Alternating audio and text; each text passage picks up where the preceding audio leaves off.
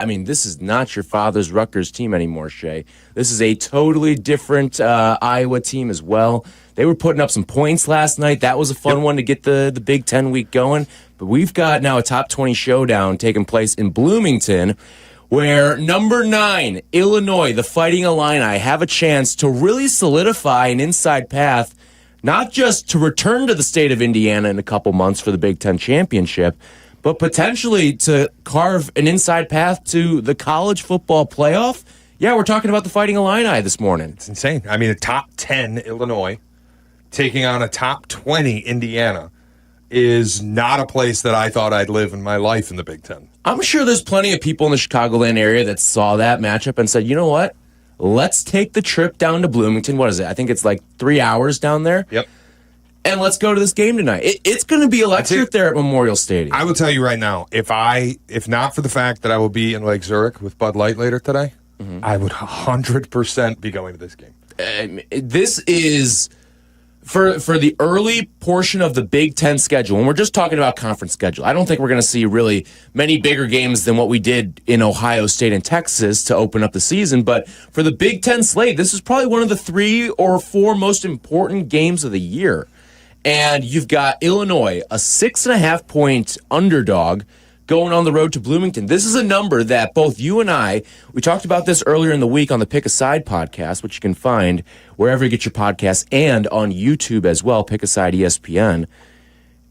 We're baffled by this number. It opened at 3. It's been shot all the way out to 6.5. Now, we can't bet it here in the state of Illinois, but for our friends in Northwest Indiana or wherever you may be listening where you can place wagers on Illinois colleges, I don't get this number getting out to what it is right now. There almost has to be an injury. I know Illinois is missing their top defensive back, but that's not something that moves a line 2 points. This is quarterbacks only that move a line like this. Is there a world where Indiana's just a wagon? I don't know if they're a wagon, because I don't think they're better. Mendoza's a beast, though. He's good, and I think like Curtis Rourke last year was also fantastic. So good that we put a Heisman ticket on him last year. I just don't know if Indiana has the quarterback advantage in the game, and that's not to take away from anything that Fernando Mendoza has done this year. But I do think there is something to Illinois has the better quarterback. They probably have the better defense as well. They don't have the better weapons on the outside. But when you put all that together, I get you're going on the road, but I don't see this game being decided by more than 3-4 points either side. I agree with you that the number doesn't make sense. And I think, once again, J.B. Pritzker is sparing me from potentially walking into a loss, because if I could, I would bet Indiana today. The number makes no sense. The steam has been heavy on the Hoosier side. I think Indiana's a lot better than the ranking says they are. Like, I don't know that they're top 5, but I also think 19 is a little low. What do you think about Illinois with the 9 next to their name? I think it's a little inflated, to be honest. Yeah, I think it's kind of perfect. Here's just as a counterexample. Texas Tech and Utah, 17 and 16. I think it's about perfect. Mm-hmm. We know both teams have decent offseason steam about them. Neither of them have a data point that works yet. This is going to be the one. The winner of this game may vault themselves into the top 10. The loser may see themselves unranked. I think that's where they should be going into this. Illinois, Indiana, 9 and 19. I mean, this point spread's telling you that these aren't 10 teams apart. In fact, they're telling you the 19th ranked team might be significantly better. I think this makes more sense if it's like a 13-14 matchup. Not that I'm like digging into the AP poll to figure out how do these teams get ranked the way they do, but I brought it up on the pod with you. And it's not to take anything away from Illinois. I'm not doing that. Illinois went to Duke and they handled their business. And I said, now that you've done it, you get to look at this as we have inside track to the Big Ten title. We have inside track to the playoff. However, the script of that game played out in a way where if you go and play it again and just have the exact same box score, have the exact same analytics, there's a world where the score's flipped and Duke blows out Illinois. There was some fluky stuff where Duke had a better success rate. They stuffed Illinois into a locker on the ground for the majority of the game. On per down basis, Duke was more successful running their stuff. and Duke created immense havoc in the backfield. That's where I look at it and go, really the problem wasn't that that Illinois played so well they just threw Duke in a dumpster. It was Duke turned the ball over 5 times. Yeah, which is something that Mendoza is not going to do. Correct. I mean, he never did it at Cal. He only threw 6 interceptions a year ago. He hasn't thrown one this year, albeit against a bunch of nobodies so far on the schedule. But turnovers are not part of his DNA. It's not like DJ Lagway is going to be running out there out of the tunnel in Bloomington later today. I think it's going to be maybe a little bit of a low-scoring game, too, even with 2 quarterbacks that I trust immensely, because this could just be one of those games. There's a little bit of a get-to-know-you period out of the chute. And both teams understand the stakes. Yep. Both teams understand you win this game, all of a sudden you've got a very good inside track to the playoff. For Illinois, it means you further establish yourself as a top 10 team in the country. You may even bump up to like 7 after this and really be feeling good about yourself. For Indiana, this is a chance to pick off a win against a top 10 team. Whether you believe it or not, on the Illinois side, they are currently a top 10 team in the country according to the AP poll. And Indiana has a chance to look at that and go, all right, we feel even better about ourselves despite we stumbled a little bit out of the gate. We've looked really good the last 2 games, but now we've really proven something to ourselves. I also think you look at this and just trying to figure out why the point spread is the way that it is. I mean, maybe it's the fact that Indiana's at home, that it's a night game, that Bloomington's become an environment for college football, the way the fan base has started to really fall in love with this after decades of being a basketball school. And I also just I know Bielema is a program builder, but what if Signetti's just like an assassin? I mean, he very well could be a program builder, too. What if Sig's just a psychopath? I mean, he goes out, I think we know he is a psychopath. There's trendy stuff you can look at. Indiana and their history against ranked opponents has 6 wins all time. It's something insane. They're 6 and 150. And probably half of them, if not 2/3 of them, came last year. Right. So I was just looking, I was trying to find the stat, and I saw since, I think, 2015, there's 4 and 36 against ranked opponents. Yeah. So Indiana has no history of doing this, but Illinois is not all that different. You'd have to go back to, the 20s, the 40s, to find real consistent winning at Illinois. Yeah, I mean, they had the pop-up Rose Bowl season in, I want to say it was 2005, when it was Juice Williams, Rashard Mendenhall. That's kind of what Illinois is trying to get back to right now. And even though they got absolutely boat raced in that Rose Bowl about 20 years ago, that was a fun Illinois team to watch. You knew they had a chance. I believe they beat Ohio State that year, if I'm remembering correctly. And you've got a chance this year, if you're Illinois, to upend Indiana in their home, a top 20 team. Then you come back home next week. You take on a top 25 USC team, unless your team creates a little bit of magic today. All right, relax. And then you got Ohio State later on in the season. If you can find your way to 2-1 in those 3 games, you are a bona fide playoff team. 100%. I'll also say from a watchability standpoint, this might be, if it's not the game of the day, it's the second best game of the day. You're going to get incredible quarterback play on both sides. The defenses, I think, are better than advertised. Illinois, you know what you're getting, but Indiana, I think, is a little bit better than they've been advertised. It was a slow start against Old Dominion. Again, more data points on the Illinois side than the Indiana side. A lot of the Hoosier stuff is what they accomplished last year, who their head coach is, who they got at quarterback, bringing Mendoza from Cal. But you can't look at their performance this season. You can't take anything out of playing Old Dominion. You can't take anything out of playing Kennesaw State. You can't take anything out of dump trucking Indiana State. So there's just not a lot to look at and go, this is valuable. But that's why I bring up Illinois Duke, because a lot of the Illinois people are probably looking and going, well, we went to Duke and housed them, but that game script didn't add up to the result. There's a world where Duke takes care of the football and they whip Illinois' tail.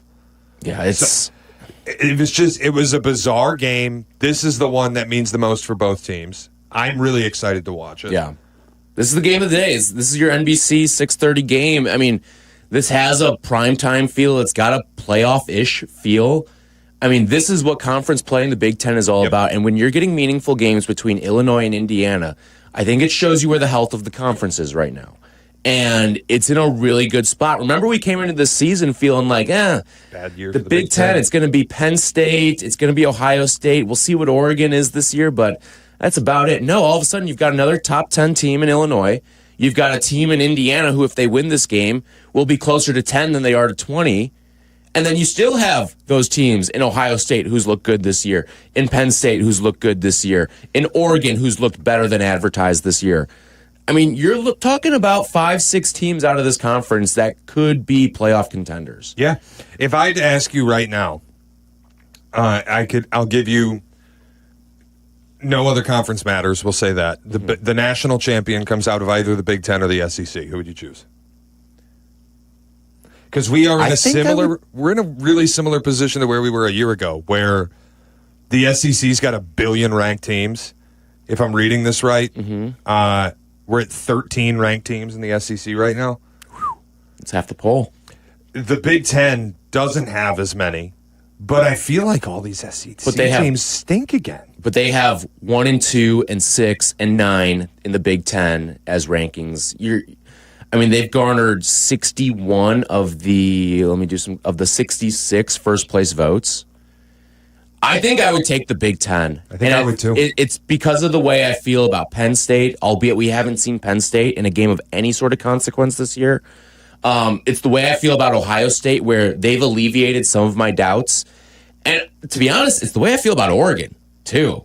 Oregon has trucked some teams this year. And I get that, all right, Oregon State's really not much of anything. That's who you got today. And Oklahoma State, I think they showed you last night who they really are, too. They're nothing to write home about. This will be it for Mike Gundy. But Oregon, when they go out and construct teams like that, you know they've got something in their bag moving forward. It's a believe it when I see it with them, though, still. Lanning's got to win big games. But I say all of this to say, Indiana's got 2 ranked games on the schedule after this. And obviously that could change depending on result. But they're going to play Penn State and they're going to play Oregon. And I believe they play both of those games on the road. So I can more or less ink in a couple losses for Indiana. You're right on that. Mm-hmm. This means that I think they need tonight more than Illinois does. Because Illinois, after this, only plays Ohio State. And USC. Yeah, but USC I don't think is that real. I know, but that's a ranked game on your schedule still. So there you go. You can beat USC if they still have a ranking at the end of the season and pick up a ranked win, then good to go. But if Indiana loses tonight, I have a really difficult time looking at them and saying they have any shot of making the playoff, because I don't think they'll win in Eugene. I don't think they'll win in Happy Valley. And if you're 9-3 out of the Big Ten, I think you're going to get shut out. Maybe there's a desperation case in place here too, where Indiana knows they need this one worse than Illinois does.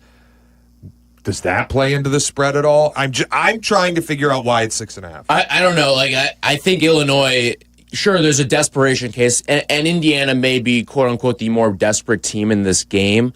But at the same time, Illinois knows if you take care of business in this game, your path to the playoff is carved right in front of you. Pretty much, you'll be favored in every game except the Ohio State game. Just take care of your business and you'll be in. Exactly. 312-332-3776. If you've got a college football question for us, we'd love to hear from you. And Hoosier fans, Illini fans, we want to hear from you, because I think Indiana fans or I should say Illini fans are feeling the way a lot of Hoosier fans were feeling last year. Wow, this is kind of fun. This is a little different. We haven't had this in a long time. And it's finally back. There's meaningful football being played by the Illinois Fighting Illini, which we haven't been able to say in probably about 20 years now. 312-332-3776. When we come back, we'll get into some of the other big matchups throughout the day, including Michigan and Nebraska. That should be a great quarterback matchup. We'll discuss that, as well as how we're looking at quarterbacks in the year of 2025. It's been a weird year. Last week certainly gave us some data points, and I think this week will as well. All that's coming up next at Chicago's College Tailgate. Chicago's College Tailgate returns in a flash on ESPN Chicago. The Cowboys are riding into Soldier Field. The Chicago It's week 3 for the Bears. Kickoff tomorrow at 3:30. Join us for extensive pregame coverage starting at 11. We'll have instant reaction from players, coaches, analysts, and of course, you. Put some respect on my name. 4 hours of post-game immersion after every game. It's Bears and Cowboys. 3:30 tomorrow. On the home of the Bears, ESPN Chicago. Brought to you in part by Hard Rock Casino, Northern Indiana. It's fall again, and that means football, falling leaves, cozy fires, and, of course, a fresh haircut at Great Clips. Whether you want a whole new look for the season or just a trim on a cut you already love, the skilled stylists at your local Great Clips salon are ready to bring it to life for less. With convenient online check-in, you can add your name to the list and stop in whenever it works for you. They'll even send you a ready next text when you're up next for a haircut, so you can get all of your fall errands done rather than waiting in the salon. Once your cut is finished, the friendly stylist at Great Clips will save the details in clip notes so you can get the look you love every time you come in. And the best part? Great Clips' everyday affordable prices means you'll have money left over for fall fun as well. Look your greatest for the new season. Download the app and get into your local Great Clips salon for a fresh fall haircut today. Great Clips, it's gonna be great. If you aren't sleeping well, you aren't ready for game day. If you're dealing with sinus pressure, your cheers won't be heard.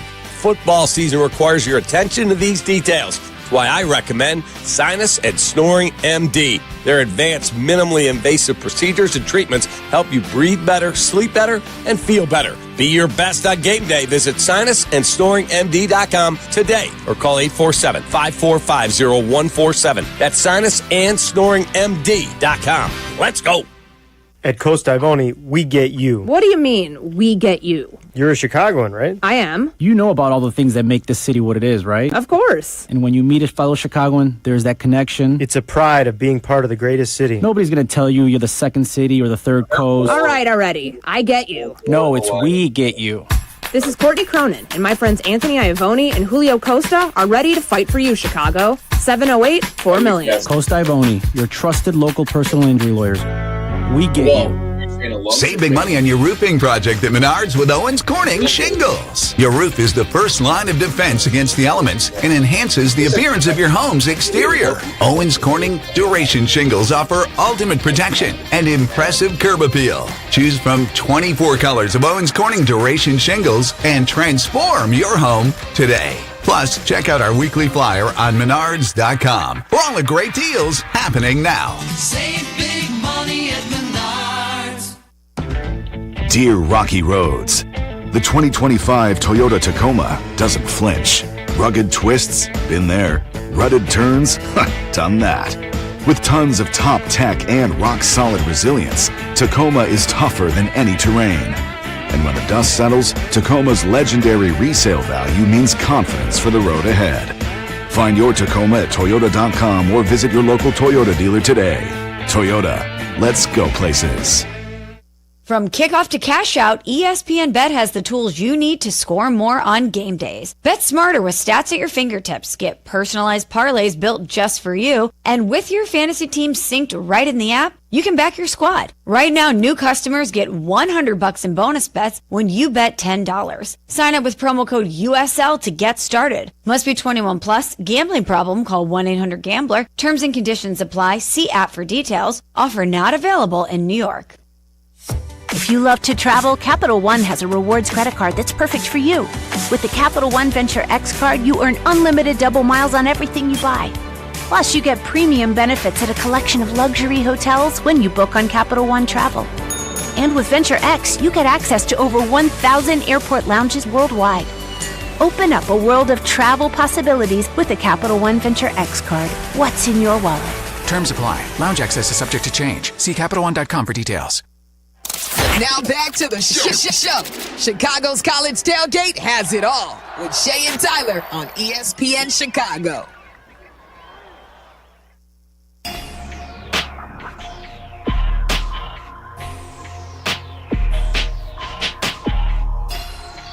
Chicago's College Tailgate on ESPN 1000. We're with you every single Saturday. 312-332-3776 if you want to join us, talk anything college football. We've been doing a lot of Illinois, Indiana today. We'll get to Michigan, Nebraska in just a second. But But, I mean, it's an exciting time to be an Illini fan. You and I were talking during the break. What do you think? More Illini fans or more Indiana fans in the Chicagoland area? I mean, I would guess Illinois because we're in Illinois. Yeah. But I'm always surprised how big the Indiana fan base is here. We used to always say last year, because you and I would like to go out to the bars, watch games during the day. One of the worst things to happen to that experience was Indiana being good at football. Yep. Because the entire fan base would go out every single week, and you couldn't get it. I mean, there were places we've never seen lines at before. Yep. And there's lines to get in, and we're just like, F this, we're going somewhere else. It was Wisconsin bars. It was Michigan State bars. It was Iowa bars. It was any bar you went to was an Indiana bar last year. And I was stunned by it. But I also haven't seen Illinois be this good since I've been here, really ever. So I wonder, maybe the people will be out today. Yeah. 312-332. A lot of fights happening today. 3776. I've been talking to a lot of people, too, who today is like a civil war for them because they're like, both my parents went to Illinois and I went to Indiana, or both my parents went to Indiana and I went to Illinois. And today could be a game that divides some families. So Don's in Warrenville. Morning, Don.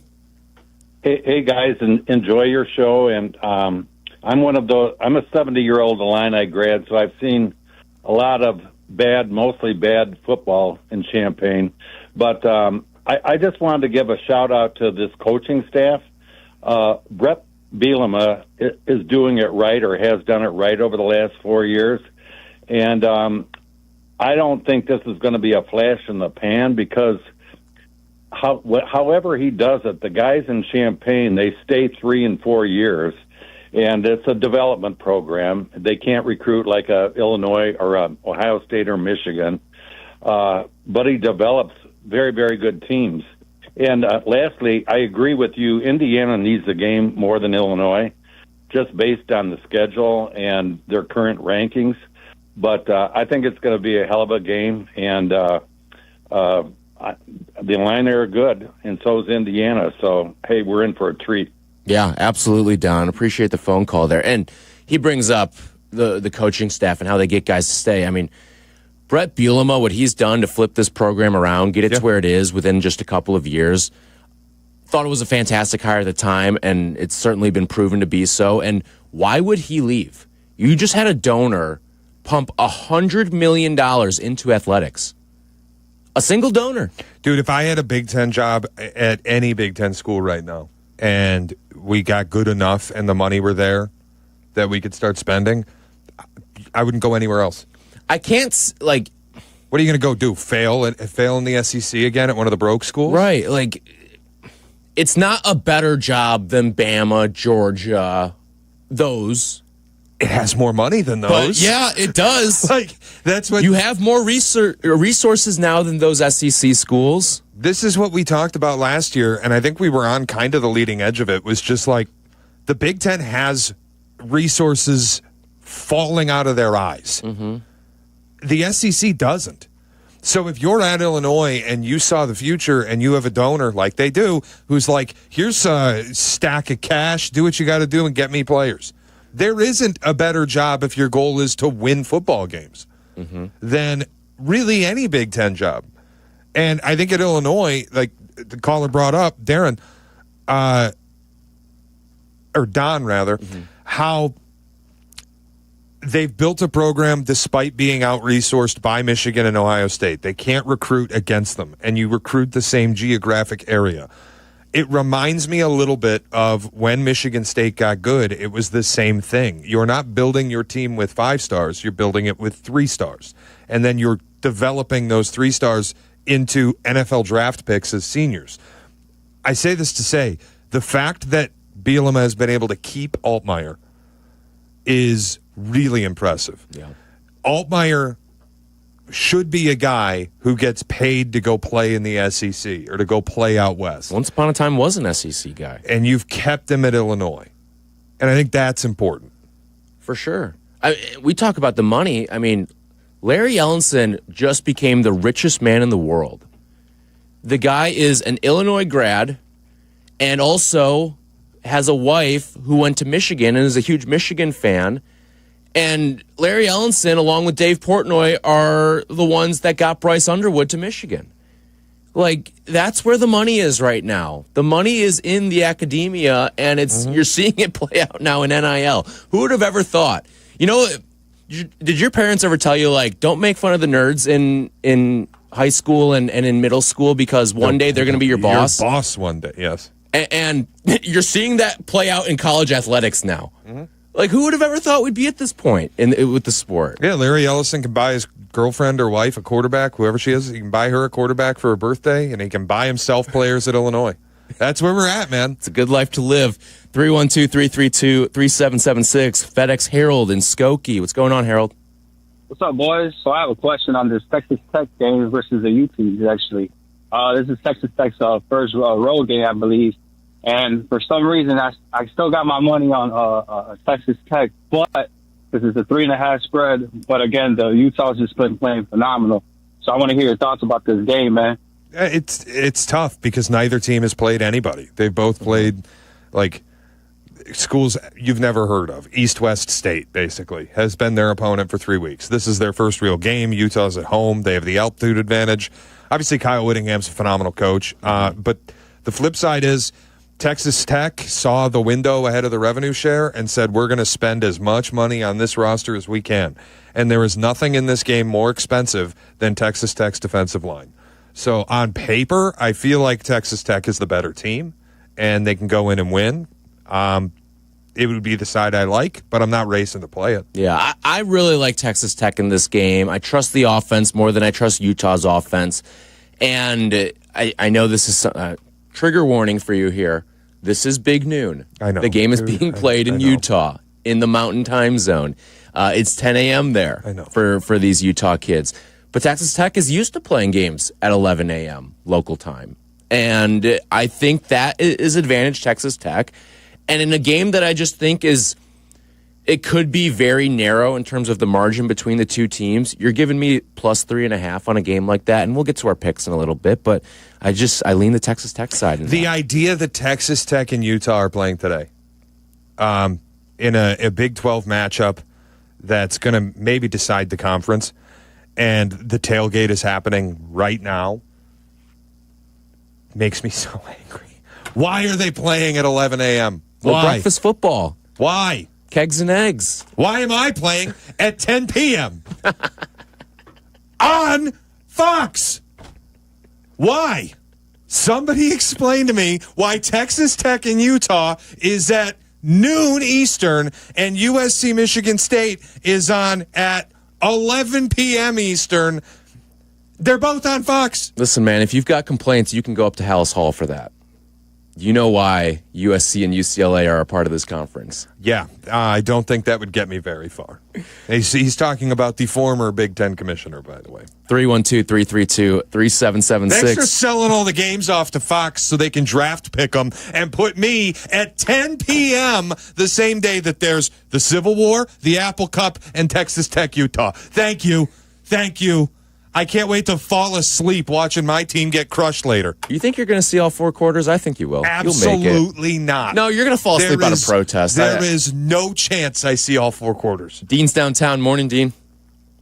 I do. Good morning, Tyler. I do concur, Shea. It's kind of a ridiculous start time, that USC Michigan State game. I do believe the more money that comes in, more money is probably going to come in on IU. That's just my general feeling. And while I was on hold, I was like thinking to myself, yeah, dummy, that's because people that went to Illinois can't really bet on their squad in this state. But I just feel in general that their fan base is more of a gambling fan base, the IU fan base, and Illinois more subdued. That's just my experience and the folks that I know that went to both schools. I was telling Mario, your producer. And the last thing I wanted to share with you fellas, last night, really quickly, I won't reveal my sources, but I ran into someone and he confirmed with me where you all will be having dinner on Friday night in Vegas. I won't say where it is, but I wanted to let you know I was already planning on going there. So if you see me, don't think that I have a tracker. That's fantastic. On a person. We actually just changed the reservation. Unbelievably. We're going to a new place now. I'm not changing it. That place is amazing. So I'm going there Friday, And I hope you all have a great time. Can't wait to see you, fellas. Take that. All right, we'll see you in Vegas, Dean. 312-332-3776 if you want to hop on in. I also just... The idea that the line is moving because Illinois fans can't bet their own team is incredible. That's just funny to me. I don't think it's right, but I don't think it's a bad theory either. It's it's not right, and it is a little big brained. And I love the thought process of getting there. I'm not laughing at it because I think it's stupid. Like, the logic does track a little bit. I just think, like, guys on their cell phones in the state of Indiana and Illinois flipping $40 bets on their teams are not moving lines anyways. They have no impact on it. But it is true. Who the hell's betting on Illinois? You can't do it. Right? Joe's on the northwest side. Morning, Joe. Hey, good morning, gentlemen. Quick question for you, Shane, as a Michigan State fan. Any truth to these rumors of Johnson Smith heading to UCLA, or is it just smoke right now? He can do whatever he wants, honestly. I don't care. I'm not trying to be flippant or disrespectful about it, but if he wants to go back out west, good riddance. Don't let the door hit you. I haven't been impressed with what he's been able to do so far. I think we're going to get absolutely crushed by USC tonight because of the stupid kick time in part, and also in part because we're just not very good. The offensive line's no good. The running game hasn't been any shred of consistent. The quarterback hasn't played exceptionally well. He's brought none of the identity that he had at Oregon State. If he wants to go to the dead body program of UCLA, dude, be my guest, and I'll find a new coach. All good. But, obviously I'd prefer he just build me into a winner. But if he goes, I'm not going to cry about it. That's where I'm at. I hate my team. Hey, you get to at least have a coach that has a history of scouting against Lincoln Riley. Don't patronize me. Come on, please. man. You got to stay up. Don't. You got to stay up. Don't do that. That was mean. We will get to our picks in just a moment. On this, it's a good slate today. It's not great. We've seen what great looks like on a college football slate. By the way, next week when we're in Vegas, that's great. It's one of the greatest weeks of the year. It's one of the best sports weekends of the year. So we'll be bringing you that show live from Vegas next week. Looking forward to that. We'll just doing some quick math here. That is a 6 a.m. Vegas time show. Yep. So we'll be up and at 'em, bringing you some college football news and fun that day. 312-332-3776. If you want to join us, the picks are coming up next. Chicago's College Tailgate returns in a flash on ESPN Chicago. The ESPN Chicago Fantasy Football Show, brought to you by Tullamore Dew. Welcome to Fantasy Football! Set your lineup with Jeff Meller's guidance, Sunday morning at 7, ESPN Chicago.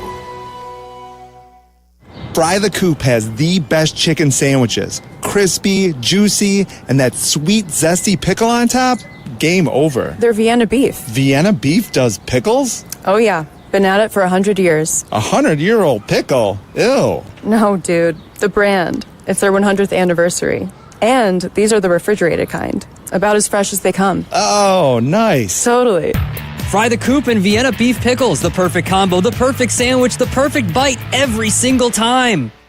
Hey friends, I'm Tom Waddle and I drive a Hawk. Find your next car at hawkauto.com. Choose from 12 Hawk Auto locations at Forest Park, St. Charles, Plainfield, Joliet, Carroll Stream, and now LaSalle, Peru. Shop thousands of vehicles from 13 big brands. Save with 0% financing or make no payments for 90 days. Plus save even more with our complimentary maintenance plan. Find your next car at hawkauto.com and drive what I drive. Drive a Hawk.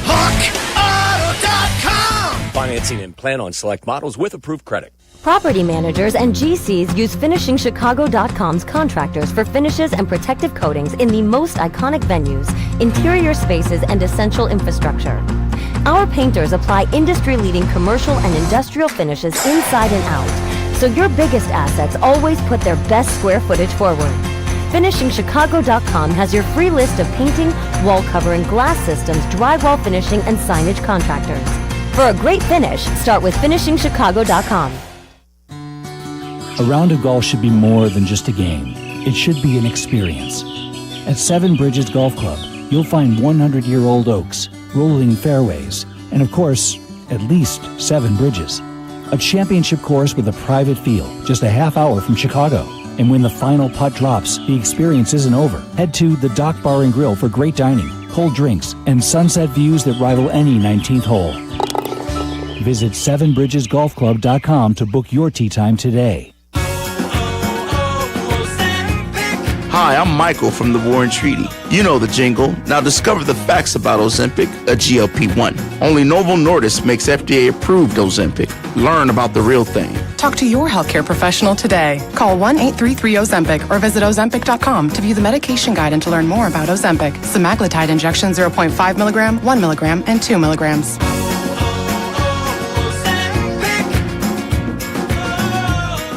Wesley Financial Group is not a law firm, and Chuck McDowell, definitely not an attorney. This is Chuck. If someone talked you into buying something really silly and you want to get out of that silly little thing, my advice, get the facts. Call me and I'll send you our timeshare exit kit absolutely free. Inside, you'll learn how timeshare works and all your options for cancellation. Call Wesley now for your free timeshare exit information kit. 800-951-6464. That's 800-951-6464. Paying extra for tire care is BS.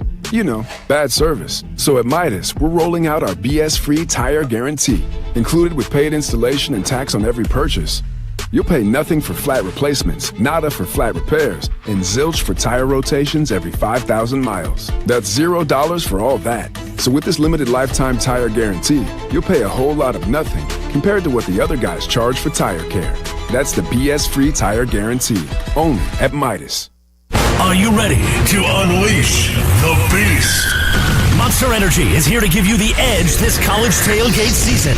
Loaded with bold flavors, our powerful blend gives you the energy you need to push you beyond your limits. Tune in all season long with Monster, the energy drink of ESPN Radio College Football Tour. Power your performance with a drink that's as hungry for victory as you are. Crack open an ice-cold Monster and dominate your competition. Monster Energy. Unleash the beast. Grab yours today. Chicago's College Tailgate. Now back to the show with Shea and Tyler on ESPN Chicago.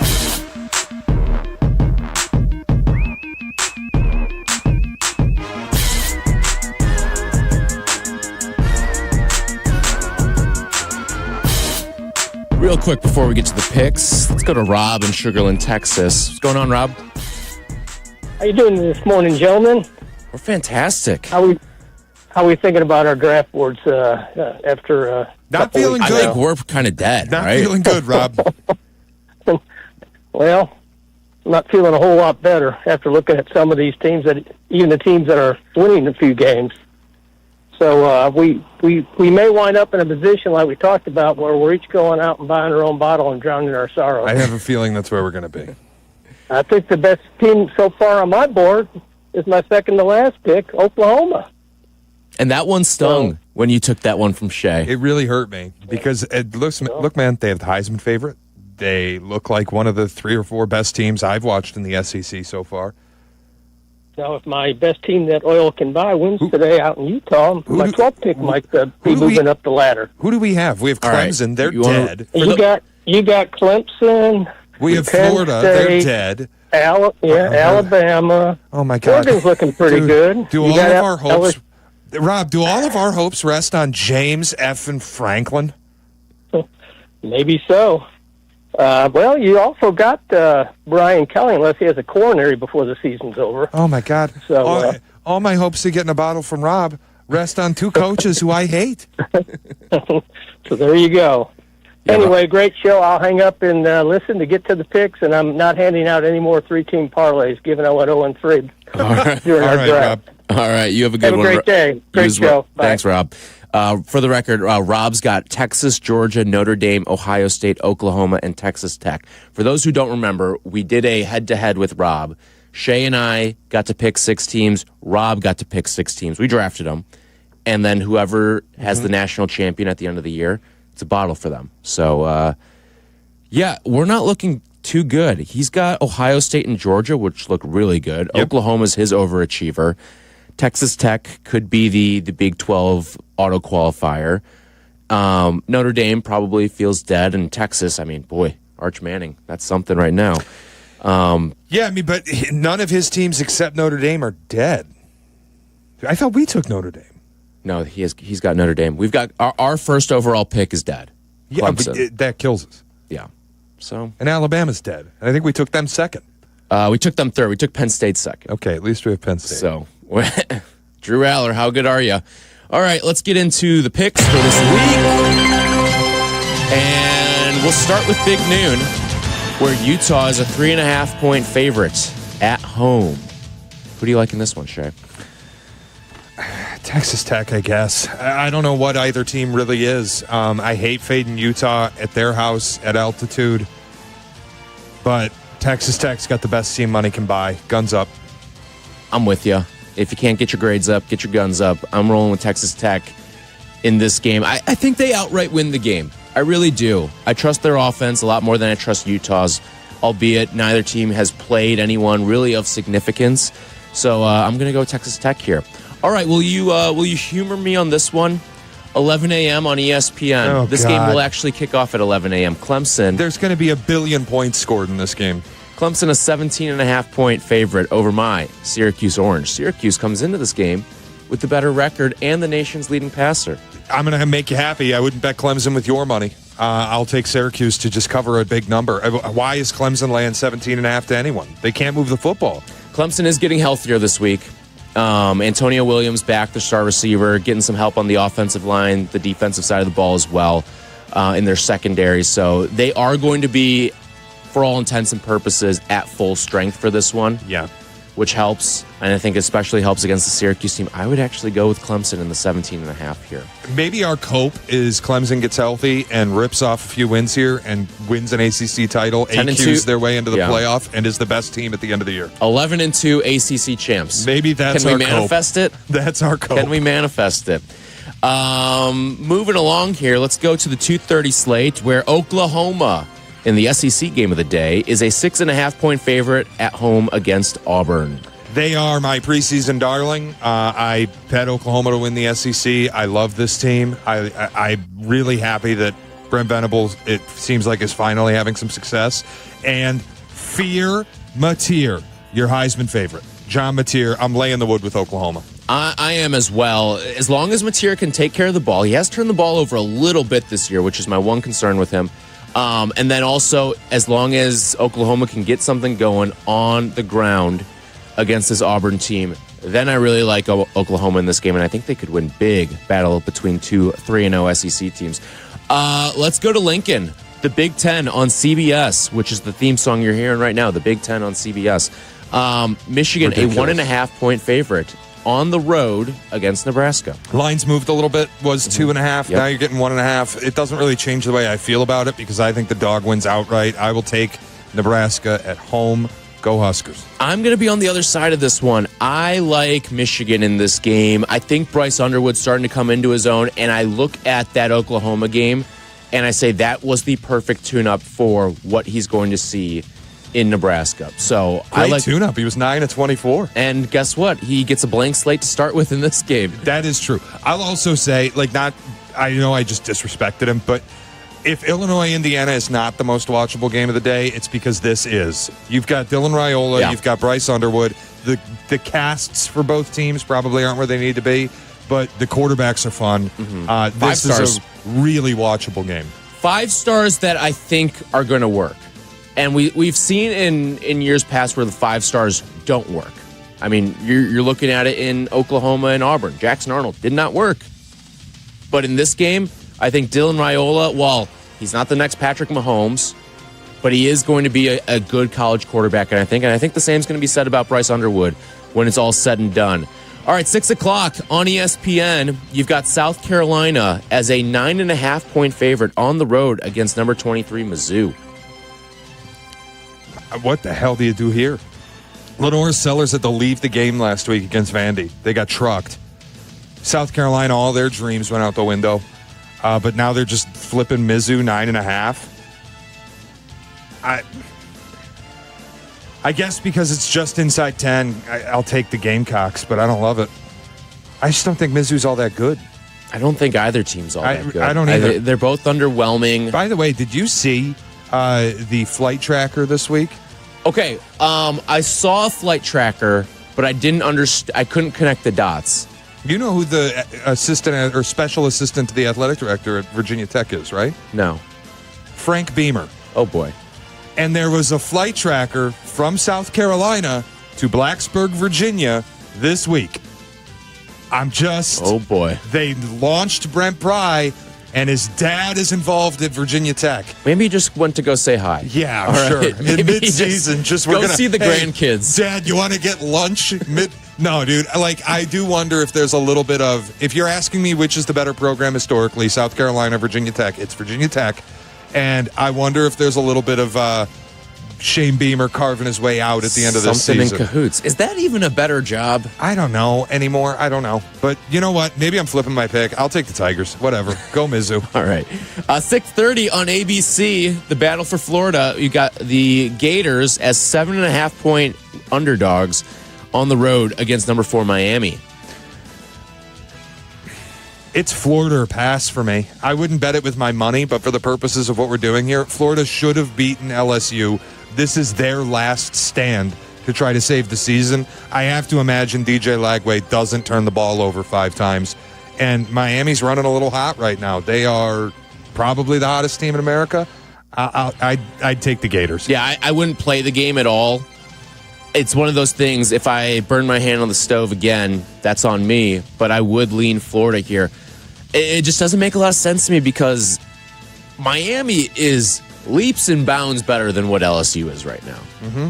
And you and I owe Carson Beck an apology for the way that he's looked out of the gate. He has been tremendous. He has been tremendous so far. All right, game of the night. Number 9, Illinois on the road against number 19, Indiana. The Hoosiers, 6.5-point favorites in the game. Spread makes no sense. I'm going to walk right into it. Give me the Hoosiers. I'm on the other side here. I just think this game is not more than 3 to 4 points either side. Give me the Illinois Fighting Illini. Another good one, sneaky good one on Fox tonight at 6:30 as well. Baylor, a 2.5-point home favorite against Arizona State, the defending Big 12 champs.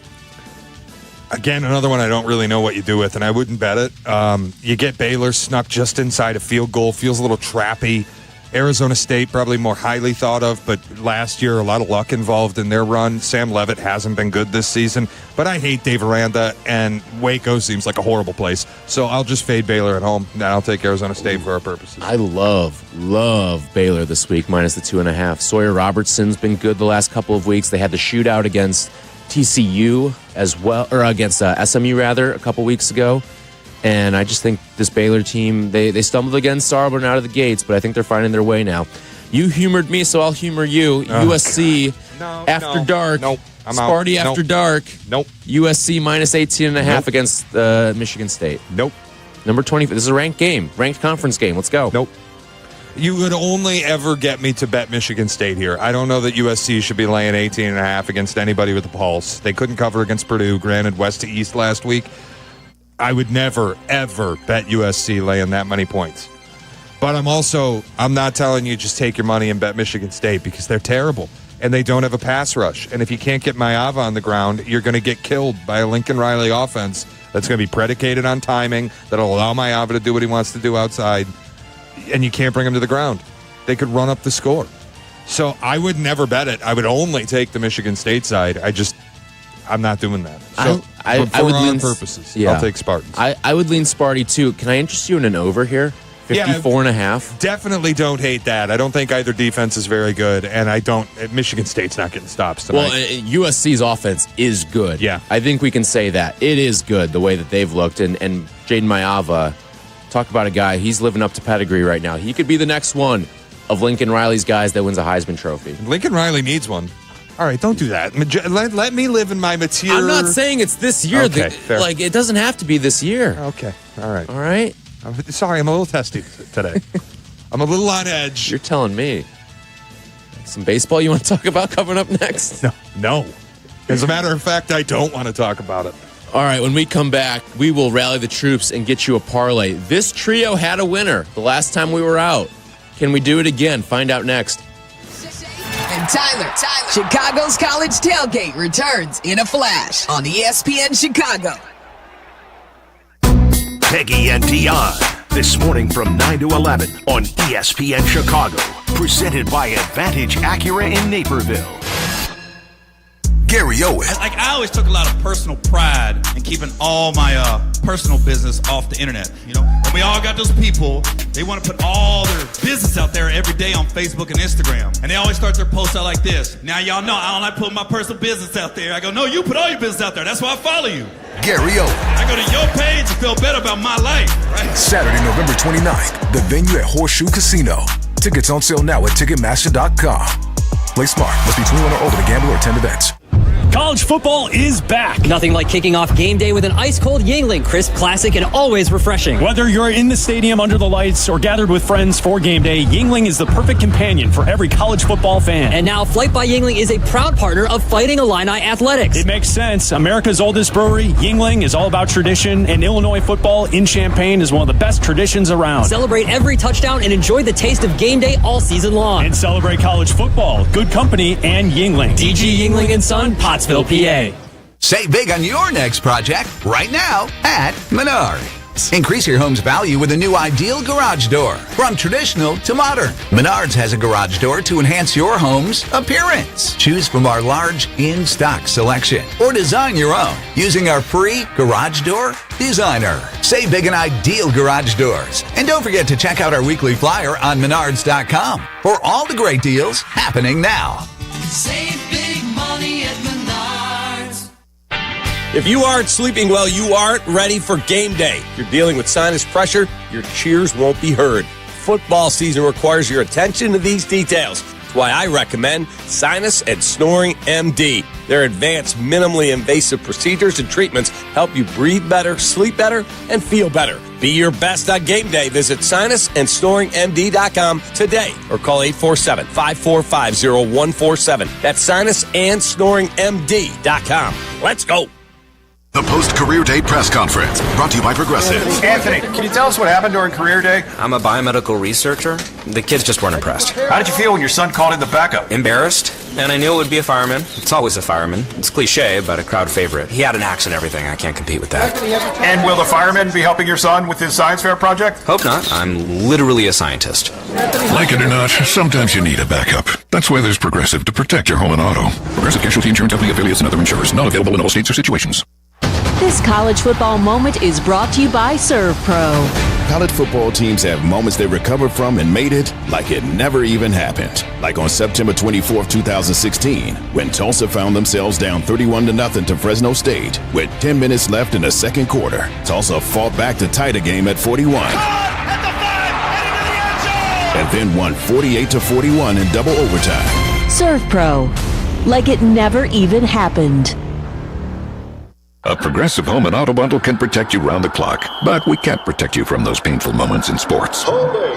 Defense. The ref totally blew that call. Oh, I'm sure he'll make the right call next time. It's too late. It cost us the game. Well, it's just one game. That loss eliminated us from the playoffs. Oh, the playoffs are on so late. Now you'll be well rested. Okay, I need you to stop talking now. Well, at least your home and auto are protected with a bundle from Progressive. Progressive Casualty Insurance Company affiliates and other insurers. Not available in all states or situations. At Wrangler, we know the essential question for any guy is, can I go like this? It could be date night, boys' night, work, or your nephew's school play. It could be anything, and the last thing you want to do is change. That's why Wrangler makes jeans, shirts, jackets, and tees that answer yes to life's essential question. You can go in Wrangler. Check out our latest styles today at Wrangler.com. Wrangler for the ride of life. Now back to the show. Chicago's College Tailgate has it all with Shea and Tyler on ESPN Chicago.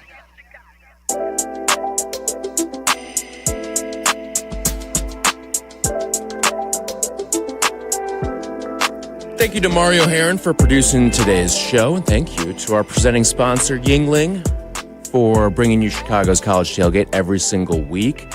All right, at this time, every single show, we get you our parlay for the day. And this trio, last time out, knocked it down. I think we ended up like 5.5 or 6 to 1 on the number. Through 2 weeks, you and I have not lost a parlay leg. The only person who has is Justin Pottinger. There's blood on Potsy's hands after 1 week. But we've got Mario. We've got a real picker with us today. So let's go around the room. All right, who do you like today? I am going with the Kansas Shayhawks. This is the rare occasion. I told you I was out on them long term this year, but there would be spots where I would want to bet them. Today is one of those days. You got to lay 13 to do it. But they are hosting West Virginia in their fancy new stadium. And West Virginia last week played a war in their biggest game of the year, their biggest rivalry, the backyard brawl, went to overtime, and they had to gut out a win. Now you get let down spot, travel to Kansas, who's off a bye.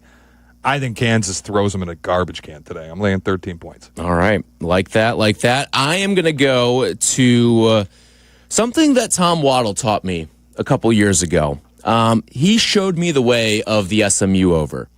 And today they go up against TCU in what should be an absolute electric factory of a game. The total is 64.5. That's a big number there, but I love it. We've seen SMU play games in the 90s so far this year. You know TCU can light it up. 2, for college purposes, elite level quarterbacks in this game. Hoover, Jennings. It should be a lot of fun to watch. This just feels like, I know it's not a Big 12 matchup, but it's got a Big 12 feel to it. And that's the way I'm going here. I'm going over 64.5. They go high, we go higher. I love the idea that Waddle taught you something about gambling, because yesterday when I saw him, he goes, Shea, what do you like this weekend? And then he goes, I don't have any clue what I'm doing. I can't pick a game right. He showed me this like 2 years ago, and I've just kept note of it ever since, and it's paid nicely. Pony Express, baby. Yep. All right, Mario, what do you like? All right, let's get a little disgusting. I like the Notre Dame Purdue under 51.5. I think Marcus Freeman gets that defense right this game, especially against a Boilermaker team that's not very good. And I think they light up the scoreboard, but they don't score 50. I think they chill around 40 and wave the white flag and say, all right, let's go home and let's go pray. Yeah, this could be a 44-0 type of game. I think hell's coming to breakfast for Purdue today. Having to clip my nose and hope that Marcus Freeman doesn't put 66 on him again. Yeah, we'll see. I don't hate the play. I think I don't know how Purdue's scoring this week. I don't either. I'd imagine those were some fun meetings for a lot of those players in Notre Dame. Those were fun meetings this week. No, they weren't. Learn to tackle. How about on the left sideline? 3 guys got onto a receiver and somehow allowed him to score a 74-yard touchdown. 3 players had him in wrap-up range, and he scored a 74-yard touchdown. All right, so we've got Kansas minus 13. You got West Virginia Purdue and Notre Dame under 51.5, and you've got SMU, TCU over 64.5. You put it all together, you get plus 558. All right, that is going to do it for us. We will be out in Vegas next week breaking down what will be an epic college football slate. And if you missed anything, you can always find all of our picks on the Pick Aside podcast, both college and pro. So check it out there and download, subscribe, all that good stuff. And find us on YouTube as well. You can find us Pick Aside ESPN on YouTube. That's going to do it for us. The CDGA Golf Show is coming up next. Chicago's College Tailgate returns in a flash on ESPN Chicago. A round of golf should be more than just a game. It should be an experience. At Seven Bridges Golf Club, you'll find 100-year-old oaks, rolling fairways, and of course, at least 7 bridges. A championship course with a private field just a half hour from Chicago. And when the final putt drops, the experience isn't over. Head to the Dock Bar and Grill for great dining, cold drinks, and sunset views that rival any 19th hole. Visit sevenbridgesgolfclub.com to book your tee time today. Hey, it's your friend Tom Waddle. In football, speed and quick decision-making change the game. The same's true for business. Cyber threats move fast, and you can't afford to play catch-up. That's why companies trust Trend Micro. With AI-powered proactive security, they detect and stop threats in real time before they ever slow your team down. Trusted by enterprises worldwide, backed by over 35 years of innovation, Trend Micro helps your business stay fast, agile, and secure. Cyber threats move fast. Trend Micro moves faster. Go to trendmicro.com to see for yourself.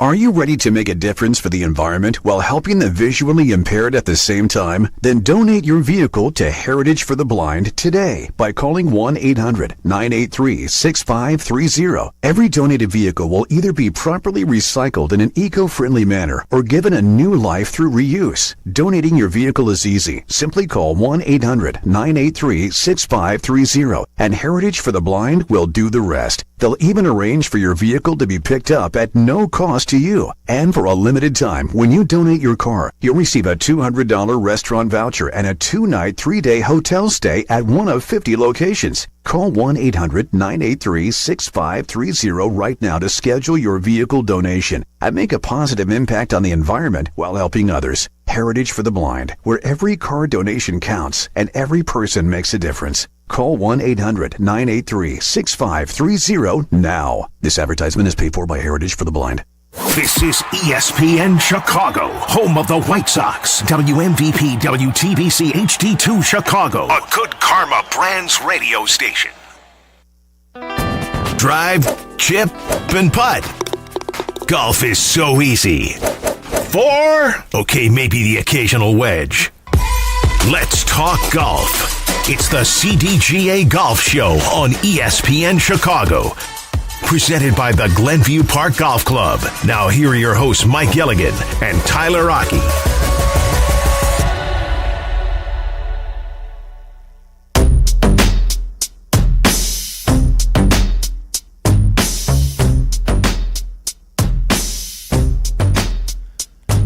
Good morning and welcome on in to the CDGA Golf Show on ESPN Chicago. Tyler Rocky and Mike Gilligan with you. It's all brought to you by our friends at the Glenview Park Golf Club. And Mike, long time no see, my friend. We've been doing the show together for the last 2 months, but I don't think we have seen each other more than once over the last 2 months.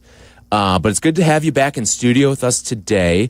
You've been out and about traveling to every which golf course. I've been out and about in different areas as well. But we are back together in studio today ahead of the Ryder Cup. You know, it's been a slog to get here, but we are now less than a week away. We've got Andy North from ESPN joining us, two-time U.S. Open champion at 9:35, and James Kogan, our friend of the show, will join at 10:15 from golf.com. James has played Bethpage Black a number of times. Can't wait to get his insight on the course and everything else that he's been observing as the Ryder Cup gets closer and closer. But, boy, we're here now. And it's felt like we've been talking about this event now, like little inklings here and there about, who's going to be on the team, and is this guy going to be cut out for it? Who's the captain? Who's going to be Keegan's pick? Who's going to be Luke Donald's pick? But now here we are. We are in the moment now, and we've got a Ryder Cup on our hands coming up this week. And I have to say, next to Masters Week, this week is the second week I look forward to the most during the golf season. It is going to be the most amazing week. Hopefully the weather's going to be good. But to your point, this has been like waiting for Christmas. This has been waiting for like what's going to happen. And I hope it's not going to be one of those movies that gets so hyped and you go see it and you're like, eh. I hope that these matches become the most exciting. It comes down to the wire. And I don't care who wins. I just want it to come down to the wire. I want Sunday to matter like it's never mattered before since maybe 1991. And I just think it would do wonders for this game. And assuming everybody was on their best behavior, I think it would just magnify how special the Ryder Cup matches have always been, but how good they will continue to be as we move forward in the future. Yeah, it's felt like a lot of Sundays haven't mattered, or at least haven't mattered wire to wire, or even like once you get to one of the final 2 or 3 matches, they haven't mattered. It's felt like everything's kind of been wrapped up either Saturday night or very early Sunday morning, and hopefully that's not the case this year. Both you and I have looked at this European team and said, boy, that is no match for what the Americans have right now, but I'm intrigued to see what Bethpage brings. Those fans are going to be rowdy, but you're going to have to keep those fans in the fight, too. If this starts to be a European bloodbath early on, all of a sudden who knows where this thing goes? Well, just remember what Derek Jeter said to President Bush before he went out That's to throw right. out that first pitch. You bounce it, they'll boo you, president or not. Yeah. I mean, so if they're going to boo the president, they will boo our 12 players. Oh, they'll boo Xander Schauffele, no doubt about that. They won't be holding back there. I think too. I mean, those New York fans, they're ruthless. We see it in every sport. I mean, one of the most hostile environments I've seen this year in sports was when Juan Soto went back to Yankee Stadium after leaving for the Mets, and that was at least half the stadium was rooting for Juan Soto there, and you got the other half, the vocal minority, or I guess it's technically a majority in Yankee Stadium, but boy, they were loud and they were pissed off. And if the Americans don't get out to a hot start, then you can pretty much put in ink that you will get a similar reception here. Having spent some time in New York, both upstate and down at Wingfoot, we affectionately call that the Bronx cheer. Exactly. But no, they are, I'll tell you, they are passionate, but they're also very knowledgeable sports fans and golf fans. And I know James will echo that sentiment, having spent a lot of time out at that part of the country. But they are a very educated, but they're also a very boisterous crowd. And I think it has all the markings for a great one. And I just hope that it doesn't disappoint. And I can't wait to talk to Andy North because, you know, he's been in the Ryder Cup. He's been in those team rooms as a vice captain and whatnot. If you're Ben Griffin, what are you thinking about today? But if you're Rory McIlroy, what are you thinking about today as you look into this next week? So if you're a first-timer, you know, and you've been waiting as badly as we have, is the anxiety and the nerves starting to creep in a little, and you start thinking, and, you know, I bet these players want to get this on as quick as anybody, because I look back in all the Ryder Cups that I used to do, and I never remember these long breaks. And you know what? We never really had them. Because like you were talking last week about putting the Ryder Cup in the middle of the season, for a long time, that's in essence what it was. But we waited till the final major, which at the time was the PGA Championship. Yeah. And then that would mark when we would name the team. But the Tour Championship wasn't played until the end of October. So the Ryder Cup, for all practical purposes, was still very much in the midst of the regular season at the time. They didn't have the fall and the whatnot. But there have been years that John Deere's been played in September, and right before or right after Ryder Cup. So this is going to be interesting, and I'd like to get Andy's perspective of how would he prepare for this versus the way he did prepare, how it used to be when he played in the Ryder Cup. By the way, this segment brought to you by Fox Bend Golf Course. You know, we've talked a lot on this show this year about how it feels like Chicago is one of the forgotten spots on the PGA Tour. We get live here, but it's been a while since we've had a PGA Tour stop here. The President's Cup will come here next year, but New York is kind of in the same boat. New York gets left out. I mean, there's trips to Wingfoot every so often for a U.S. Open. You'll go upstate New York at times to Rochester, like what we had for the PGA a couple years ago. But New York City, that New York City area, and I get this is Long Island, but this area of the country is also one of those, it feels like, forgotten spots where it's like, all right, there's good golf there, no doubt about it, but it's not a focal point and every year got to be their tour stop. And I know, much like when the BMW Championship was here and the crowd was out, and now you've got the BMW Championship on steroids. I mean, this is one of the biggest golf events that you can host, is coming to your city. It's the New York City area, and it's going to be electric. It's just what it's going to be. It's going to be one of the best crowds I think we'll see, and you just got to keep them in the fight for 3 days. Is exactly right. And, you know, to your point about New York and Chicago, it's almost as if the PGA Tour has taken a back seat, because they used to play Westchester, Kramer and Seinfeld always talks about going up to Westchester, but the manufacturer's Hanover Classic was always played there the week before the Open, and it was really a great, a preparation stop before you actually went to the Open. So it was one of the more difficult stops. But since that's gone away, and our Western Open has basically has gone away, our two markets are basically looked at as major markets for Opens, PGAs, Ryder Cups, and President's Cups. And now the BMW. And so that, I guess, on one hand is a compliment, but it's also, I know that the PGA of America, for sure, because we experienced this when we were here in Chicago in 1989. The Cubs were hot. And let me tell you, PGA Championship News was on like page 3. Even though Arnold Palmer was leading after the Friday round, heading into the third round of a major he never won, the story was still the Chicago Cubs. So I do know that the big markets do have some concern on a regular basis, but I think if the Chicago market had the Western Open still either at the Cog Hill or at Butler National, and that was still our event, meaning the Chicago event, I still think it would be alive and well.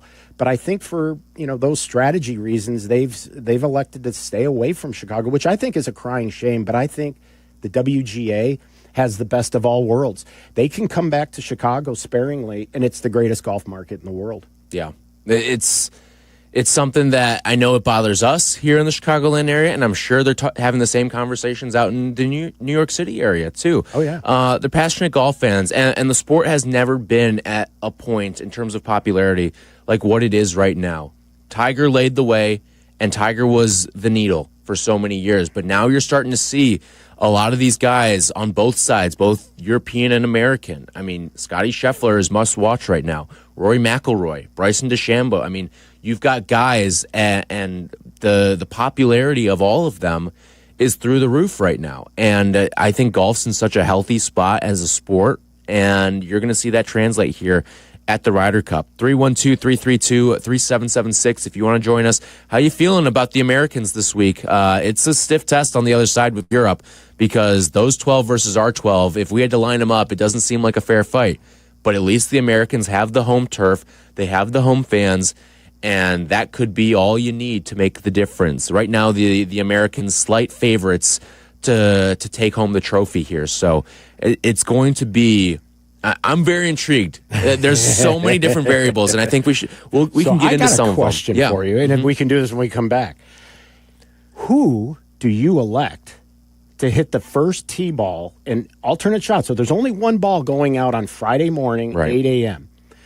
Who on the American team, if you're Keegan Bradley, are you putting out in front of that where the world is watching this one swing, this one tee shot, to get it all started with the Europeans? And who are the Europeans going to select? I think on the American side, there are only 3 guys that you could pick from. The European side, probably a few more. But let's give our answers Okay. when we come back here. I like it. Because I think it's a tone setter. You're going to end. I think there's one sort of wild card on the American side that I think you really got to consider. So we'll do that. Who would you have tee it up? 312-332-3776 for that opening shot to get this Ryder Cup up and going out at Bethpage Black. We'll be joined by Andy North about 20 minutes from now, and also James Kogan at about an hour from now as well. It's the CDGA Golf Show. This segment's been brought to you by Fox Bend Golf Course. This is the CDGA Golf Show on ESPN 1100.3 HD2 and the ESPN Chicago app. The Cowboys are riding into Soldier Field. The Chicago!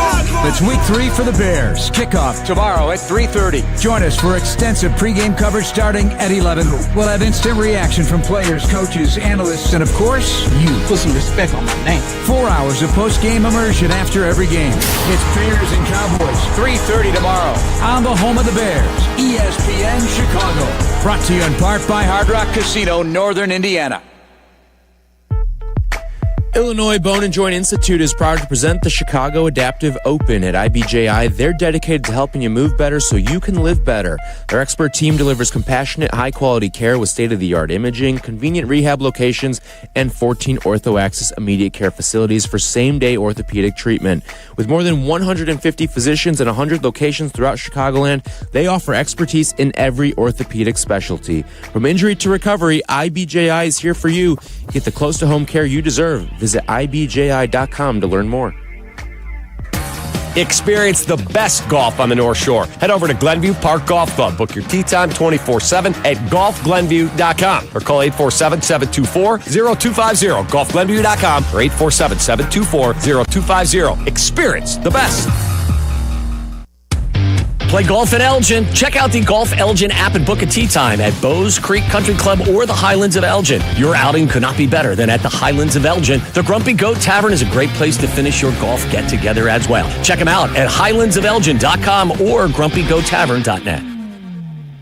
Village Links of Glen Ellen provides a country club experience at a public golf facility with a top-rated 27-hole complex that's proudly hosted 47 PGA Tour and USGA qualifying events. Village Links is considered one of the premier golf courses in the Chicago area. It's located near I-88 and 355, so get out and play at Village Links. After your round, dine on the spectacular patio at Reserve 22 Restaurant and Bar overlooking the pristine 18th green. Go to villagelinksgolf.com and get ready for a great round. See you at the links. Golf with the Legends at Destination Geneva National in Lake Geneva, Wisconsin. Enjoy 54 holes designed by Arnold Palmer, Gary Player, and Lee Trevino. Stay right on the course in luxurious suites, group cottages, or the newly renovated and reimagined Lakeview rooms at the Lodge. Between rounds, savor on-site dining at the Hunt Club Steakhouse, Craft at Italia, and Turf Kitchen and Tap. Or unwind at Paloma Cantina, overlooking the dance floor, the entertainment-style putting course. Visit DestinationGN.com for details on Wisconsin's closest multi-course golf resort to the greater Chicagoland area. Chicago-based Zero Friction is the fastest-growing golf products company in America and responsible for the three-pronged performance tee, the innovative one-size-fits-all glove, and the new Stride electric bag trolley with an amazing Smart Follow technology remote. To secure your personal caddy, go to ZeroFriction.com. Discover why Oswego Land Park District's Fox Bend Golf Course is considered the gem of the western suburbs. And it's just 45 minutes from downtown. Built in 1967, Fox Bend was voted a 5-star course by Chicagoland Golf Magazine. A 6,900-yard par 72 layout that will appeal to all levels of play. With the most superb green complexes in the Chicagoland area, Fox Bend has hosted 3 Illinois Open Championships, and this year, Fox Bend is the proud host of the 2025 Chicago Adaptive Open. To book a tee time, visit foxbendgolfcourse.com. Come to Cog Hill Golf and Country Club and experience truly legendary golf. Since 1927, Cog Hill has been the mecca for public golf in the Midwest. In addition to Dub's Dread, ranked the #1 course you can play in Illinois by Golf Digest, Cog Hill offers 3 other beautiful 18-hole layouts with price points for all types of golfers. Visit their state-of-the-art practice facility with top tracer technology on 42 driving range bays. Plus, they have 2 golf shops, a new club fitting room, and beautiful clubhouse and reception area. They serve great food, too. Visit coghillgolf.com. Hey friends, I'm Tom Waddle and I drive a Hawk. Find your next car at hawkauto.com. Choose from 12 Hawk Auto locations at Forest Park, St. Charles, Plainfield, Joliet, Carroll Stream, and now LaSalle, Peru. Shop thousands of vehicles from 13 big brands. Save with 0% financing or make no payments for 90 days. Plus save even more with our complimentary maintenance plan. Find your next car at hawkauto.com and drive what I drive. Drive a Hawk. HawkAuto.com. Financing and plan on select models with approved credit. Guests appearing live on ESPN Chicago. Call in on the Yingling Hotline. Yingling is in Chicago. After 196 years, you can now enjoy Yingling Traditional Lager, Light Lager, Golden Pilsner, Black and Tan, and Flight. From PGA to where you should play, this is the CDGA Golf Show with Mike Gilligan and Tyler Rocky, presented by Glenview Park Golf Club.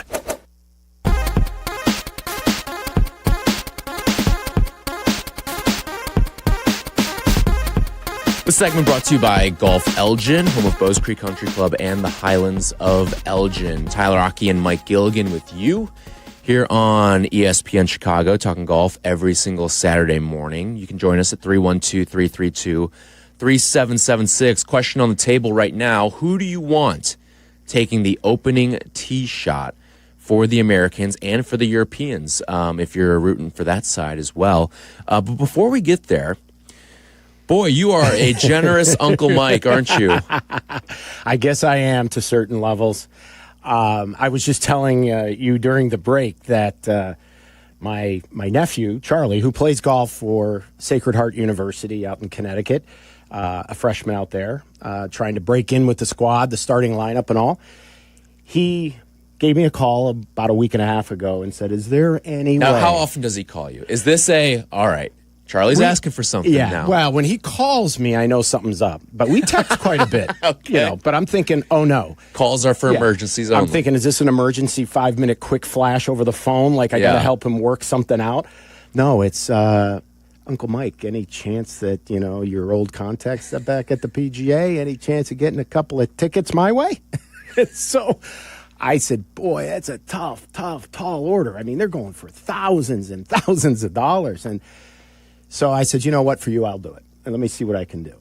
So a few phone calls, called in a few favors, and the next thing you know, my nephew, Charlie Gilligan, with his senior teammate, Alex Turlic, who, this is the best part about this whole thing. He's from Scotland. This is going to be fantastic. And he's a senior. So he's a senior from Scotland, and we have the American freshman riding on a 2-hour train from Connecticut down into Long Island to be there when the first ball is struck. So, they had to get special permission from their coach to attend this so they could go. So, he's going to go. So, Charlie, you've done all right. U.S. Open and a Ryder Cup. It's about all I can do this year. You've opened up a dangerous gateway here, all right? Like they always say there's the gateway drug. And you opened it up with the U.S. Open. Now it's the Ryder Cup. Masters is next, all right? He's going to be asking for those. He's in the Eastern time zone, and I'm only waiting for that. I'm sure that ask will come in about St. Patrick's Day. No, that's awesome, man. That's what it's all about. That is taking those trips when you're in college to whatever sporting event with your friends or your teammates or whoever. It's what it's all about. And it's some of those moments. They're going to be the best moments that you have in your life. Oh, yeah. He's going to remember this Ryder Cup. It doesn't matter who wins. The Americans could get smoked. The Europeans could get smoked. He's going to remember this Ryder Cup that he went with his teammate from Connecticut. His Uncle Mike hooked it up with tickets. He's going to be taking the train in. He's going to remember it the rest of his life. Absolutely. And Alex has Charlie's dad, my brother, to thank because I first called him to let him know that, hey, I'm going ahead and doing this for him, and I've got him, so you could go with him. Mm-hmm. He's like, I can't go. So he goes, I can't get away from work because he just flew out and watched him play. Yeah. So he said, let him take a teammate. So this is going to be awesome. The photos, they're going to both be, he'll be blue and yellow, and he'll be red, white, and blue, and they'll be sitting on a train together. Oh, that is awesome. It's going to be incredible. That is what it's all about. All right. So we've been talking about who should tee it up. Who will your nephew and his teammate be seeing tee it up on that first day, that first Friday tee shot that we see? And to me, when I look on the American side, I look at 3 names that it can be. Only 3 names that I think it could be. And I think you'd be making a mistake otherwise. And then on the European side, when I looked into it, I think the same thing. I think there's only 3 names that you can put out there. There's a 4th I would consider, but I think I feel pretty good about my 3 on the European side. So why don't you go first? Your Americans that you would send out there. Well, I think to make the statement, you've got to put your straightest hitter out on that tee box. And you got to also think about it because it is alternate shot now. Mm-hmm. So now you're thinking about what pairing you're actually going to put out there first. So it's got to be a whole pairing. My pairing to start it off would be Russell Henley. The straightest player on tour, but he's playing with Scotty. Okay. And I think you put those 2 out first. That's just me and my armchair quarterback. Okay. I did not have Russell Henley in my grouping here. You know who I had number 1 on Who's mine? that? I had Justin Thomas. Guy who has been in these Ryder Cups before. He is the heartbeat of this American team. He's not the best player on this American team. He may end up having the most points accumulated when it's all said and done for the Americans this year, but he's not the best player on this American team. But he's the heartbeat. And if he goes out and makes a statement, boy, you get the crowd into it from shot 1. I think Justin Thomas is a strong person to put out there. I'd imagine he's with Colin Morikawa too. Like, that to me is the grouping that I would want to lead me there. Interesting. I would have thought you would have put Ben Griffin with Justin just to keep those, the 2 emotional guys together. But maybe you put them off 4th of the 4. So you use that as like the cheerleaders, just getting everybody going, and then they're the final group to take it out there. But I do think, and I think you just said it, a statement needs to be made right out of the box. And we have got to get up if we can in this format because we are traditionally lousy at this format. So I just think we have to go out with our best guns a-blazing and try to route the ship the right way for the first time coming out of, alternate shot. Yeah, I think there's three guys who kind of are going to bring the energy on this team. It's Justin Thomas, it's Bryson, and it's Scotty. And I know Scotty gets this reputation of being this ho-hum, very even-keeled guy. He can let it rip too. Oh yeah. He's shown that emotion on the golf course. And I think in these events especially is when you see that version of Scotty. Right. When you get the team events and the camaraderie, that's when you see a different version of Scotty. Even when he was at the Olympics, which is an individual event, but even at the Olympics, you saw a different sort of guy come out there. And I think Ryder Cup does that to the athletes. And I think Scotty is a perfect example of a guy that has been an extraordinary athlete at other sports. He is a big dude, and he is a good basketball player. So, he has that drive and what it's like to really have a chemistry and be a part of a team. I've heard people describe his personality as being like a tree. Well, if he's a tree that moves all over because this guy, I think he's got a lot of personality to him, and I think you are going to see a lot of character come out of him that you just don't see in a 72-hole stroke play match because that's those matches or those events where you got to be more even keel with everything that you do as a pro week in and week out. But the drama, it's now or never. It's not I got a couple of rounds to figure this out or I can come back tomorrow to make the cut. You fall behind early, you're going to lose, and you're not even going to finish 18 holes. And so that's the difference about playing now. It's like today, right now, tomorrow does us no good. Tomorrow we'll need you, but today is the most important round of the entire event. Yep. All right, other side, Europeans.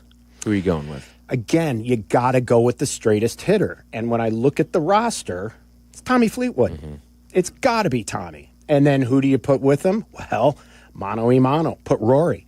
So you got Rory and Scotty right in that first match because that's what I would love to see in the final match of it all. It would matter. That would be like utopia. But I do think you got to put your big guns out first on both sides. Yeah, I think Tommy's a great pick. He was part of my little cloud of guys that I would have put in there. Rory, another one I would have put out there too, because if he just pipes one, oh yeah, you can take it back real quick. The other one I would put is Justin Rose, just a guy who is going to be very, very low, even keel on that first tee. He's been there, done that. He's the elder statesman of this group. I wouldn't mind seeing him out there if I were the Europeans as well. But I like your pick of Tommy Fleetwood. Just a guy who he's going to find a fairway. He's not the longest hitter on this team, but he can still put it out there. And he's a guy who I think just kind of sets the tone and is a zero heart rate kind of guy on that first tee. 100%. Now, let's hypothetically say you are because the Europeans are going to hit first. They're the visiting team. We have to be gracious. You guys go first. So much, if you're Russell Henley, let's say, hitting that first tee shot, so much rides on what the outcome of that first tee shot that they hit happens. Let's say he hooks this thing, puts it deep in the rough somewhere.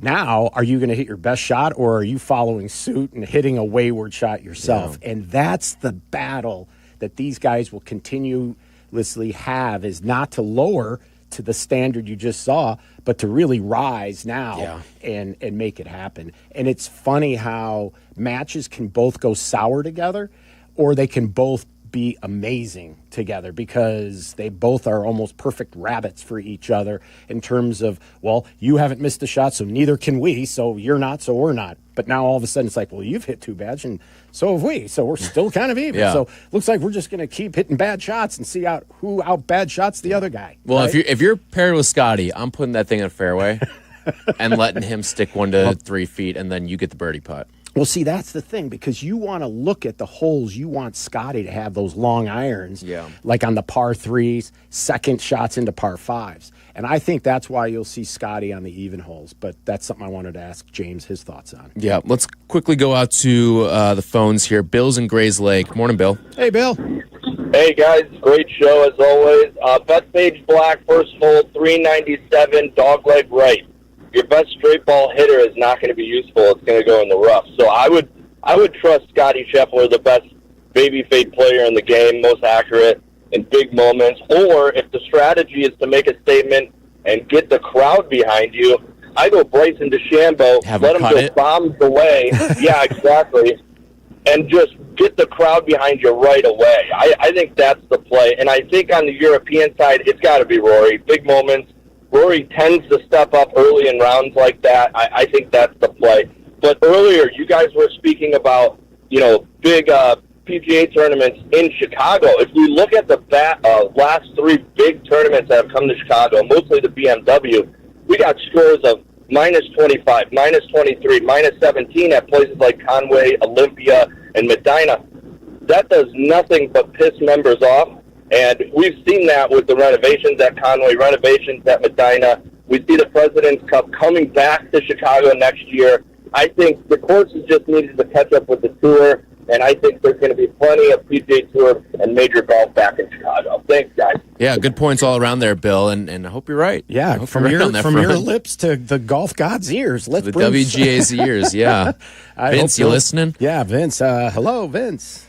But no, I do agree with a lot of his points, and yeah, I mean, now that he does say, but still, you want somebody to keep it in the short grass is ultimately the and he does bring up a good point. However, the Bryson is of interest because I do go back to I believe it was in 2021 when we were at Whistling Straits, and I was there with my son, and on the first tee, I want to say it was Bryson who let it off, and he drove the green on the first hole. And I knew right then and there, they're done. Yeah. And I turned to him and said, this thing's over. And he goes, they haven't even really started. I said, with that shot, it's over. And it was. I mean, it was an amazing, amazing day that Sunday in 2021. But Bryson's also a good choice, too. Yeah. All right, when we come back, we'll be joined by Andy North from ESPN. He's participated in Ryder Cups. He's won U.S. Opens. He'll join us coming up next. This segment's been brought to you by Golf Elgin. This is the CDGA Golf Show on ESPN 1100.3 HD2 and the ESPN Chicago app. A 1-hour uninterrupted dose of Black and Abdallah. No breaks, no gimmicks. Well, maybe a few gimmicks. Well, you need a few gimmicks, right? But still uninterrupted. Obviously. And still pure, honest Black and Abdallah fun. As it should be. Weekdays 2 to 3 on ESPN Chicago. We're not one of the largest banks in America. We're Republic Bank of Chicago. For Chicago, we've got the banking solutions you want, the local expertise you need, and the exceptional service you deserve. Right here at Republic Bank of Chicago. Play their gear, dress the part, and shop like the pros at the PGA Tour Superstore. Now's the time to upgrade your game with new apparel and footwear to keep you looking fresh and the hottest clubs from all your favorite brands. Plus, dial in your game with the latest technology like rangefinders and launch monitors. Shop with the pros at one of PGA Tour Superstore's 5 Chicagoland locations: Downers Grove, Schaumburg, Orland Park, Vernon Hills, and Lincoln Park. Hey Chicagoland, it's time to tee up your next golf adventure with a trip to Tullymore Golf Resort, featuring 36 championship holes at 2 5-star rated golf courses. Spend more time on the course and less time in the car. Tullymore is just a quick 3.5-hour drive from the city. Enjoy an up-north golf experience without the drive at Tullymore Golf Resort. Experience a Michigan masterpiece. Start your trip with just a click at TullymoreGolf.com. That's TullymoreGolf.com. Golf Elgin in the Highlands of Elgin. Check out the Golf Elgin app and book your tee time at the Highlands through the new app. Ranked as one of the best public courses in Illinois by Golf Week, the Highlands is the place to play. Experience the Highlands. Visit highlandsofelgin.com. Hey, Chicagoland, want to experience the best golf on the North Shore? Head over to Glenview Park Golf Club to enjoy superior golf course conditions, a challenging layout, and superior service. Conveniently located and easy to get to, Glenview Park is in the heart of Glenview. Book your tee time 24/7 at golfglenview.com or call 847-724-0250. Golfglenview.com or 847-724-0250. Experience the best.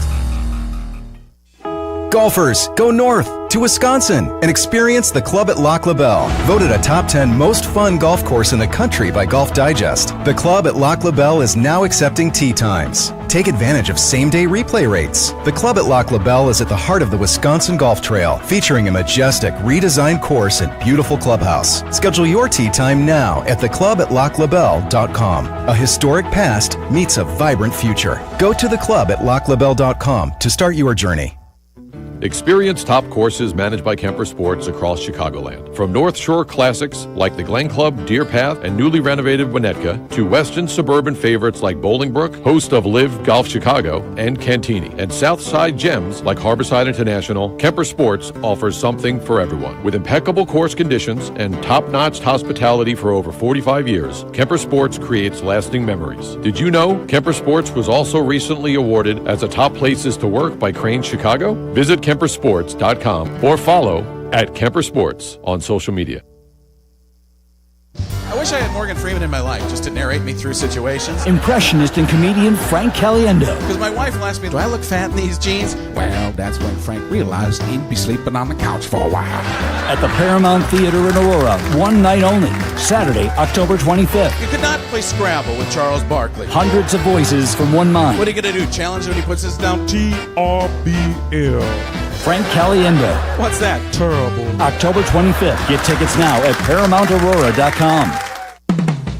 True North convenience stores and Red Bull are an elite matchup. True North offers Legends Red Bull Original and sugar-free. First-round picks like watermelon, wild berries, and rookie Red Bull Zero. Right now, grab 3 of your favorite 8-ounce flavors for $6.50 and save 10 cents off a gallon with the True Rewards mobile app. Available in your favorite app store. Score this deal before the clock runs out. True North convenience stores. Fast, friendly, clean.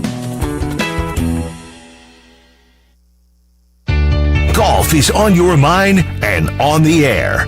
Right now, this is the CDGA Golf Show on ESPN 1000, 100.3 HD2, and the ESPN Chicago app. Presented by Glenview Park Golf Club.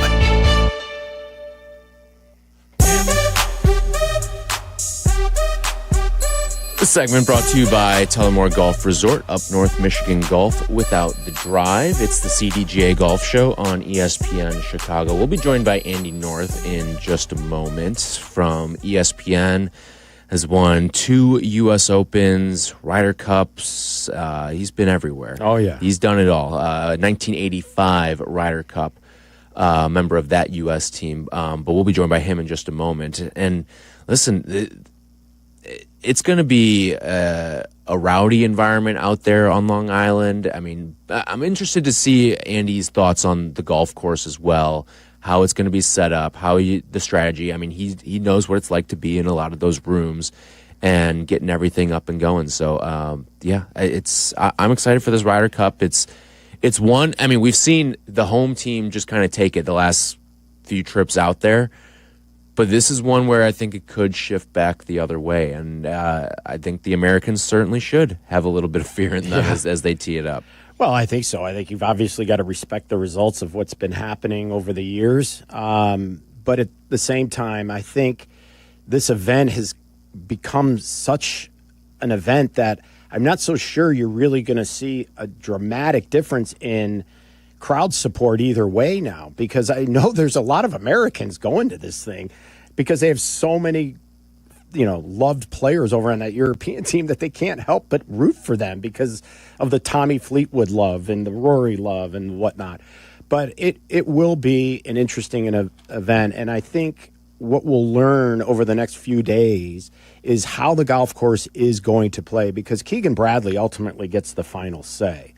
And I think what they're doing is keeping, they've actually widened some of these fairways. They're not going to be as narrow as they are for a typical major. They have gone ahead, and some of these are almost 40 yards wide. And for PGA Tour standards, that's huge. So, yes, they still have a few narrow bacon strips, as they like to call them, that are like 26, 28 yards wide. But they're keeping the rough at around 3.5 inches, and they're not going to let it go too crazy. But they're also going to look at the weather to see, because they're reaching a point now. They're having great growing time now. I mean, so stuff will grow. If you let the rough go now till the end, it's going to get gnarly. So Captain Bradley's going to have to give the superintendent and Kerry Haig directions on how he wants the course maintained and what kind of conditions and speeds and that kind of thing. I mean, Keegan's been given that thought all along, but at the final hour, you want to see what do we really have in our hands? Is this golf course running dry? Is it fast? Is it wet and soft? And what's the forecast? So believe it or not, home team does have some advantage, but at the end of the day, everybody's playing the same course. Yeah. Let's go on out now to the Jersey Mike's hotline. Jersey Mike's a sub above. It is two-time U.S. Open champion and ESPN golf analyst Andy North with us here. Has also played in the Ryder Cup as well back in 1985. Morning, Andy, and finally Ryder Cup week. We're here, man. Well, we're sneaking up on it. Yeah, it's going to be fun. I think it's going to be a great Ryder Cup. I think both teams have got 12 really good players, and it comes down to who makes putts and who doesn't and how they handle all the pressure. So, Andy, from your perspective and experience, both as a vice captain and as a player, where does the pre-event stress level usually peak for the players and the families? Because it seems now more than ever there is this long break between the last time they really played and when it mattered and when we're finally getting these matches off the ground versus years ago when the matches were more in the midst of a regular season. Well, I think, there's so many years that they played it the week right after the Tour Championship, which I really thought was a disadvantage for the U.S. team. Every year we'd have 10, 11, 12 of our guys playing that stretch of 3 or 4 or 5 weeks in a row. And the Euro team might have 3 guys or 4 guys. So the rest of the team is back home practicing. Then you get on an airplane and fly to Europe, and you go from 95 degrees to 50 degrees. It's a huge disadvantage for our teams. And you can go back and look at Rome and Paris, and we played like that. But I think, all the teams played last week. Basically, everybody played at Napa, and the European team, everybody played at Wentworth. So, there's not going to be rust. There's not going to be guys who haven't been ready. They won't be ready. I think everybody's ready to go. And it's going to be, a wonderful, wonderful golf course and a fiery crowd. Andy North with us here on the CDGA Golf Show. So you mentioned, especially on the American side, with all those guys participating in the Pro Tour last week, and it seemed like a point of emphasis to get those guys out there to avoid some of the things that you said with the rust and all of that. But what did you make from what you saw from the Americans last week at the Pro Tour, and how you think it translates to this upcoming week at Bethpage? Yeah, I think that, most of the guys played reasonably well. Obviously, Scotty won, and Henley was right in the middle of it. Griffin was right in the middle of it. So I think that our guys are where they want to be and getting ready.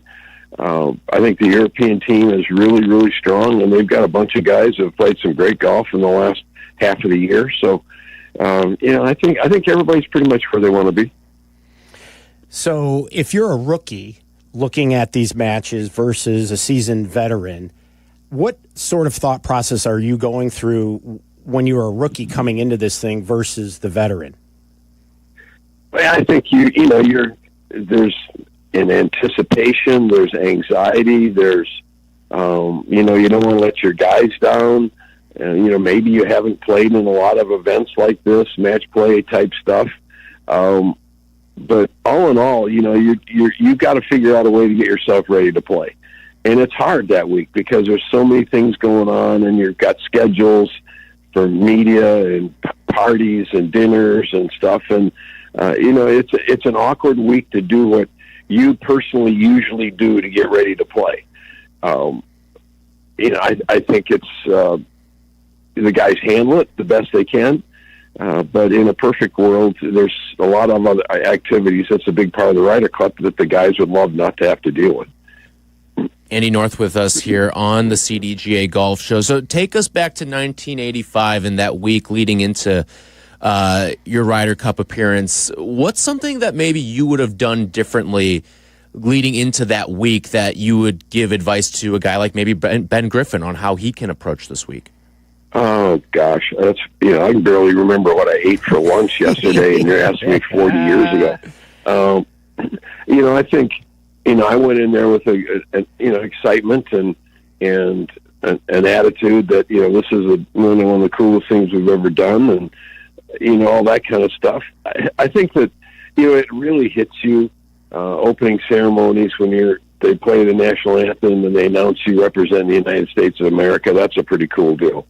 But, these guys now are probably better prepared for a lot of the stuff than we were. They've dealt with all the social media junk now for years where, what happens this next week probably won't throw them off very much. But just the hardest thing is to get, can you be where you want to be with your game when the matches actually start? And I think that's really important. Yeah, and I mean, there's no doubt about that. And with the Ryder Cup, coming into the New York area and the crowds and all the pomp and all the circumstance, a guy like Ben Griffin trying to understand how to handle this, going back to what you said earlier about, hey, I generally practice this way, but now because of all of the dinners and parties and all the rest of it, in your time, they just didn't have quite the distractions that they do now. I think we did. Did you? We had all the stuff. We had maybe more of it than they do. We had something every single night we had to do. And, the media was the media. I think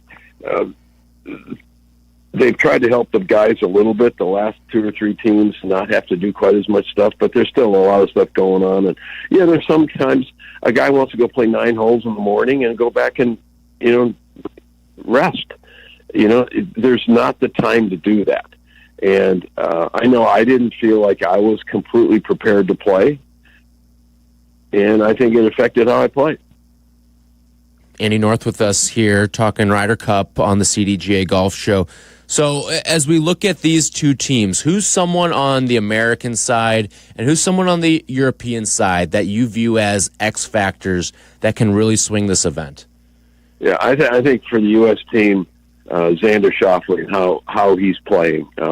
He had the injury early in the year. He really didn't have a year at all like Xander usually has. He played well in a couple of the majors, so he has the ability to raise his game to when he needs it. They just had a baby a week ago, so it'll be interesting, where his preparation is, where his head is. I think he's going to be a real key guy to our team. And what about for the European team? Well, I think, a guy like Seth Straka is in the same boat. He just had a baby. He hasn't played a lot lately. We saw him play some unbelievable good golf in the middle part of the season. I love his game. I think he's really a kind of guy, but he's a kind of guy that, he could go 4-0 very easily. So I think, see where his game is, where he's at emotionally and mentally. But I think those are two guys that are really kind of in a similar spot, other than Seth played really, really well and hasn't played as much lately, where Xander struggled a lot of the years, and hopefully he's coming to a point where he'll be more the Xander we know. Okay, Andy, we just discussed earlier, who hits the first tee shot on Friday for each team?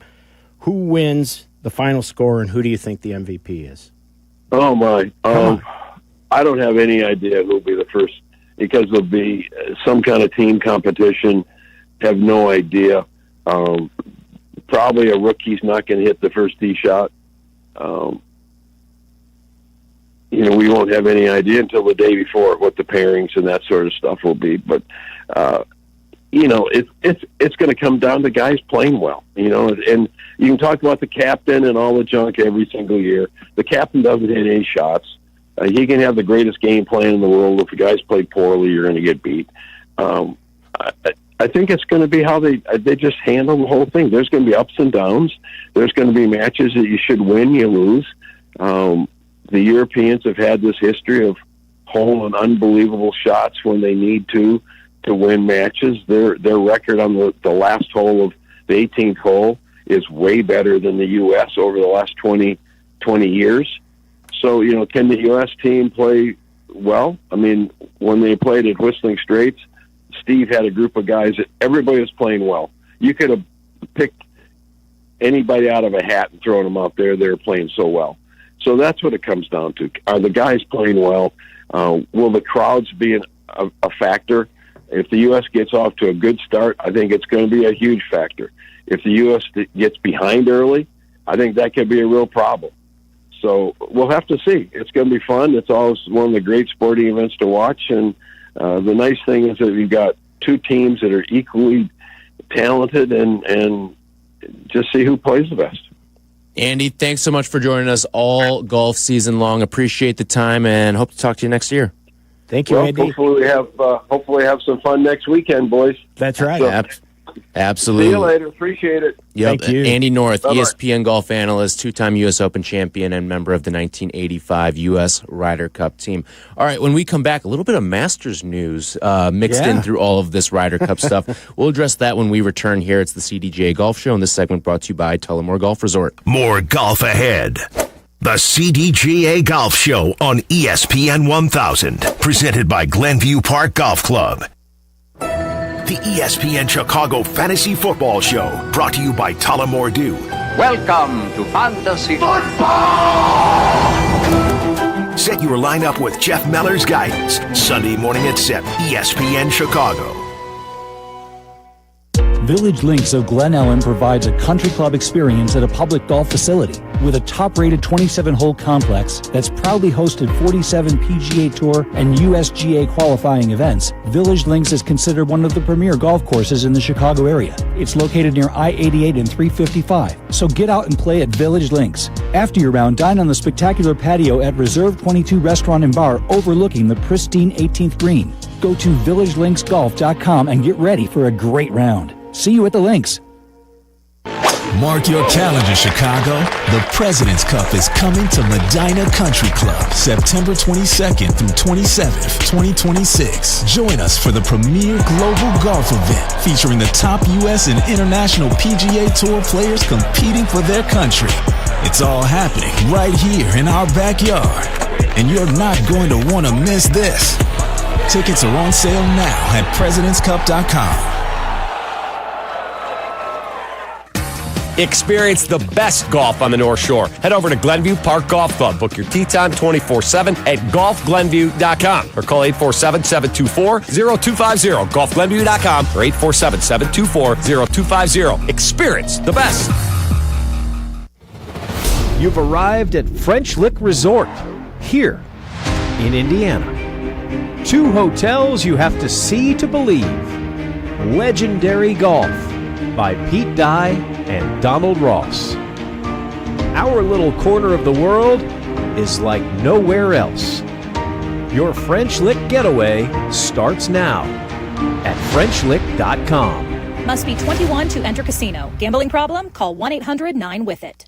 Hey, Chicago golfers, experience pure golfing enjoyment at Fox Bend Golf Course. Fox Bend Golf Course offers playing conditions and the amenities of a traditional private club, but is open to the public and just 45 minutes from downtown. Visit foxbendgolfcourse.com. Chicagoland's very own Tour Edge Golf is celebrating 20 years of exotics with their brand new Exotic 725 series. The 10K MOI E725 driver provides the ultimate in forgiveness and stability off the tee, while the rest of the 725 series is packed with innovation specifically designed to cover every player type looking to level up their game. It's time to see for yourself why over 200 PGA Tour professionals have chosen to put exotics in their bags. For more on the new Tour Edge Exotic 725 series, visit touredge.com.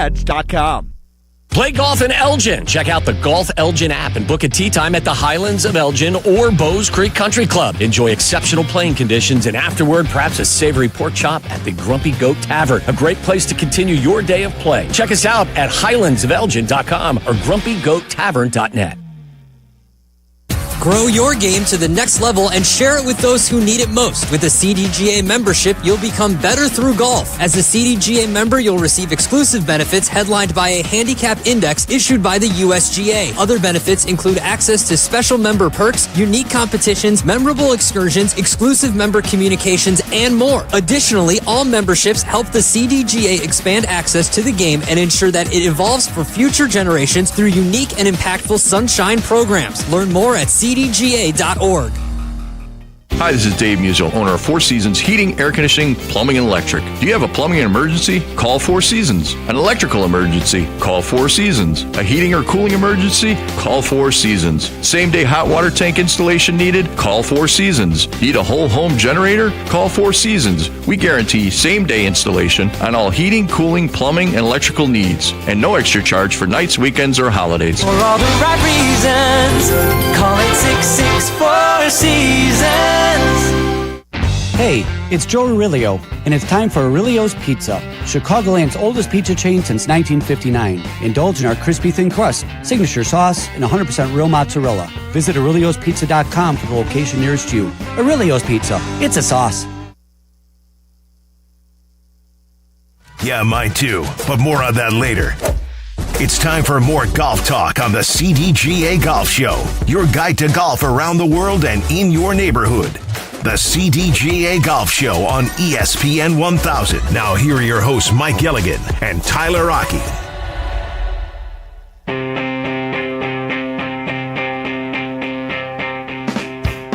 This segment brought to you by Tour Edge, as we've been talking all things Ryder Cup today, but real quick Masters side note, as the 2026 Masters will be the 90th edition of the Masters tournament, and a new TV partner has entered the fold.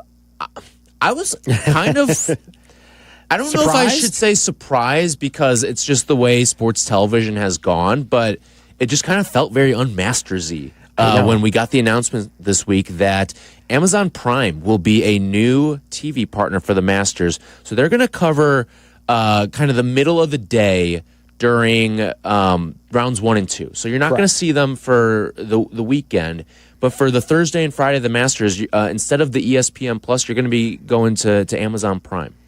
Exactly, and that adds another few hours of total coverage to bring the hours up to like 27. I don't think anyone's complaining about that. No. And to be honest, I think this is better for people too. It really Even is. though there's the new thing with Amazon that you can't do the account sharing and stuff like that. That's going to take place, I think, starting in like October or something.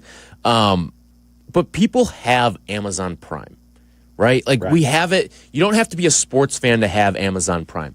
You have Amazon Prime because you want your groceries delivered to you within 24 hours, because you need product X and you want it at your door tomorrow. That's why you have Amazon Prime.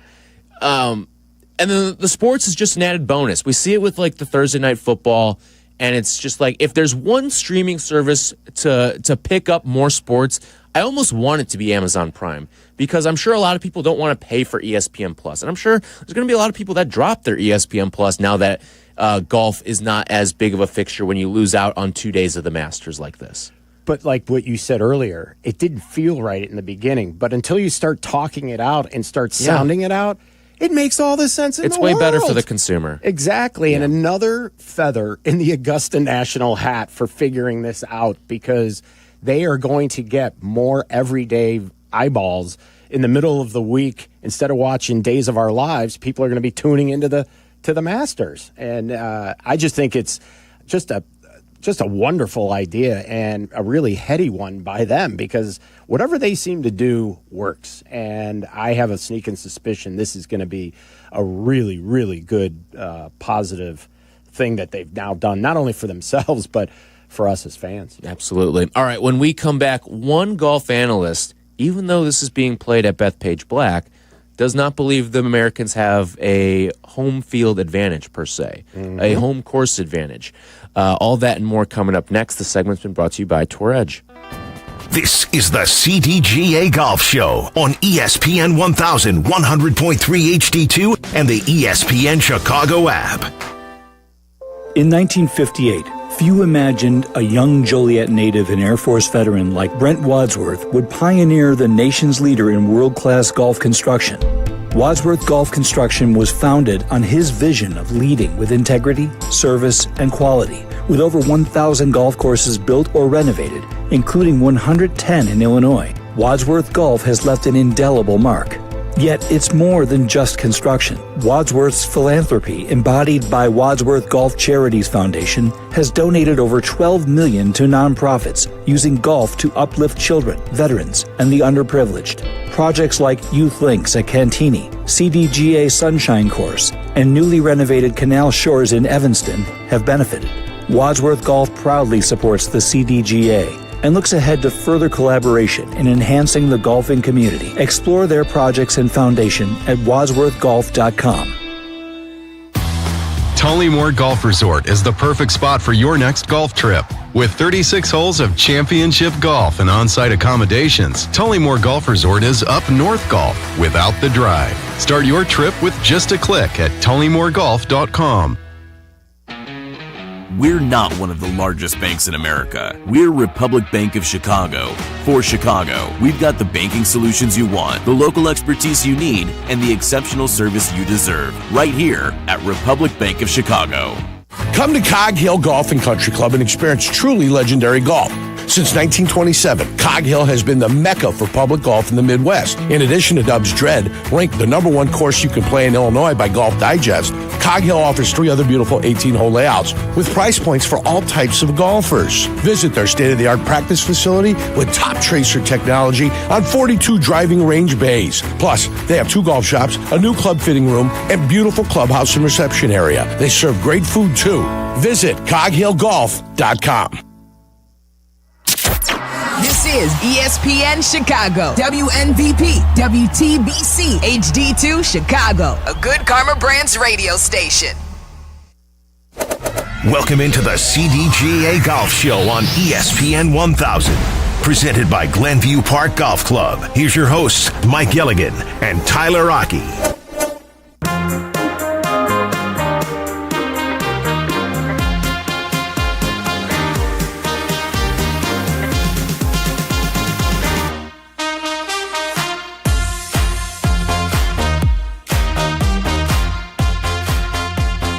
This segment brought to you by Geneva National as we continue to get you ready for the Ryder Cup starting this Friday out at Bethpage Black. And I'm intrigued as James Kogan's going to join us in about 15 minutes. And he is a Long Island native. He has played Bethpage Black many a time. He is a vet of the course. So I want to know his thoughts on just the golf course itself that we're going to see on television and when we see the best players in the world tee it up. But this was earlier in the week. Paul Azinger, who you'll hear on NBC's golf coverage a lot, he was talking about how he doesn't necessarily view this tournament taking place in Long Island as necessarily a home course advantage for the Americans. I really don't like Bethpage Black. There's a lot of awkward angles. Downhill tee shots to fairways that angle away, uphill second shots where you can't see the landing area. It's just hard. You cannot, fluke your way around there. I don't know where they're going to put the tees or how long they're going to make it or how deep the rough is. I know that neither team has control of the course now, allegedly. Europe's always controlled the course on us. I'm the only American captain that ever was the first captain that wanted to control the course in some capacity. So I don't know if they've lost that ability now to do that, but I see no advantage. And even the crowd, I feel if the U.S. gets off to a bad start, even the crowd could become volatile there. That's why I told Keegan right out of the gate, buddy, you gotta win the crowd. I mean, I'd be passing out lapel pins to the crowd like we did, getting them on our side. Wow. Doesn't give you a whole lot to be confident about. No. But I will agree with Mr. Azinger on how difficult Bethpage is. It reminds me a lot of Wingfoot because of the outcroppings of rock. and we'll hear from James, but, there's about 77, almost 80 feet of elevation change throughout this golf course. And, people talk about Augusta and it's on a hill and all that good stuff, but it's a gradual hill. It's a hill that's basically the same from the top all the way down to the bottom. See, not at Bethpage. You're going to be like bent over at the waist at times trying to get up some of these inclines and getting up to like where the green complexes are. But from a player perspective, he's spot on. I mean, you are hitting a lot of blind shots and a lot of shots into greens where you can see maybe half the stick and up, but you're not seeing, anything below, and you're not, you'll have to rely on yardage book and experience to see the contouring and where balls need to be landed and that kind of thing to keep them where you want. But it's going to be a very difficult venue for them to play a match play event on. And generally speaking, most Ryder Cup venues are not quite this difficult, but without knowing where the tees are, I mean, they could shorten up this thing to a point where it's very, very playable. But again, earlier I alluded to the fact that they have widened fairways as a result because Bethpage is just that hard. And I think for us to watch an enjoyable match play, we're going to have to watch a lot of shots from the fairway so they can spin the ball. But what's going to be interesting is once they do get on the greens, because these greens do not have the contours that you might think they would because the terrain is just so undulating.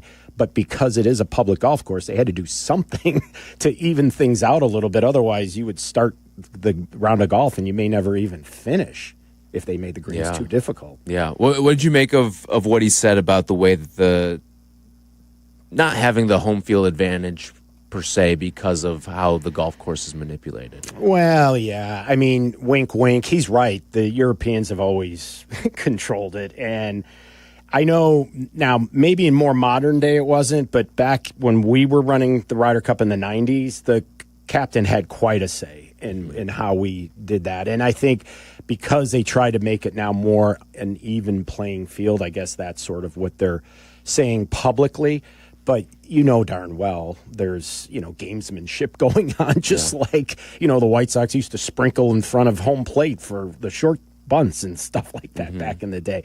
So, but he's spot on even with the crowd. We talked about that earlier. But at the same time, getting the momentum early is going to be key. I mean, I don't know if lapel pins are going to quite do it, but everybody loves free. Those may become weapons if things don't go, just give go right out of the gate. I would just make those round so the edges don't hurt if they throw them at you. But he's right on many fronts, but they have a formidable task not only in the golf course, but the team itself that they're facing. So it's going to be an interesting time. So you've played Bethpage Black before. Yes, I have. When you go out there, what are things that you're trying to attack when you're on that course? Well, you know that the greens are going to be friendly to you if you can get the ball onto a putting surface. And the idea is you want to try to keep this ball in the fairway at all costs. So I find myself actually hitting a lot less drivers, even though maybe the hole is long, but I'd rather be in the fairway trying to get into these greens that have a bit of elevation to them because, quite frankly, if you're coming in out of the rough, you can't control your spin. Generally, the ball isn't flying anywhere as high, so it's coming in a little warm or hotter than you want, and it's just you can't control it. And then when you can't control it, you're generally running through the greens, and then you're chipping back downhill where you can't now control speed. So that's why putting the ball in the fairway and avoiding a lot of those weird stances and angles that Paul was talking about earlier, because they're there. I mean, out in the East, that is East Coast kind of golf. The terrain out there is just what it is.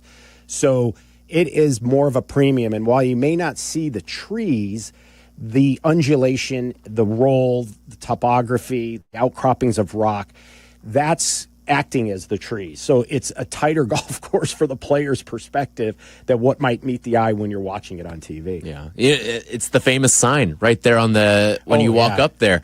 Warning, the black course is an extremely difficult course, which we recommend only for highly skilled golfers. Anyone that you've ever known that has played Bethpage Black, you'll see this picture on their Instagram story when they tee off. Because this is kind of one of the crowning things about this course is the warning sign as you walk up to that first tee. They had to relocate that warning sign, as I'm being told, due to some of the build-out and whatnot, but it will still be there. It's comparable to when you go skiing and you decide to, instead of turning right to go down the blue and the greens, you turn left and there's black diamonds. And there's then your double black diamonds. There's your sign.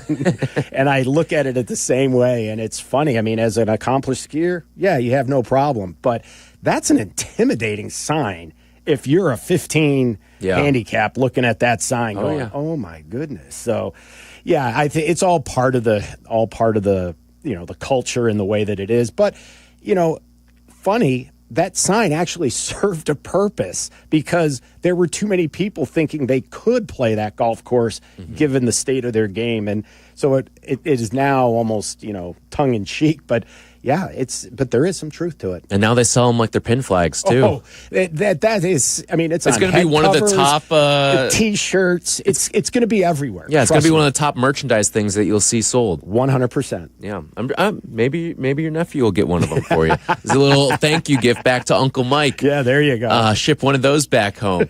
So yeah, no, Bethpage Black. It's a public golf course too. Like it's very accessible. Obviously, you got to wait in line a little bit to get in there, but it's one that everyone can play, and it's something that you don't always see with, let alone Ryder Cup, even PGA Tour events. Rarely are they played at public courses that are very accessible to the public. But now you're just talking about one of the biggest events in golf being played at a public course. It's one of those special things about Bethpage is knowing that you're going to see the best tee it up at a course that anyone who wants to has access to said course as well.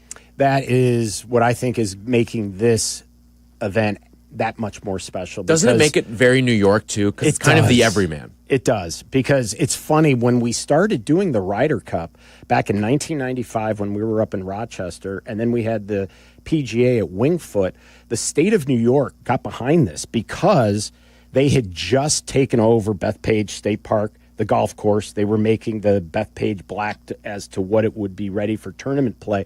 So they gave us all kinds of support so they could learn how to run big business golf, and it started in 2002.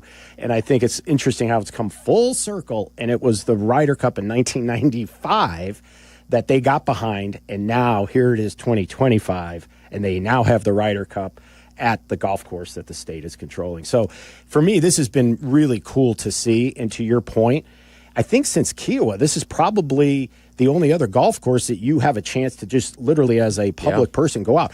Kiowa is going to cost you an arm and a leg. Yeah. Bethpage is not. It's just by golf standards. By golf standards. But it will require somebody in your group to stay up all night to park to get the tee time so you can play. But it is going to be the most, the cheapest venue to play, and one that you have actually a legitimate chance to go, in fact, play. So I think that's why there'll be more eyes on this Ryder Cup than any ever played, because there's so many people over the last decade and a half or two that have played Bethpage Black and cannot wait to see how these two teams fare on the course that they know. Yeah. All right, when we come back, we'll be joined by James Kogan from golf.com, get his thoughts on what's going to take place out at Bethpage Black. He's a Long Island native, and he has played this course many a time. We'll get his thoughts on the teams, the course, and everything in between coming up next. This segment brought to you by Geneva National. This is the CDGA Golf Show, presented by Glenview Park Golf Club, ESPN 1000, 100.3 HD2, and the ESPN Chicago app. The Cowboys are riding into Soldier Field. How about this? The Chicago! It's week 3 for the Bears. Kickoff tomorrow at 3:30. Join us for extensive pregame coverage starting at 11. We'll have instant reaction from players, coaches, analysts, and of course, you. Put some respect on my name. 4 hours of postgame immersion after every game. It's Bears and Cowboys, 3:30 tomorrow on the home of the Bears, ESPN Chicago. Brought to you in part by Hard Rock Casino, Northern Indiana.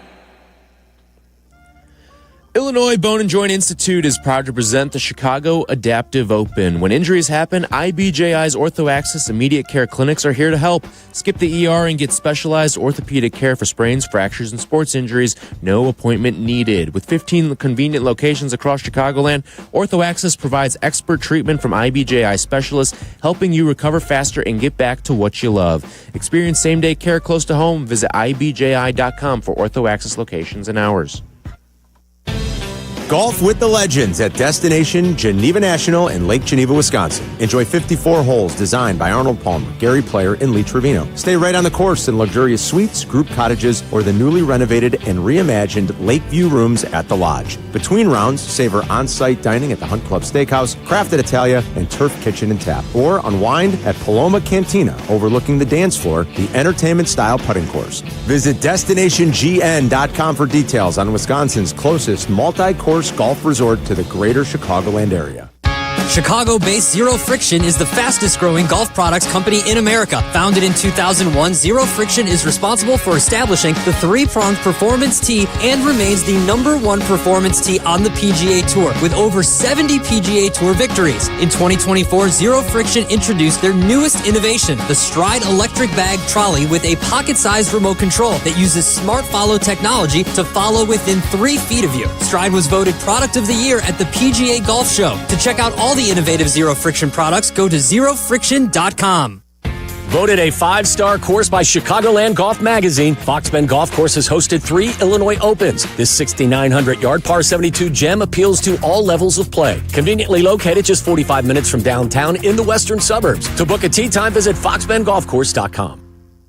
Village Links of Glen Ellen provides a country club experience at a public golf facility. With a top-rated 27-hole complex that's proudly hosted 47 PGA Tour and USGA qualifying events, Village Links is considered one of the premier golf courses in the Chicago area. It's located near I-88 and 355, so get out and play at Village Links. After your round, dine on the spectacular patio at Reserve 22 Restaurant and Bar overlooking the pristine 18th green. Go to villagelinksgolf.com and get ready for a great round. See you at the links. Golf Elgin in the Highlands of Elgin. Check out the Golf Elgin app and book your tee time at the Highlands through the new app. Ranked as one of the best public courses in Illinois by Golf Week, the Highlands is the place to play. Experience the Highlands. Visit highlandsofelgin.com. Experience the best golf on the North Shore. Head over to Glenview Park Golf Club. Book your tee time 24/7 at golfglenview.com or call 847-724-0250. golfglenview.com or 847-724-0250. Experience the best. Play their gear, dress the part, and shop like the pros at the PGA Tour Superstore. Now's the time to upgrade your game with new apparel and footwear to keep you looking fresh and the hottest clubs from all your favorite brands. Plus, dial in your game with the latest technology like rangefinders and launch monitors. Shop with the pros at one of PGA Tour Superstore's 5 Chicagoland locations: Downers Grove, Schaumburg, Orland Park, Vernon Hills, and Lincoln Park. Guys, it's Carmen. You know I love the food scene in Elmwood Park, but we're joined by someone even more biased, the mayor of Elmwood Park himself, Skip Saviano. I've got the best job, Carm. The restaurants are amazing, but there's much more that makes me so happy in our little hidden gem of a community. So what makes it special? The people, no question. Elmwood Park's neighbors care for each other, the families thrive, and businesses succeed. I definitely feel that every time I come through. You know, we hook you in with a meal, and the next thing you know, you're moving in. Tell him, Mayor Skip. Elmwood Park is waiting for you. Plumbing disaster, power out, furnace or AC failing? These can't wait, and neither should you. 4 Seasons guarantees same-day installation with no extra fees for nights, weekends, or holidays. Call your trusted local expert today at 866-4Seasons. CDGA, to where you should play. This is the CDGA Golf Show with Mike Gilligan and Tyler Rocky. Presented by Glenview Park Golf Club.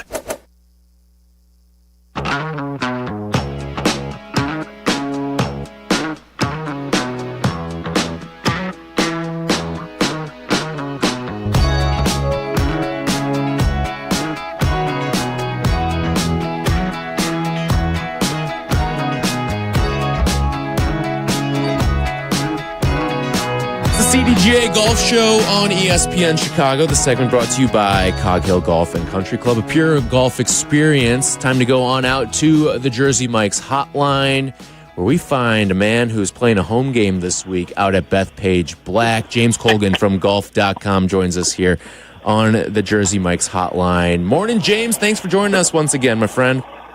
Morning, James. Good morning.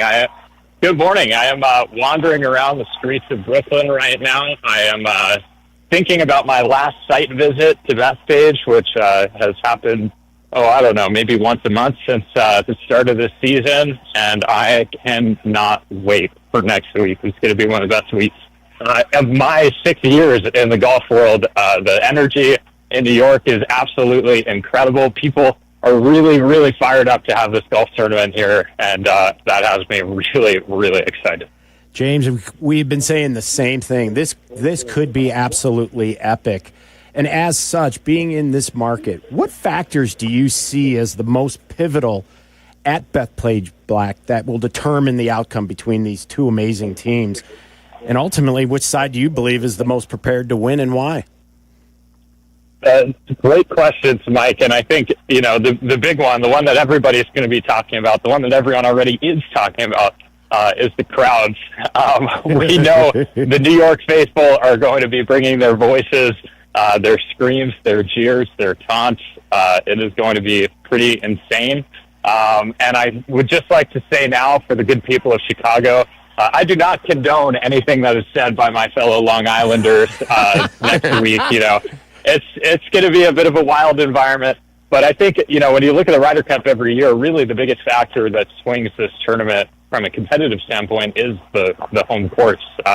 It's whoever gets to host the home game. And I think when you look at this year's tournament, that is probably most on display. It's not just in the factor of how, the course setup is handled and how things look, on site at Bethpage, although that is definitely a component. I was out there recently.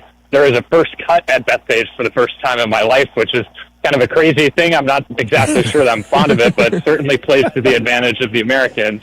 But really more than that, it's the way that the stands are set up. It's the energy and the enthusiasm from the people of Long Island who, this is a place where there's a lot of great golf, but the vast majority of it isn't accessible to the vast majority of golfers. Bethpage is a place that's accessible to everyone. You can pay, $70 and get a tee time here any day of the year, so long as you're savvy enough to operate the tee time system and find your way up to the first tee box. And I think that energy, that sort of proletariat spirit, plays a massive role in the general energy and excitement around the crowd and around everything that we're going to see. And I think when you look at it from that standpoint, I think it's very hard to see any side other than the Americans winning. Although if you were looking at these two rosters on paper, I'm not sure that you would pick the Americans, in really any setting other than a home game with a massive crowd at your back. So it's a really fascinating situation. Competitively, I feel like I've been really struggling to pick who's going to win. But I think when you get to the end of the day here, it's just hard to see, with the crowds being what I know they're going to be, any outcome other than the USA coming up on top. I can hear the F-bombs flying out of Andy Colgan's mouth right now. I mean, it is. I've got this visual. The Giants are going to piss him off this Sunday, and then he's going to go out there to Bethpage and let all that anger out.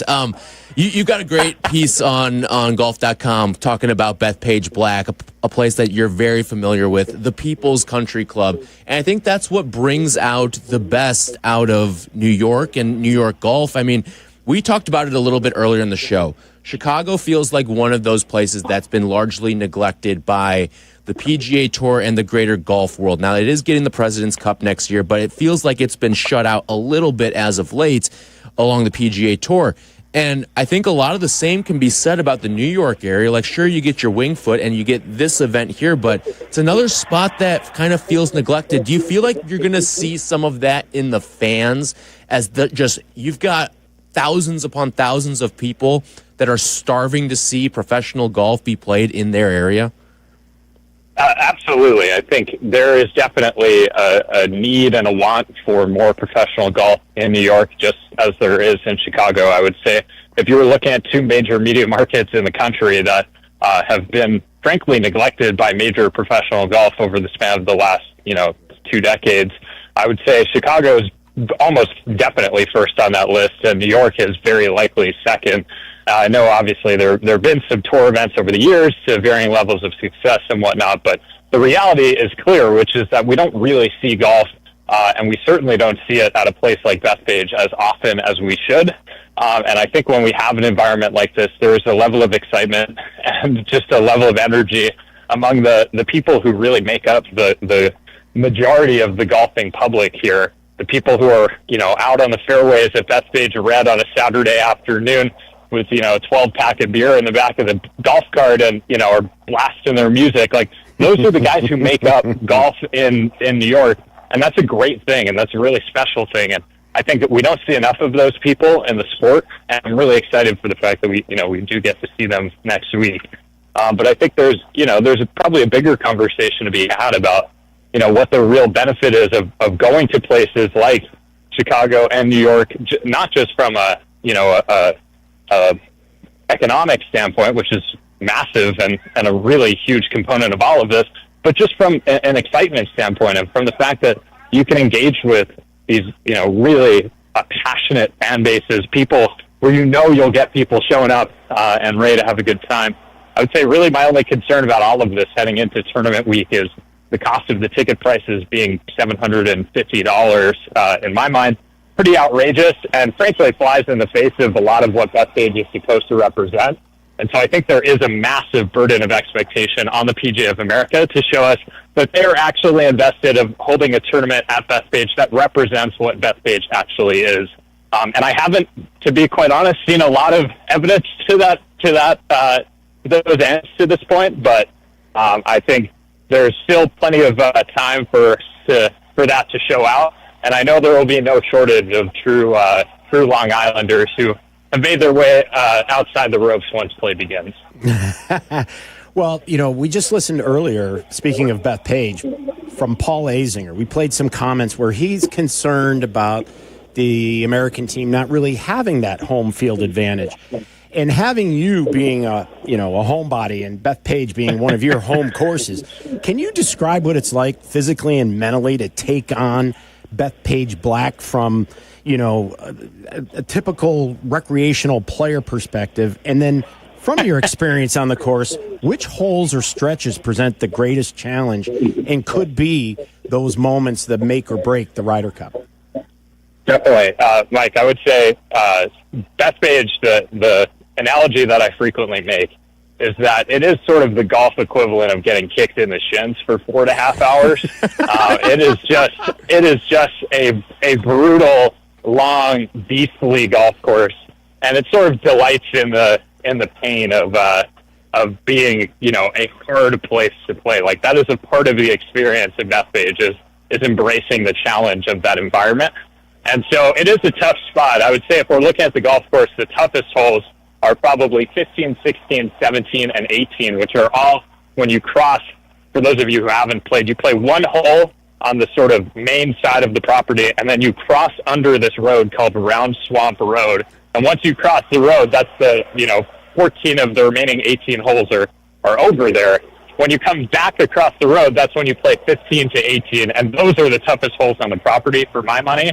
And I think if you're looking at a golf course from a match play standpoint, you could not be much happier with anywhere than Bethpage Black, because when you think about match play golf, the biggest moments, the most exciting things are all going to be happening in those last couple holes, and that is where the best and the most interesting shot value is on the entire golf course.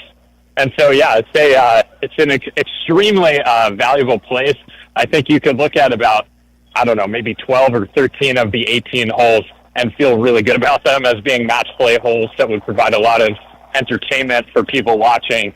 And so I think that's a real strength of the property. And I think the fact that it gets better as you kind of reach that final stanza, that's what makes Bethpage in my mind. James Kogan from golf.com is our guest here on the CDGA Golf Show. So let's look at the Jimmies and the Joes now, the two rosters, European and American. You alluded to it earlier.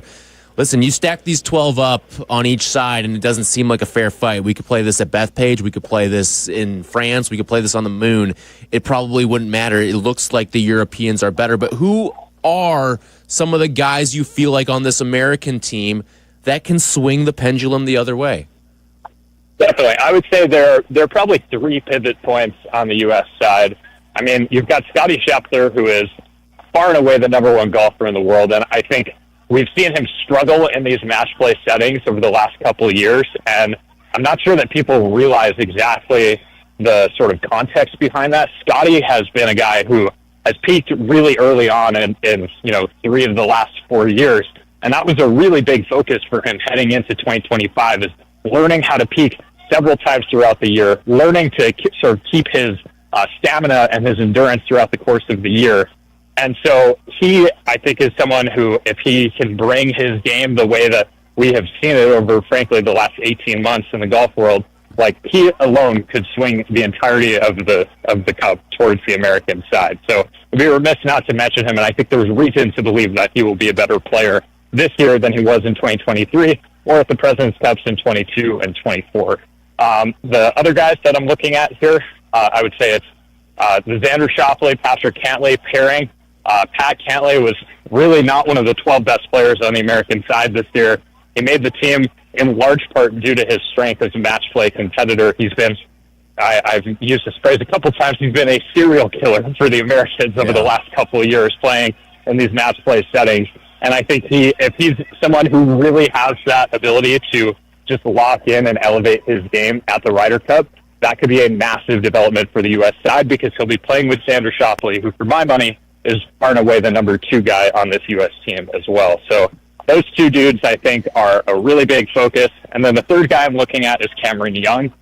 He's a player we haven't heard a lot about from this U.S. side, but he's got all the shots. He can make all of the moments happen. We just haven't seen it happen when the energy has been at its highest. I think when you look at the top, the middle, and then the bottom of the roster, the U.S. is getting contributions from each of those guys. And I think when you look at the top, you think Scottie Scheffler. When you look at the middle, you think Patrick Cantlay. And when you think at the bottom, you think Cameron Young. If each of those 3 guys has a big week next week, it's very hard for me to see the U.S. losing. Great points there. And in your visits, have you noticed if the PGA of America is changing any of the holes at Bethpage specifically because it is match play? In other words, I know Kerry Haig loves to move a tee or 2 forward to give the guys a go at a pivotal point in the match. Is there, from the build-out, like one of those little stadium setups where this hole is going to play dramatically different than it would be at an Open or a Championship? So there have been a few changes to the golf course that I think are pretty notable, but I actually think the biggest one is actually on the first hole. And I'm not sure if this was strategic so much as it was being able to set up that cavernous first hole environment that we sort of associate with the Ryder Cup traditionally. But they actually moved the tee box about 40 yards up and about 30 yards to the left of where the vast majority of players tee off when they play at Bethpage. They'll be teeing off from what are effectively the forward tees. And that hole, for those of you who aren't familiar, is a pretty steep dogleg right. You're kind of hitting, if you're a pro golfer, you're hitting it over the trees and trying to land in this pretty tight sliver of fairway right before the green. And now with the way that the tee has been reoriented to allow for this massive first hole, 18th hole joint grandstand, that's going to be a pretty insane environment. I think that first hole will play a little bit easier and will also give a much easier, sort of glimpse into the overall, into that first hole of the round, like a glimpse into that first green. I think you could see someone like Bryson DeChambeau try to do as he did at Whistling Straits in 2021, drive that first green. It would require a pretty massive shot. I don't know if we'll have favorable wind conditions to do that. But I do think that that's a hole that's going to play much differently than what we're expecting it to. James Kogan with us for another minute or so here on the CDGA Golf Show from golf.com. On the European side of this thing, who do you look at as guys who are maybe peaking at the right time, and who are guys who need to maybe figure it out as we're less than a week away now? Well, Tyler, I would say that the 2 guys who I'm sort of paying attention to, to once again bring back my Chicago Bears comparisons, which I know have been so popular with the audience here.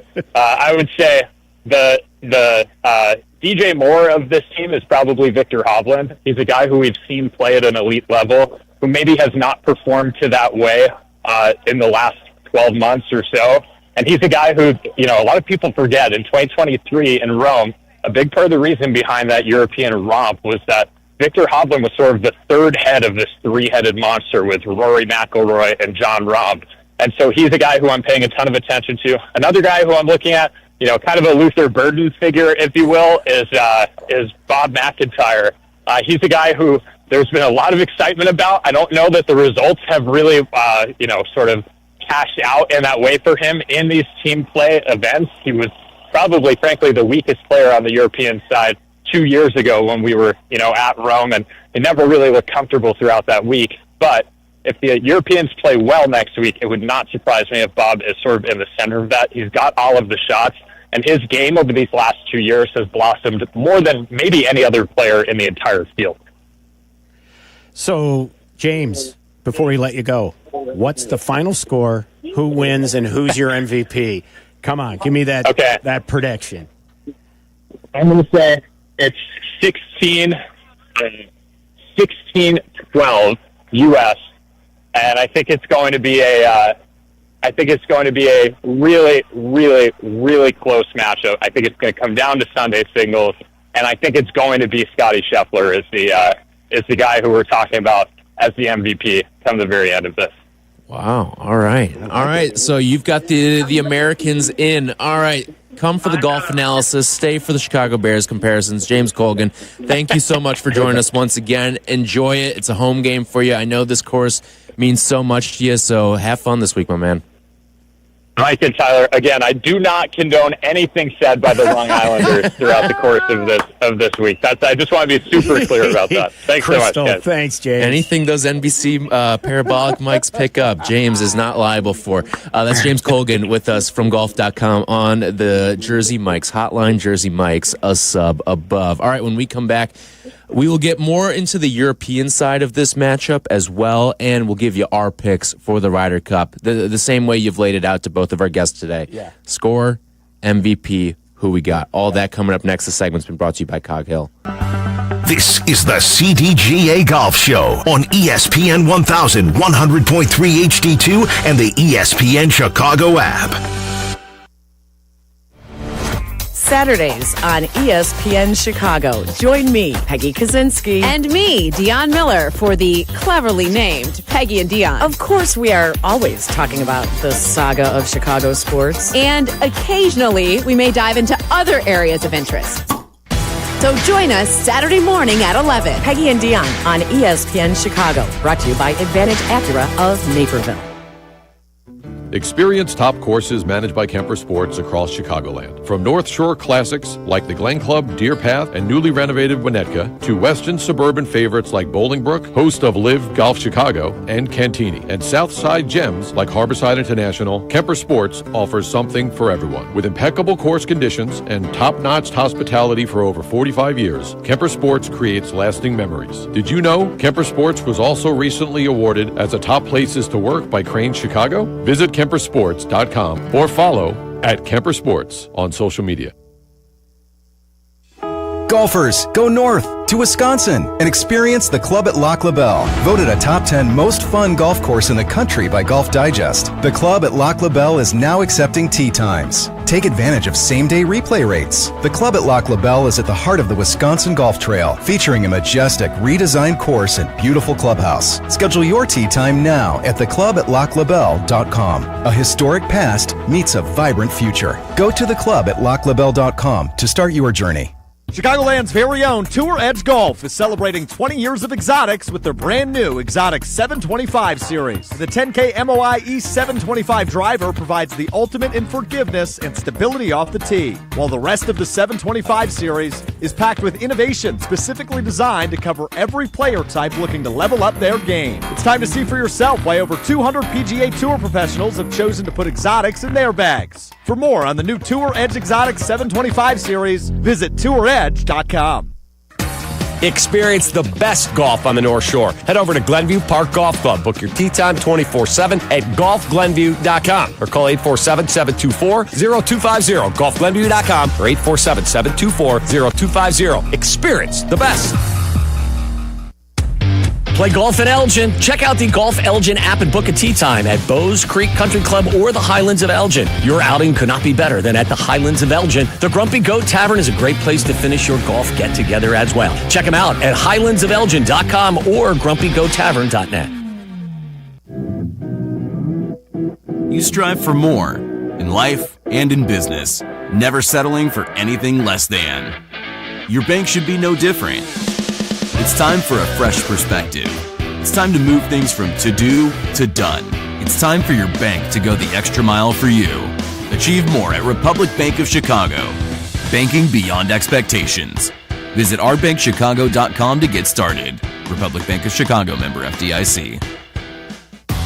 Hey Chicagoland, it's time to tee up your next golf adventure with a trip to Tullymore Golf Resort, featuring 36 championship holes at 2 5-star rated golf courses. Spend more time on the course and less time in the car. Tullymore is just a quick 3.5-hour drive from the city. Enjoy an up-north golf experience without the drive at Tullymore Golf Resort. Experience a Michigan masterpiece. Start your trip with just a click at tullymoregolf.com. That's tullymoregolf.com. Do you ever scream at your screen when your 5G internet freezes? It's the worst. So why not switch to Astound?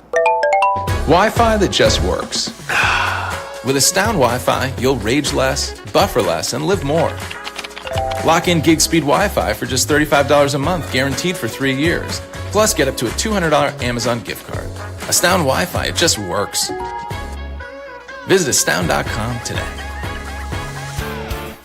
You've seen the ads, buy one, get one free, half off. Don't fall for it. When it comes to windows, go with the guy who guarantees real value and a best price guarantee. Russ Armstrong, the Chicago window guy. No subcontracted labor, no 3-hour sales pitches. Russ does it differently. High quality windows with a lifetime warranty. And here's the best part. Deal directly with Russ, the owner, at 847-881-3060 or check out the 5-star reviews at ChicagoWindowGuys.com. ChicagoWindowGuys.com. Golf is on your mind and on the air. Right now, this is the CDGA Golf Show on ESPN 1000, 100.3 HD2, and the ESPN Chicago app. Presented by Glenview Park Golf Club.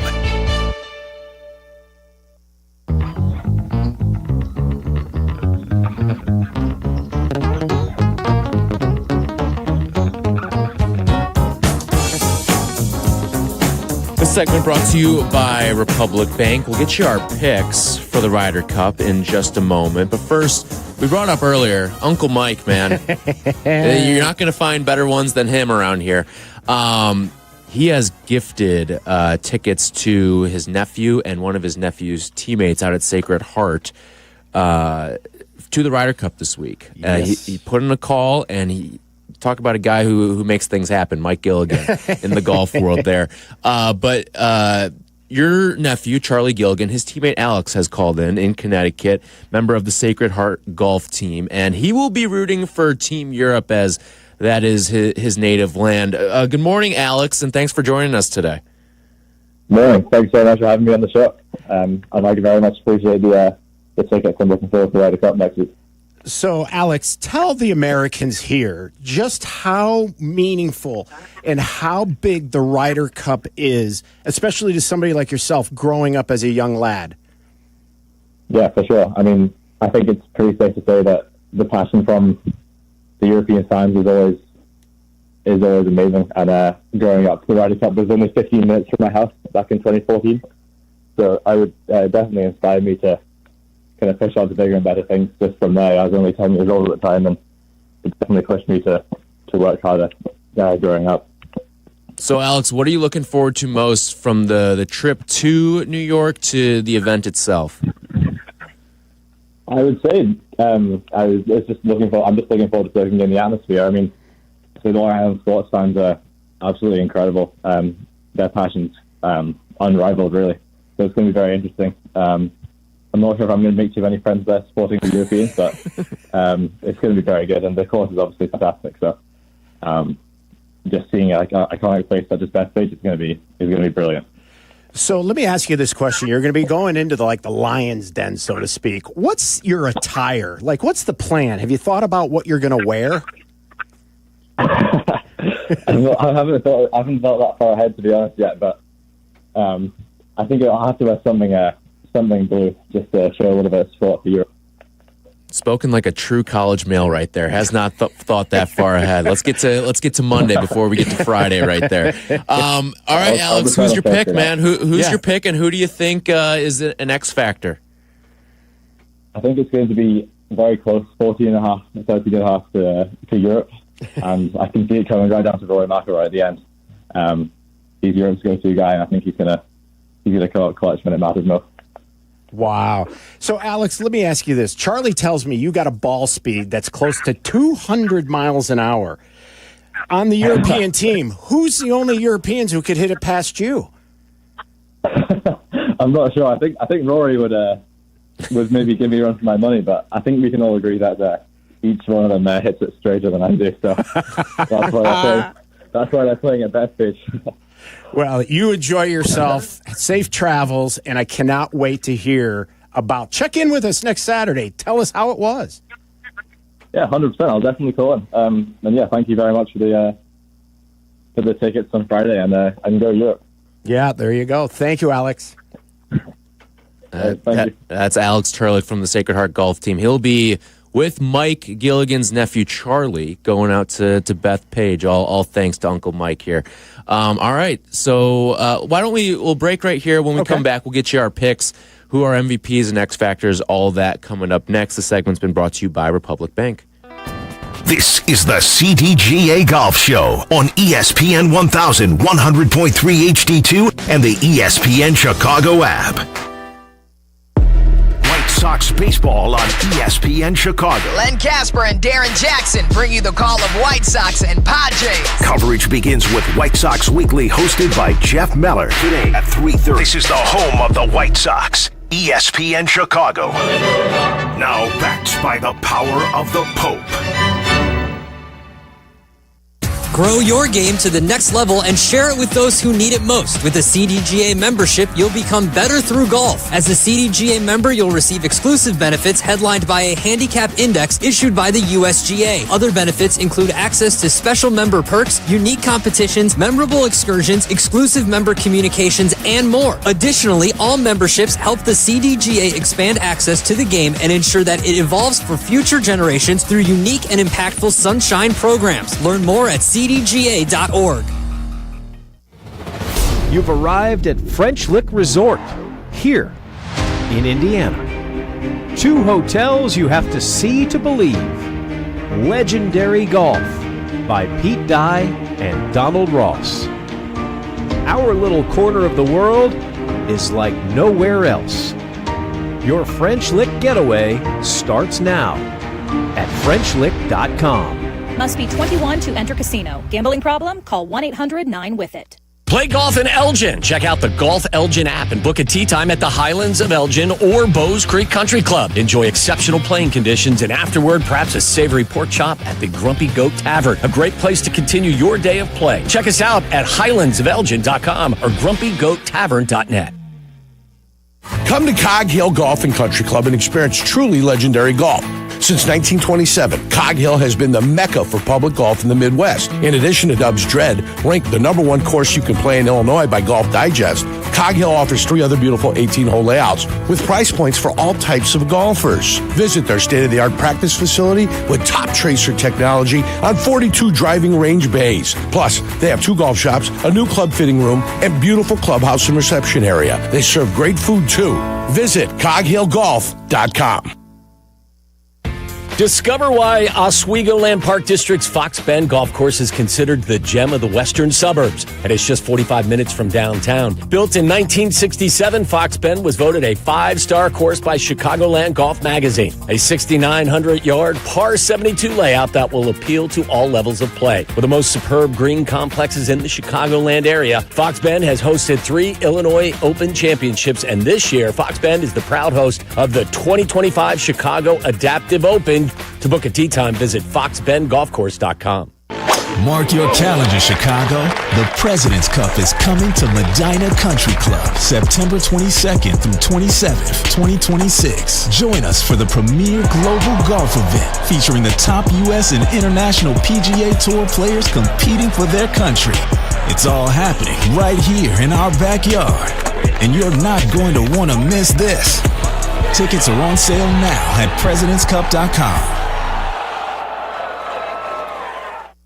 Play their gear, dress the part, and shop like the pros at the PGA Tour Superstore. Now's the time to upgrade your game with new apparel and footwear to keep you looking fresh, and the hottest clubs from all your favorite brands. Plus, dial in your game with the latest technology like rangefinders and launch monitors. Shop with the pros at one of PGA Tour Superstore's 5 Chicagoland locations: Downers Grove, Schaumburg, Orland Park, Vernon Hills, and Lincoln Park. Hey guys, it's Sylvie. Football season is finally here, and if you want to kick off like a pro, you need Circa Sports Illinois, the world's largest sports book, now right at your fingertips. Circa does it the right way. High app limits, low holds, incredible customer service, and no bet fees, ever. Other books might charge you just to get in the game, but not Circa. With Circa, every play is your play. Download your new bookie today at circasports.com. Must be 21 years or older. Gambling problem? Call 1-800-GAMBLER. Guests appearing live on ESPN Chicago. Call in on the Yuengling Hotline. Yuengling is in Chicago. After 196 years, you can now enjoy Yuengling Traditional Lager, Light Lager, Golden Pilsner, Black and Tan, and Flight. How's your golf game? Yeah, mine too, but more on that later. It's time for more golf talk on the CDGA Golf Show, your guide to golf around the world and in your neighborhood. The CDGA Golf Show on ESPN 1000. Now here are your hosts, Mike Gilligan and Tyler Rocky.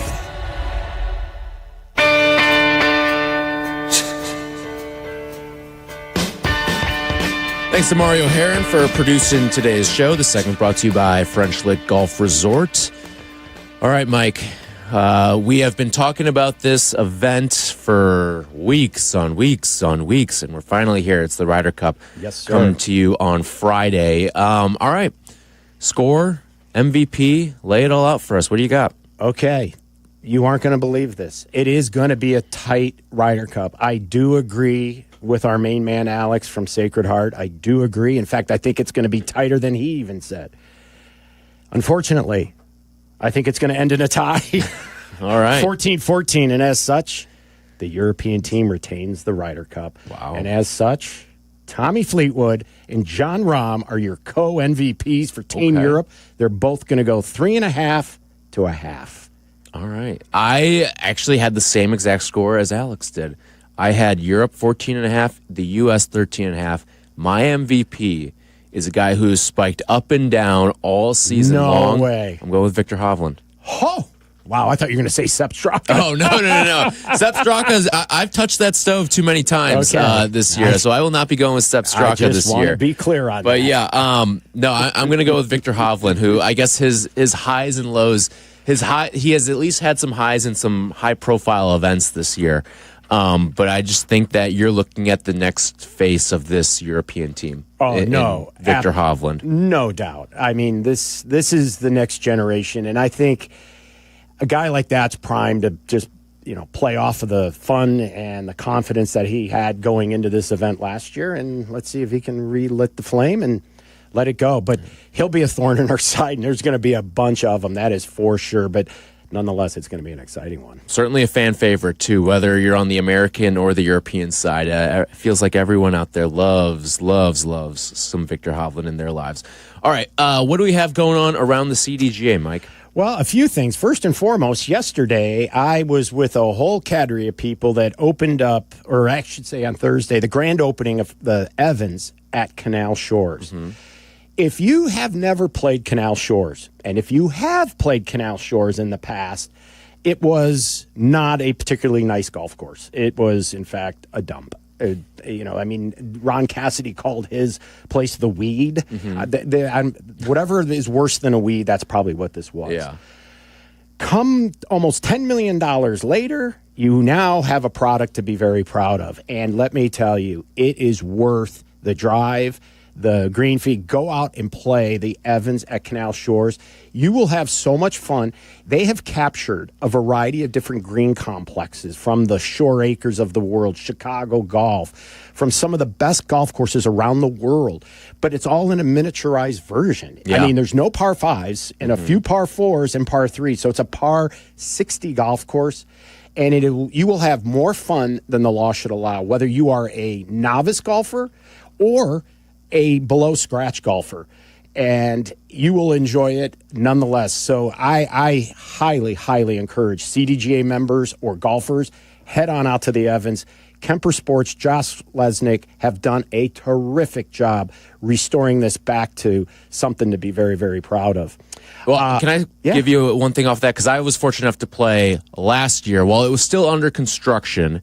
So I didn't get to play the whole course. I want to say it was like holes 12 through like 16 or 17 were still being worked on at the time. But it is certainly unique. I mean, there's the one hole where it's just a long putt. Yep. Yeah. And it's a putting hole. It's a unique challenge. And I know there's a lot of people that live in the city that, oh boy, it's a pain to get out to the suburbs. Maybe you don't have a car or something like that. But this is one where bring your clubs on the train. Yep. Take the L, and it'll drop you off the purple line at Central, right there. Right there. And it drops you right there on the course. Right on the course. You are literally, when you land... Your first tee shot is going right there. towards the boarding area. Exactly. So it is worth, and I'm just so proud of that golf course, because that was the second golf course I ever played as a little boy. I think I was about 8 or 9 years old when my aunt and uncle lived over on Central Avenue. So good stuff there. Another little occurrence happened. I had a source, a very good source, that said to me that the President's Cup next year, get a load of this. If they're considering number 5 on course number 3. So for those who understand course number 3 at Medina, there is speculation that they may use that as the first hole. And there's a reason behind this. And people are like, well, that means number 4 and 3 would be 18 and 17. And those holes are kind of, ordinary, right? Mm-hmm. Well, they are. But remember, in this format, many of the matches never get to those holes. So as such, it looks like they're having discussions about showcasing the new golf holes that are on course 3 in a way that the matches all get a chance to go through these new holes. So it'll be interesting to see what Joey Chitwood and the PGA Tour and the Medina membership come up with, because, as a member, then you're going to be thinking, okay, I bring my guests out, and they're like, well, was this the first hole? No, well, we're going to play the first hole in about 5 holes. But this was actually the 17th hole, or the 16th hole. So, that's going on. Also announced this week was the TGL is going to return, and it's going to return on ABC TV on December 28th. And they're going to have the match that was the championship last year to start things off. So for those of you who are going to start itching for your golf, once this Ryder Cup is over, you only have to wait to December 28th before we get golf underway. However, in other news, the first event of 2026 is not going to be at Kapalua because of the issues that they're having with water and the Pineapple Growing Association. I guess that's what you have over in Hawaii, Honolulu, and Hawaiian politics of sort. But long story short, Kapalua has yet to see any sort of irrigation water on the golf course since August 29th. I saw video and pictures this past week, and it's sad. It's just so sad. So now the question is, where did they go? Because this was a signature event. So if you're Century and you're getting a lot of primetime TV out of this from the beautiful island of Kapalua, like, where does this all of a sudden go? So the logistics have got to be monumental, because Hawaii as a whole is 80 to 90% booked all the time. So they have the rooms. They just now have to figure out where they're going to go. But stay tuned on that, folks. But already 2026 is not starting off in the world of golf the way the PGA Tour wants to. And then lastly, I just have to say congratulations to not only the CDGA staff and team for putting together what I would consider a wonderful week of championships. We had 4 social championships this week, Monday through Friday.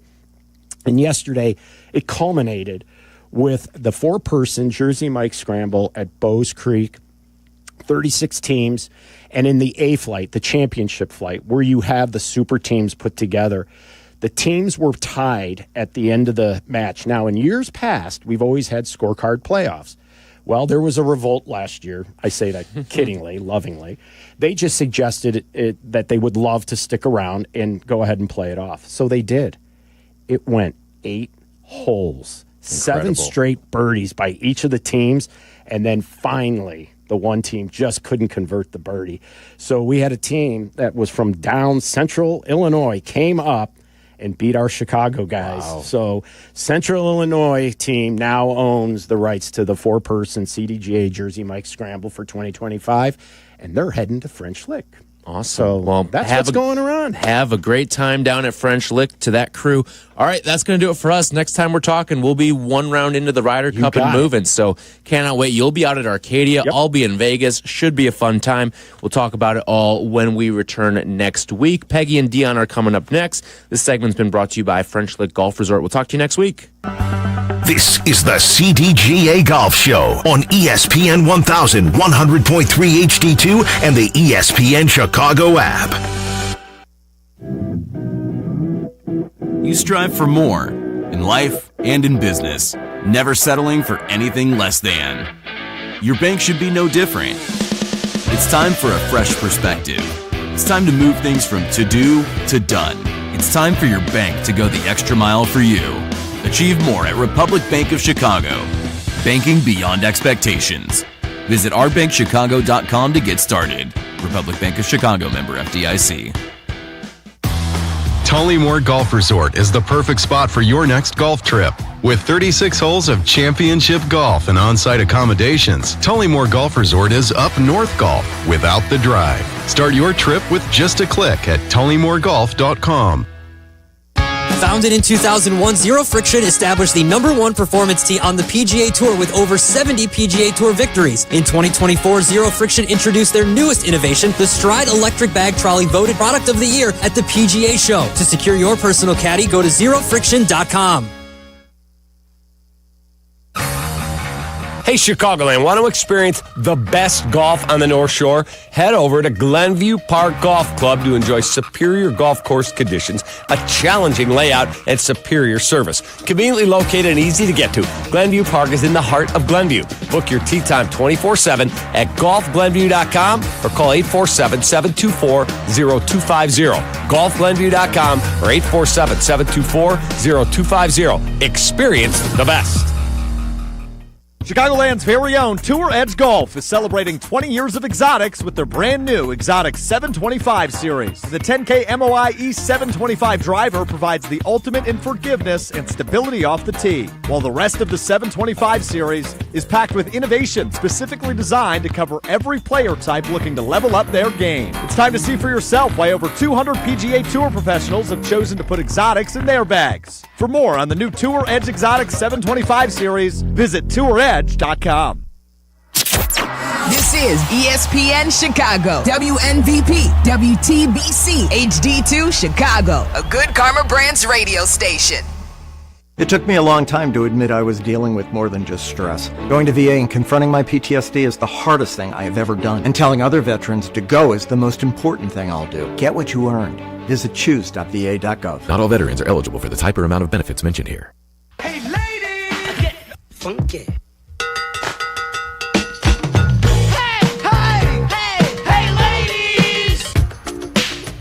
Dionne. Yes. I just want you to know that you are looking at a cowboy for life. You? Yes. Last night I received the Cowboy for Life award from my grammar school. That was what it was called? Yes. The Cowboy for Life? Cowboy for Life. That is quite... Yeah. And the timing is impeccable. Isn't that funny? That is very I funny. didn't even think of that. I did not even think of that. But, that's funny. Yes. Thank you to my grammar school, Immaculate Conception Grammar School on the Northwest Side. They've been around since 1910. Wow. And we grew up in the house directly across the street from the school. No kidding. Yeah, our house on Odell faced the parking lot and the old convent when the nuns, the sisters, lived almost attached to the school. And so we grew up there. We grew up playing fast pitch. My brothers told me some funny stories last night. But real quick, though, Immaculate Conception honored me last night. They were very kind in giving me this Cowboy for Life award. Saw Adam Johns there. Yes. And we had so much fun with my brothers and my sister. I love that they all came. And cool. half of them came. Okay, okay. But it was still a full table, Yeah. even with half. And, but it was really like it just kind of took me back to talking to people there, how great the neighborhoods are in Chicago. Mm-hmm. And that, people who didn't grow up here like yourself, when you find a neighborhood that you feel comfortable and welcome, and the neighbors and the families are all great, it takes me back to my childhood. And to see that the Northwest Side neighborhood nestled between Norwood Park and Edison Park, that where I grew up is still like it was when I was growing up and thriving, thanks to the support of all the parents. It was really, really cool. But my brothers told me some very funny stories. And we would play fast pitch up against the wall of the convent. Do you know what fast pitch is? So I'm not sure. You would spray paint a box. Okay. And it was basically... It was basically the plate, but it was like balls and strikes, right? Okay. So when you don't have enough people to play baseball, all you need is someone pitching, someone Right. batting, and then someone to retrieve the balls in the outfield. And so what I did not realize is all those days that we played fast pitch growing up across the street from IC, the nuns would come to our house and knock on the door and basically tattle. Oh, my word. To my mom that we broke another window. Oh, now, we did break a lot of windows. Yeah. We broke a lot of windows at the old convent. But we didn't break all of them.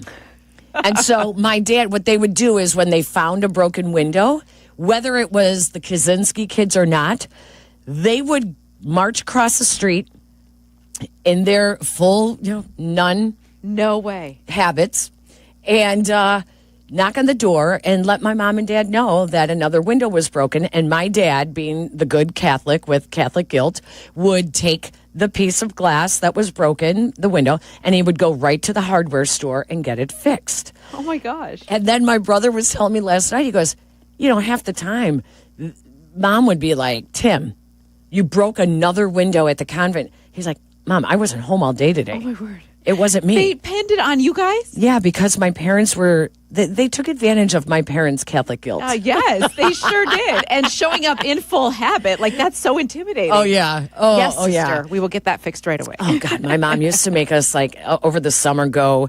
across the street, when we were probably 9, 10 years old, 11 years old, go across the street and see if the sisters need any help. That was her way of keeping us busy, was go help out the nuns across the street. Well, let me tell you something. My dad also worked as a janitor where he cleaned churches. There was nothing that freaked me out more than cleaning the churches and being in a big empty church by yourself, and you're walking around. Some people are like, oh, it's so comforting. I love it. Hell no. Hell no. I don't know if I'd be saying hell no. It freaked me out. I hated it. Yeah. And there's still a church to this day that I can picture. It was it was called the Glenview something, and it was on a big corner that my dad cleaned, and I could not stand going to that church to help him. But when we had to go to the convent and help the nuns, no, it was just so uncomfortable. Mm-hmm. Yeah. So, but it brought a lot of memories last night. It was a lot of fun. That is awesome. You deserve it. I wish I could have been there. I had an event as well. I was I was in Elmwood Park last night. Oh, great. Did you see Skip Saviano? Yes. Yes, I sure did. The mayor of Elmwood Park? I sure did. Yeah, he was at our event. Would you be kind? He was at our event at Elm Crest Banquets. Wait a second. Did you say be kind to Hoodie when he imitates him? I didn't know he did that. all the time. Oh, sorry. I wasn't paying attention. Well, I'm sorry. See, Mario, how this works? Every now and then. Maybe I'm just more awake for our show. I don't know. Dionne will correct me like I'm one of her children. Lovingly. It is lovingly. You keep me in line. So I was at the Aging Care Connection Sports Ball. Now, I have done this event for 9 years now. Yeah. I love these people. Their whole mission is to help the aging in our community have great quality of life, whether they have family around or not. I love this cause. I love the people. I see the same people every year. It is so much fun. Last night, I interviewed Jerry King Kong Korab, who played for the Blackhawks for like 2 seasons, and then he had an awesome career. Korab. Yeah. I interviewed him. Yeah, Jerry Korab. Jerry Korab. Yeah, him. His son was there. His wife was there. Lovely people. Like, it was an awesome night. It was super fun. I love that organization. I think it's That's awesome. cool. So I do it every year. Next year will be their 25th anniversary, and I plan to be there for that, my 10th year in a row. It was amazing when I got up there. I said, when I started this, making it an annual thing, my kids were 5 and 2. And they're now 14 and 11. So they've like literally grown up with me doing this event. But it was super fun, and it was a great cause to raise a lot of money for. So I had a blast there. It was a good night. Can I tell you something that happened last Sunday when I was here at work with Yurko? In the middle of the game, I got a text from home. Okay. And in the middle of the game. All you moms who work can totally relate when your kids text you while you're working, right? Uh-huh. Oh, yes. Mom, a chipmunk is in the house. What? I was like, what? A chipmunk is in the house and the dog is chasing it around the kitchen. Oh, my gosh. And, oh, by the way, this thing has been in the house for a few days because there are droppings all over the kitchen. Which child texted you this? Stella. Oh, my word. My daughter. Oh, my word. And was I'm she sure standing on a chair screaming at the time? I was just going to say, she was standing on a chair. So I said, where is it now? And she said, I think it ran under the door into the basement. I'm like, oh, no. Call your father. Where's your father? At the golf course. Of course. I'm like, okay, we have to get rid of that thing now. So here I am during that game last week. Thank you, Detroit Lions, for making the game so out of reach that I had the time to call the exterminator. Oh, my gosh. And to get them to the house. The earliest they could come is Tuesday. But Tuesday? Yeah. So my daughter's like, Mom, this thing has been in the house for a couple of days. There's droppings all over the kitchen by the dog's food. There's droppings by the garbage. There's droppings by, I have one of those 3-tier stands for vegetables and fruit. She goes, there's droppings over there. I'm like, oh, no. I said, but wait a second. There's no way I missed that because every morning when I'm getting my coffee, I'll sweep, I load the dishwasher, I do all the little things, at 5 o'clock in the morning. I would have seen those droppings during that time, right? So, looking back, I will say this: my husband was in London for the past 10 days. Yes, and I want to say maybe Thursday-ish, I went to take the garbage out, and we have a connected garage to our house, and a chipmunk ran across the garage, and the door was closed, and it startled me, and I screamed, and I slammed the door. Right. And then I was like, okay, it's just a chipmunk. Reach your hand in. Make sure you get the garage door opener. Yes. And put the door up so that it runs out. And then I took the garbage out. So that's what I did. That little you-know-what did not run towards the light. He ran towards the house and the entrance to the house. Oh, my God. Now, I thought he went under the cabinets. I think he could have gotten in then. That day on Thursday night. So let me rewind a little bit because all I can visualize is teeny tiny Yao Ming running after this chipmunk. But you would think that the dog would have smelled the chipmunk, right, and lost his mind over the last couple of days, barking into the corners and stuff, right? And he wasn't. But every now and then, when I was sitting watching TV at night, I would hear and I was like, "What was that?" And I'd turn and look, and I'm like, oh, I bet a stack of papers must have fallen off my desk. Ignore it. Yeah. Friday night, I'm like, oh, maybe a box just fell in the dining room. So there were some noises that I was hearing when it was quiet and I was only by myself and it was at night. So I do think. But my husband went to the hardware store, got some traps, and I'm sorry for all you people out there. We got Alvin. Yeah. Or whatever. And he put them in the basement, and my daughter put, those draft catchers. The guards. She had draft guards under every door of the house because she's like, I don't want those things in my room. Correct. So I go, it's just one, don't worry about it. So by the time I got home, I sent my husband downstairs. I said, go check the traps that you set. And he comes up with one hanging from and he took it outside. I'm like, okay. I'm like, all right, Stella, we're good. This is it. She's like, well, you don't know it was only one. And I'm like, Stella. Well, it better have only been one. Yeah. 3 hours later, before I go to bed, my husband goes downstairs. He goes, look what I got. Another one. Oh, my gosh. Yeah. So we haven't gotten any since then. Did the exterminator come anyway to and they check? set traps all around the house. We caught 5 total. Yeah. Those little, Are they living in your house? Is there a separate room for them? Yes. The Alvin and the Chipmunks. That's right. Have set up shop inside one of your walls. What's that song that they used to sing? What is the Alvin and the Alvin, Simon, Theodore. Yes, exactly. I don't remember the rest of it. Yeah, well, that's pretty much what it's been like in our house. Yes. Peggy, that's outrageous. I know. And my mother-in-law had a squirrel get in her house, and her husband was like, I gotta go. I have an appointment. I can't get this squirrel out.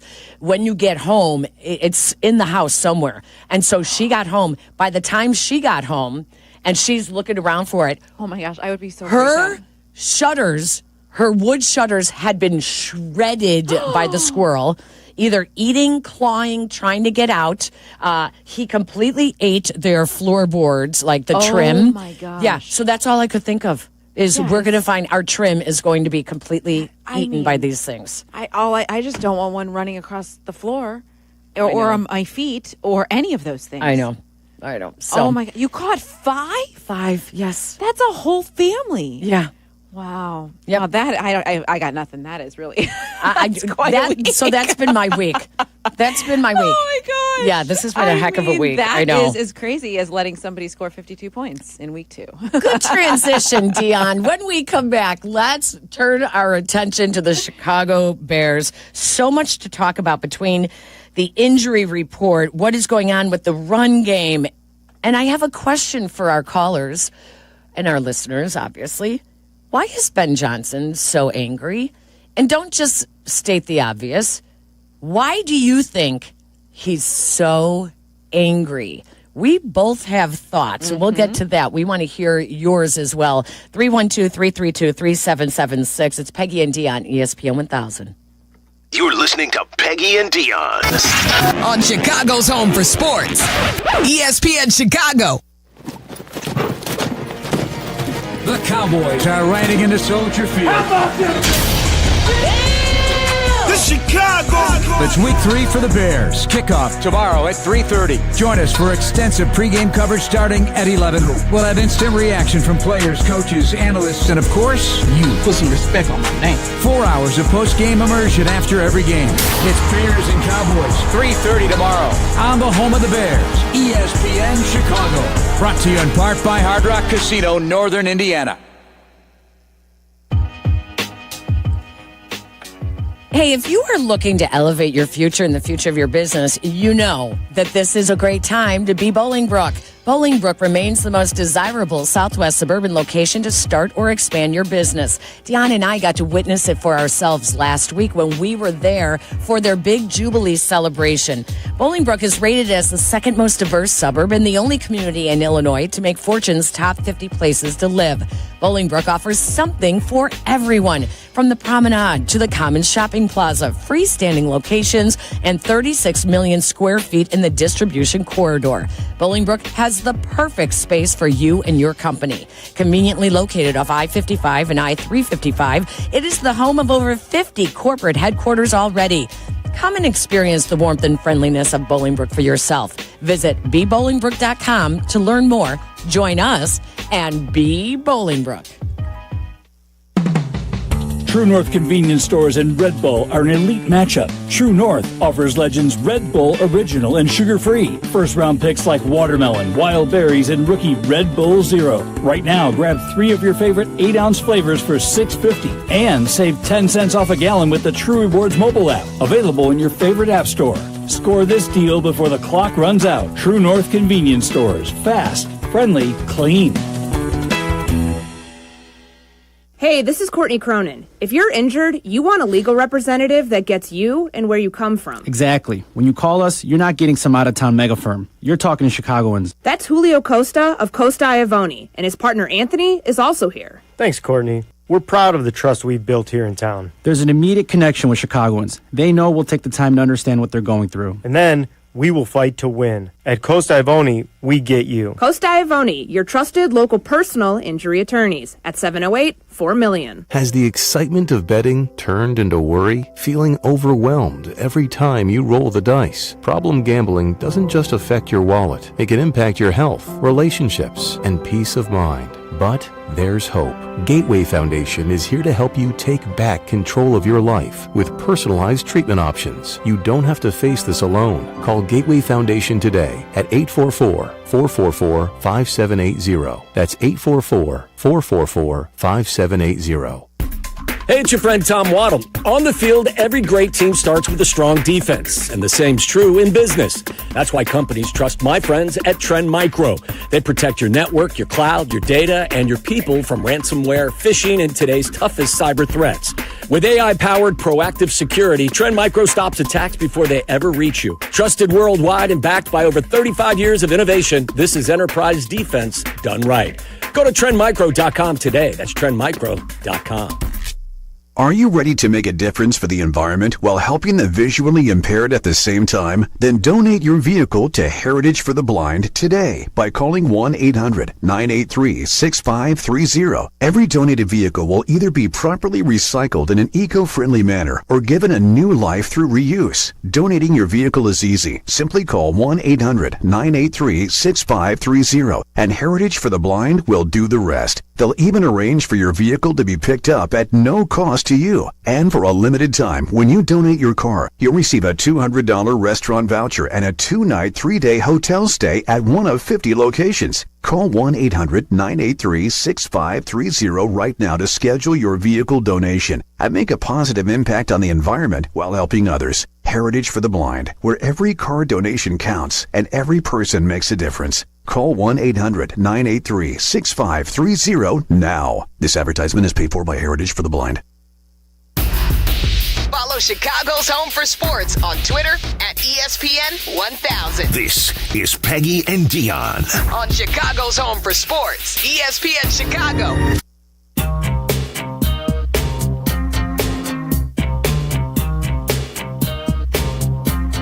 Welcome back to Peggy and Dionne here on ESPN Chicago. Peggy and Dionne brought to you each and every week by Advantage Acura of Naperville, and we thank them for always sponsoring the fun as we get set for Week 3 in the NFL and hopefully better performance from the Bears. That's what we're looking for. Severely shorthanded on defense. Five players have already been ruled out. Karan Amagaji among them. The rest are on defense.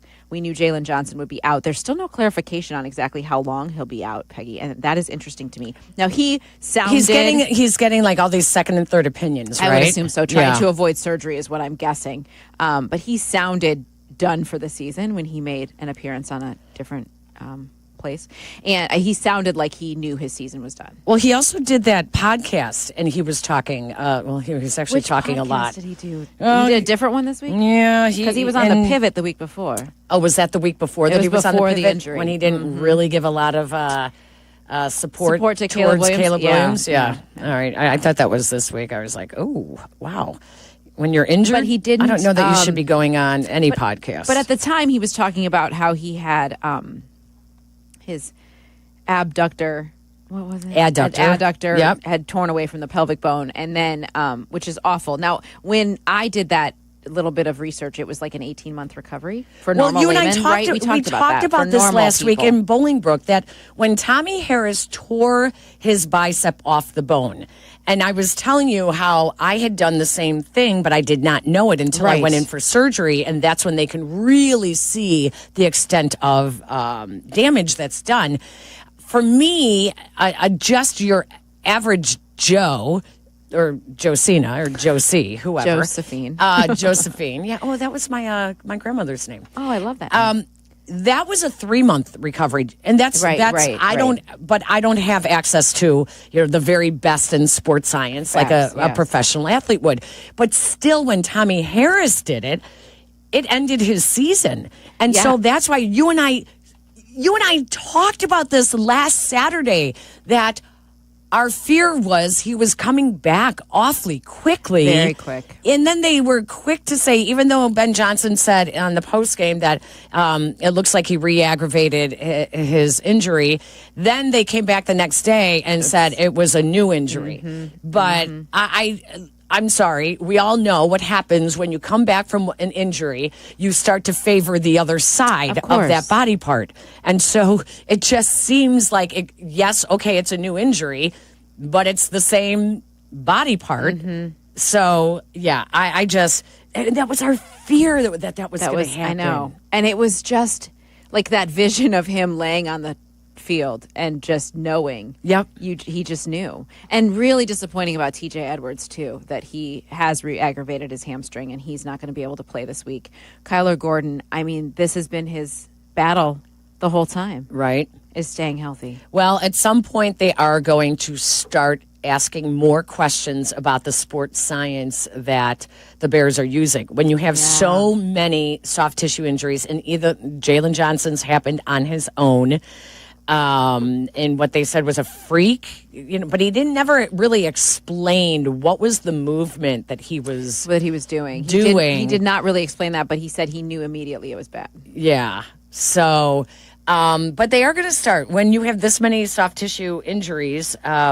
It's fair to start questioning, and I think I'm correct in stating that they, along with Ben Johnson, they have a new sports science staff. So they have a new trainer. I don't know. Yeah, I'm not gonna point fingers, but listen, when this stuff starts continuing like this, it's like, oh Lord, come on. I know. Like, what is going on? It's weird. It feels like that just watching the injuries pile up this early in the season. Yeah. It just, I don't know. And there's so much about these last 2 losses that have felt so familiar that is what is so draining, I feel like. And maybe that's just for the fan base and the media who are there all the time. And maybe with Ben Johnson, he's thinking, okay, we're 0-2. But gosh, I mean, I asked him about that. I said, there's such a familiarity in your locker room for a lot of these guys that went through 10 straight losses last year. How can they not feel, gosh, here we go again. Like, how can they not feel that? Well, there's a big question mark on the leadership of this team when the response last week was so awful to the Lions coming out with so much revenge in mind. How could the Bears not be ready for that? Did they not know? Did they underestimate that the Lions would be as physical as they actually were? I mean, they came out popping. Didn't we say that our number one Saturday scary was the fact that the Lions were 0-1? Like, had they won their first game and they got embarrassed, and everybody said, oh, they're not the same because they don't have Ben Johnson. Like, it was this flex where they were wanting to show that they can still be that kind of offense. So here's my question: if the Lions could have such a bulletin board material mentality going into that Bears game, out to prove that they are better than the coach that they had. Right. Can't the Bears use some bulletin board mentality to prove that they were not the problem and it was Matt Eberflus? I mean, you're going to be looking across the field at Matt Eberflus. Use the same motivation that the Detroit Lions did about Ben Johnson, out to prove that it wasn't all Ben Johnson. So get out to prove, because people are now starting to point fingers into that locker room going, maybe it wasn't Jess Eberflus and Shane Waldron. I'm pretty sure it Maybe wasn't this roster has some issues. Peggy, when the head coach says our practice habits are not of championship caliber level, maybe you don't have championship caliber players. And exactly. Yeah. That could be the problem. Yeah, exactly. And, there's something. We're going to play some of the Matt Eberflus sound coming up from Dallas, but on the left you have Matt Eberflus. On the right you have Caleb Williams. Mm-hmm. In the middle you have Ryan Poles. And while Matt Eberflus absolutely proved himself not to be a head coach last year, and Caleb Williams, amongst many reports that we have heard, not just from the latest report about from some coaches and scouts talking about Caleb kind of calling it a day early last season amidst all the losing. But in the middle, you have Ryan Poles, who had to recognize and navigate. He hired, he fired, he drafted, he did not draft. Mm-hmm. So in the middle, there is a responsibility for both the men on the right and on the left. Yes. And so how do we expect this to change? I don't want to give away my answer to your question, but I think some of what we just described is part of why Ben Johnson is frustrated. Or no, I'm not going to put words in his mouth. He has not said he is frustrated. He appears to be frustrated. Yeah. It occurs to me that he's dealing with some frustration. There is definitely anger. And we want to take your phone calls on, answer this for us. Why is Ben Johnson so angry? Or maybe ornery? That's good, I think. Ornery. Yeah, it's just the way he started his press conference yesterday was I loved it, though. I three-word answers. I loved it. I did. I like seeing that. But before we do that, let's take Lewis and Lyle because he wanted to add to my chipmunk dilemma. Oh, no. Hi, Lewis. How are you? Hey, good morning, Peggy. Good morning, Dionne. Good morning. First, before I get into that, I can probably tell you that Ben Johnson's angry that he didn't realize just how toxic our locker room is and how bad Poles was at drafting. Personally, I think that he should go the Les Snead route, where he just gives Ben Johnson the reins for talent to make talent or roster decisions.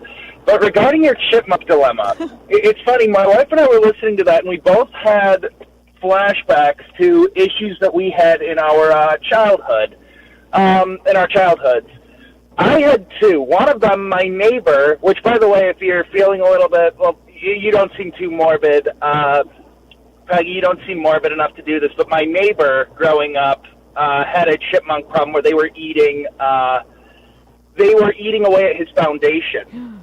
So he set up his own personal traps where he filled up a bucket of water. Oh, our foundation, it's unbelievable. Ram. Yeah, we've done that. We've done the bucket of water with the traps. Well, yeah, but our neighbor was his neighbor was a taxidermist who skinned them and made them into little coasters, which is kind of morbid. But my horrible. But my dad also, well, it was kind of funny because they put little quote-unquote fun facts on them, which included little tidbits like their tails are giant middle fingers to the humans that they run away from. Okay. Lewis, you're drinking too much of your wine. Move on. Wait, guys. We had a squirrel problem as well. This one you'll appreciate because it's almost impressive. My dad had a bird feeder hanging on his front porch that a squirrel kept getting to. So he'd move it further and further and further away from the house. It just kept getting there. So he ran a copper wire above about a 20-foot tree branch that hung up, so the feeder would hang about 10 feet down from the branch. We figured three things would happen. Three options would happen. One, squirrel jumps from the tree trunk, misses, gets hurt, doesn't come back again. Lands on the fence, gets hurt, doesn't come back again.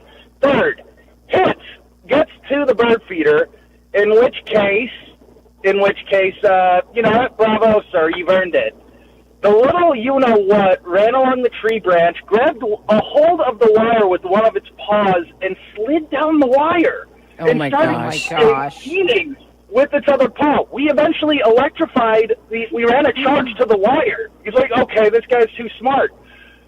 To chew through the wire. Yeah. Wow. But Manone, also has a little issue with vermin. Go ahead, Manon. All right, mine's really quick. We had a raccoon in our attic, and it got big. And I didn't realize how big this thing got until I was mentioning to my dad that we have a hole in, like, the roof, and we really need to fix this. And he's like, okay, but, like, maybe it's not a big deal. So I'm watching TV at, like, 2 in the morning, because this might have been my childhood, but it was, like, college childhood, so not really. And I hear this, like, thud sound. And I'm like, what could be that sound? I looked next to me, outside by our porch. There's what looks like a panda bear. Oh my gosh. Oh my God. I took a photo and my dad's like, okay, we got to take care of that right now. Like a panda bear. Oh my gosh, he got that big. Wow. Wow. That is crazy. Lewis, thank you so much. You guys for we calling. appreciate you guys calling in. We're late to take a break here, but that's funny that she brought up the raccoon because you have also had raccoon issues I've had with the so garbage. many raccoon issues. I mean, they're huge, massive. They grow. They look like small animals. But Lewis, anyways, thank you. We appreciate you guys very much. Thanks, you guys. Enjoy the wine. All right, thanks, guys. We need to take a break. When we come back, we'll open up the phone lines 312-332-3776. Why is Ben mad? And not the obvious, but really give us an idea of what it is that has him so ornery. We'll be right back. You're listening to Peggy and Dionne on Chicago's home for sports. This is ESPN Chicago. Hey, it's Rich Eisen. You can now listen to The Rich Eisen Show right here on the home of the Chicago Bears. The Rich Eisen Show, weekdays noon to 2. ESPN Chicago.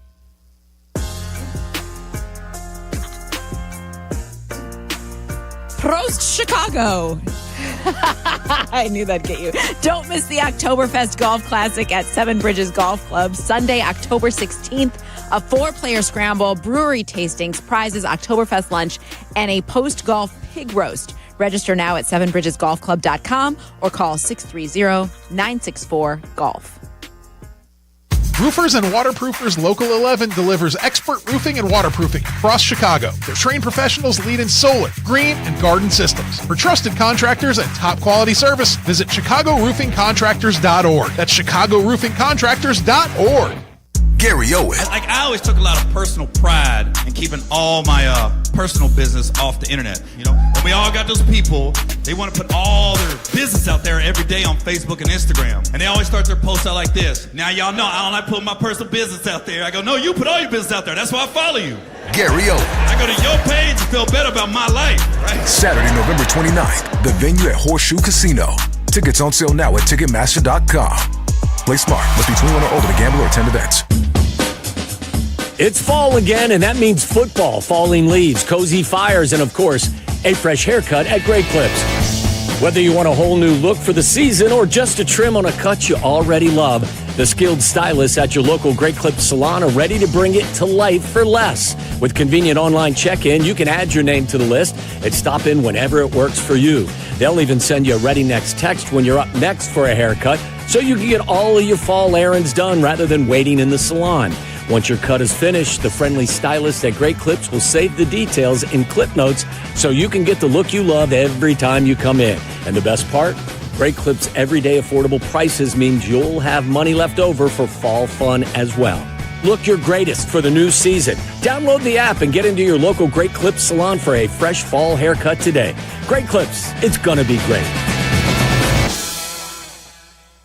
Don't wait to start building your future.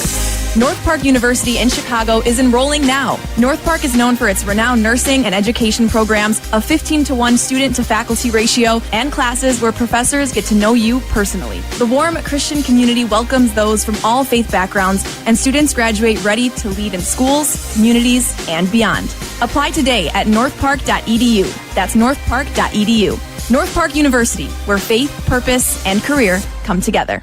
Get the last roof you'll ever need with steel roofing from Menards. Subplots. Steel roofing is durable, offering your home the best protection against wind, hail, and fire. Choose from 29 stylish colors to enhance the appearance of your home. Available in cut to your length panels that cover a large area quickly for fast installation. Plus, check out our weekly flyer on Menards.com for more great deals happening now.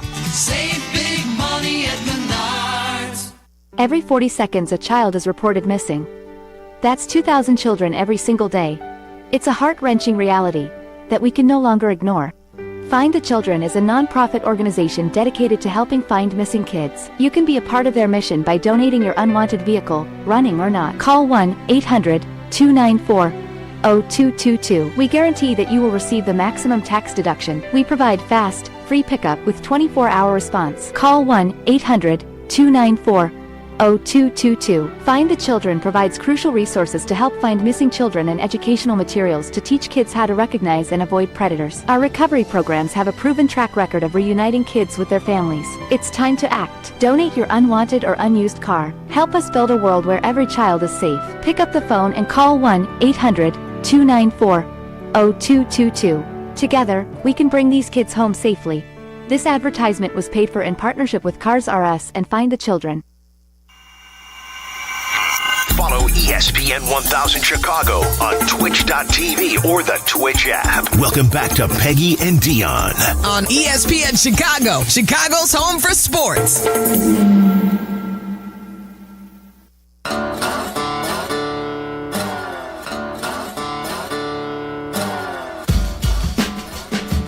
All right, Peggy, can I tell you something unrelated to anything that brought me so much joy this week? Of course, this is Peggy and Dionne. Of course. We are the unrelated show. Nothing is connected from one segment to the next. Sorry, Mario. You're just along for the ride. My pantry got installed this week. And I have not had a pantry. You said pantry. Pantry. Yes. Pantry, yes. In my kitchen was installed by my friend, Darren Kaufman, who is from Midwest Cabinetry. I found him on Kaufman. Amish name? You betcha. I found him. And you pulled out a you betcha. You betcha. I found him on Instagram, if you would believe. I found him on Instagram. He was, I don't remember. He commented something about, because he's a big Cubs fan, and he commented something about the Cubs, and I was looking for someone to build me a pantry. Midwest Cabinet Connection. I was finding, and then when I started doing a little bit more research, I realized that he was a former Amishman. Yeah. Like he specifically Kaufman. left the Amish. Him and his wife. They are a lovely couple, and he did an amazing job. It is. Are you excited? Brings me, I literally hugged it, Peg. I'm so excited. My favorite things are he built pocket doors so I could pull out my coffee station. Now it's off the counter. Yep. And he built me a charging drawer. Yep. So I open the drawer and I can charge all my stuff and nothing's on the counter. Boy, do you know that's how fabulous. tiny that's? I know. I could skip around. Now I haven't put anything in there because I really want to be intentional about how I organize it. So that, but we've been stepping over boxes with pantry stuff since May. Oh, so is this that is great? It makes me so happy. That is so But awesome. I knew you would appreciate that. I found a former Amishman to do it. I knew as soon as you said Kaufman, I'm like, yep, joke. There's a Joe Kaufman that I use in Wisconsin, and let me he's tell you, Amish. he lives 3+ hours away in Southern Illinois, and he drives up to the North Shore all the time. I just saw last night when I was at that dinner, the gala for IC. I saw that there is an Amish store on Harlem Avenue on the northwest side. There is? Yes, and I believe it's a guy from the neighborhood who owns it, but he gets all of the cabinets and wood is all from the Amish. I don't know. Amish Custom Kitchens. That's it. Amish Custom Kitchens. That's it. Yeah. Wow. I was like, wow. Oh, you're right. I have seen this place. Is it on Harlem? It is. And of course, their logo is a horse and buggy. Yeah, of course. Naturally. Yeah.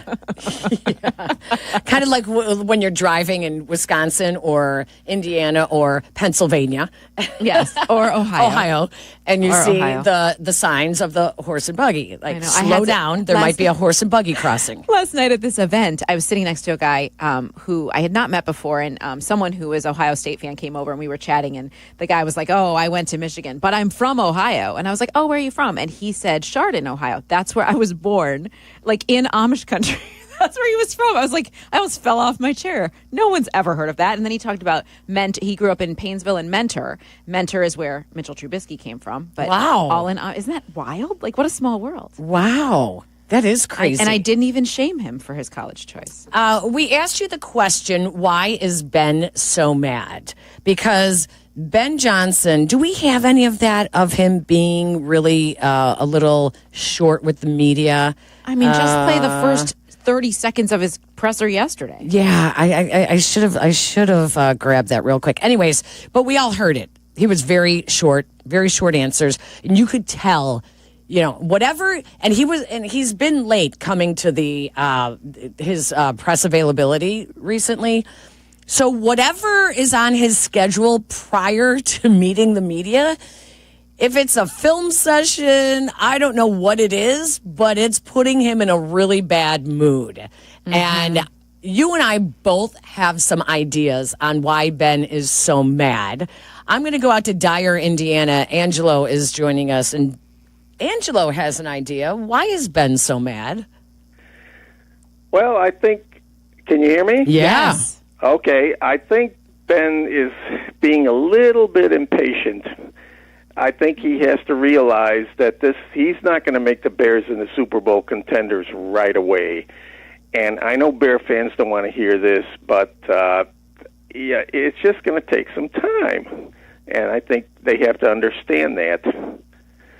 Yeah, I think that's definitely a part of it, Angelo. And thank you, by the way, for the phone call. We appreciate that. Okay. And one more thing. Yeah, go ahead, Angelo. About Peggy talking about her fast pitch thing.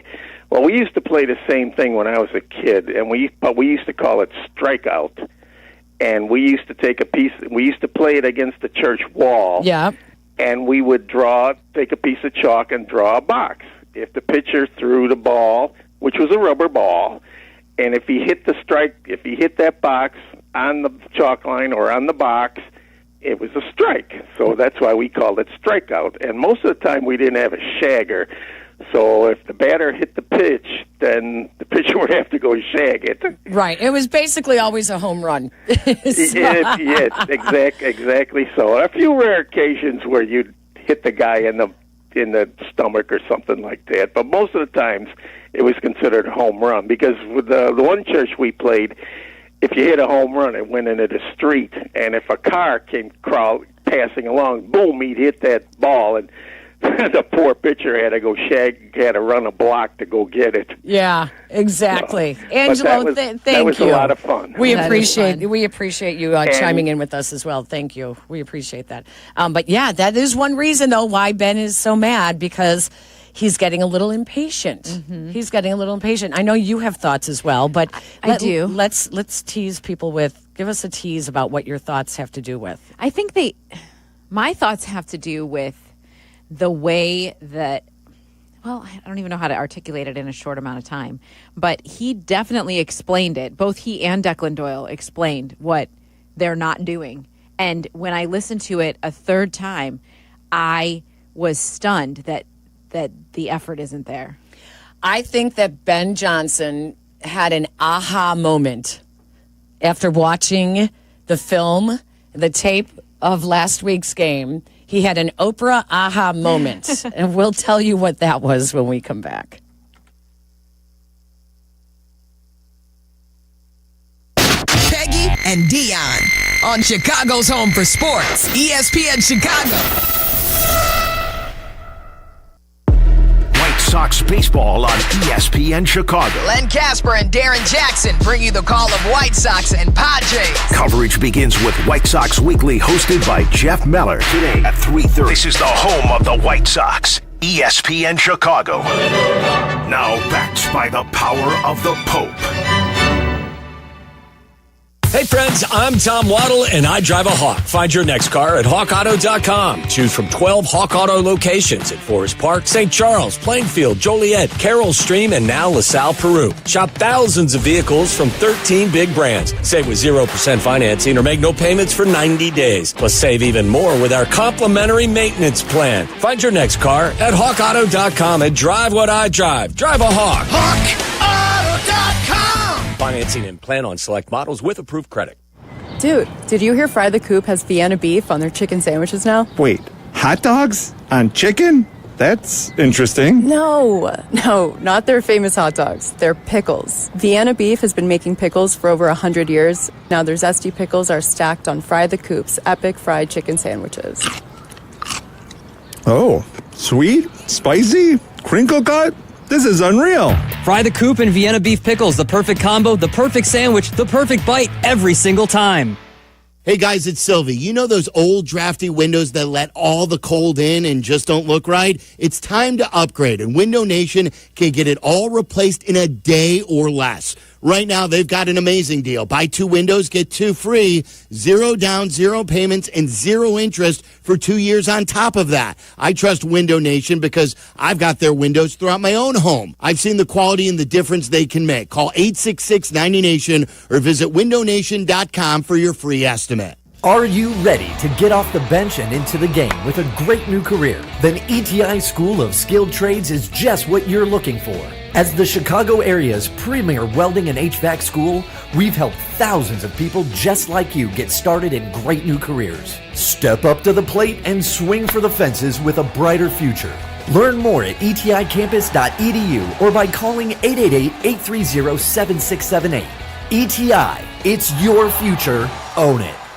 Individuals and businesses with tax problems, listen carefully. Do you feel like you're losing control of your finances? If you owe over $10,000 in back taxes or have unfiled tax returns, we can help you take back control. The IRS is the largest and most aggressive collection agency in the world, and they can seize your bank accounts, garnish your paycheck, close your business, and file criminal charges. Take control of your tax problem now by calling the experts at U.S. Tax Shield and take advantage of the Fresh Start program and new laws that may allow us to negotiate a settlement for the lowest amount possible. Our team of tax attorneys and enrolled agents can stop collections and get you protected so you can take control of your financial future. U.S. Tax Shield offers a price protection guaranteed quote to get you protected today. U.S. Tax Shield is A+ rated with the Better Business Bureau, so call now. 800-687-5192. That's 800-687-5192. U.S. Tax Shield. 800-687-5192.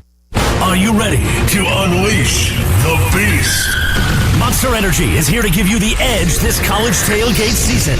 Loaded with bold flavors, our powerful blend gives you the energy you need to push you beyond your limits. Tune in all season long with Monster, the energy drink of ESPN Radio College Football Tour. Power your performance with a drink that's as hungry for victory as you are. Crack open an ice-cold Monster and dominate your competition. Monster Energy. Unleash the beast. Grab yours today. This college football moment is brought to you by Serve Pro.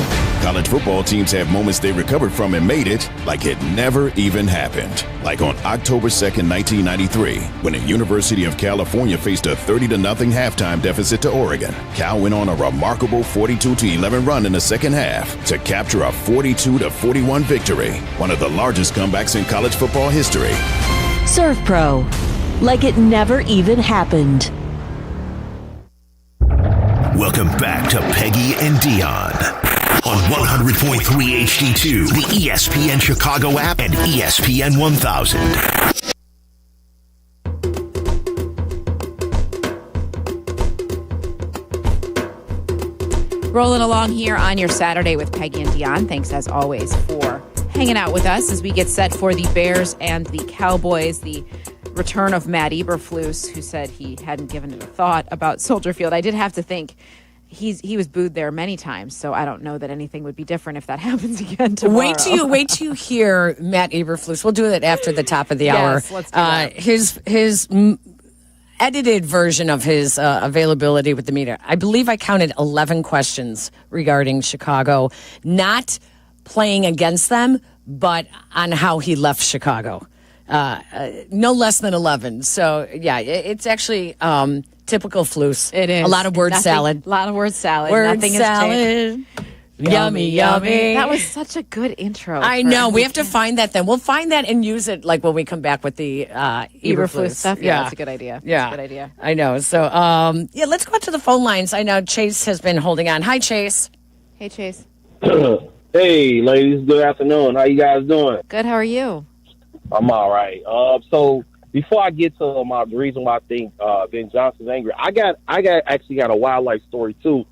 Last night, you guys know I was driving. I stay in the south suburbs, and I drove past and I saw a coyote. Oh yeah, yeah, for sure. Oh yeah, through. Especially And this I got a time of little year. scared, Yeah. so I called 911. So I got to ask you guys: was I overreacting calling 911? Do I have a reason to be scared, or was I overreacting? You were overreacting. Okay, Yeah. I'll The just make coyote sure. is not going to do anything to you unless you have a small dog the size of a squirrel. Right. Okay. I just want to make sure. Okay, but anyways, so my thing is the reason why I think that he's so annoyed right now is mainly because he's annoyed. I think he's more annoyed with the fact that he's not used to this. Like when he came in here, he was strutting around thinking, oh, this is just a piece of cake, and then he didn't realize like, oh crap. He got to understand this is a Chicago, a big market town, and, he's not used to this. He's not knowing that, hey, when you're in Chicago, we're not as tough as New York, but we can still be stern with the questions and expectations. And I guess just like Dennis Allen, you could tell when you ask him questions, he say, oh, are you asking that again? It's like, yeah, I mean, you're going to get these questions. So they're not used to the pressure, and I think it's starting to rear its head. But my thing is that as Ben Johnson, if I would advise him, he needs to really be careful, though, because the reason why I say that is because, when you're a coach, you got to remember, he hasn't done anything. Yes, as a play caller, he's been successful, but as a head coach, he has done nothing. And when you start tiptoeing around players and putting out there to the media about guys and everything, throwing your players under the bus, you could quickly lose a locker room real quick and can rub players the wrong way because we got to remember, this ain't Bill Belichick. This ain't, Andy Reid. He just started. He hasn't won anything. He hasn't won a Super Bowl. So he needs to understand he's a rookie coach too. He needs to feel his way in. So it's okay to be tough. It's okay to hold guys accountable. Like guys aren't doing their job. If a guy is running outside, take him out. Chase, I got to disagree with you. I totally disagree, too. I got to disagree with you. Like, I don't think he needs to be careful. This team has not proven anything. They were awful last year. They were lucky that they survived a coaching change, and Ben Johnson was brought in to be tough on them. And he's being tough on them. I don't think he gives two you-know-whats about losing the locker room filled with guys who gave no effort. I don't think so either. He should call them out. He should do that. No other coaches have. I don't think they care. I don't know. I don't think he does not care. He's not losing the locker room at this point. I don't think he's in danger of that at all. Yeah. Well, you know what? I didn't mean necessarily about be careful, but my thing is that but I know what you guys are saying. Yeah, the guys do need to watch, be careful. These guys don't have no asset on how they dictate things because they haven't proven anything either. All I'm saying is just we got to remember he still needs to be careful as far as rubbing the media the wrong way too. What I'm saying? Because they're going to ask questions and stuff, and when you guys start getting snappy at them and and everything, you got to be careful with that. Just keep it in between. All right, Chase, appreciate your opinion. Is a member of the media that sits there every Let me day. Tell you, rub me the wrong way. I'm fine with it. Like it's fine. Don't worry about it. The media is not going to be like, oh, he's saying that. No. It's fine. He does not have to be careful. That's the media's job to ask the questions, and he answers it however he sees fit, and that is fine. I don't think the media is all sitting there going, oh, he's been. I don't even think people are rolling their eyes when Dennis Allen is short with them. No, not at all. But again, we're waiting to see how the team responds. It doesn't matter what the media thinks. It matters how the team responds to what he's saying. And if the coach said they had a good week of practice and he got good work done, then show up on Sunday. That's the media is not. We're not worried about feelings. We're just not. Did you get the response you had hoped for from the players after making the comments about their practice habits? We had a good week. What impressed you about it? Or what? We went back to work. Do you think Courtney went home and was like, why did he talk to me that way? What a Richard. Oh, my God. No. I mean, no. It's like, all right. No. All right, fine. So you don't want to. Listen, you know who was like that?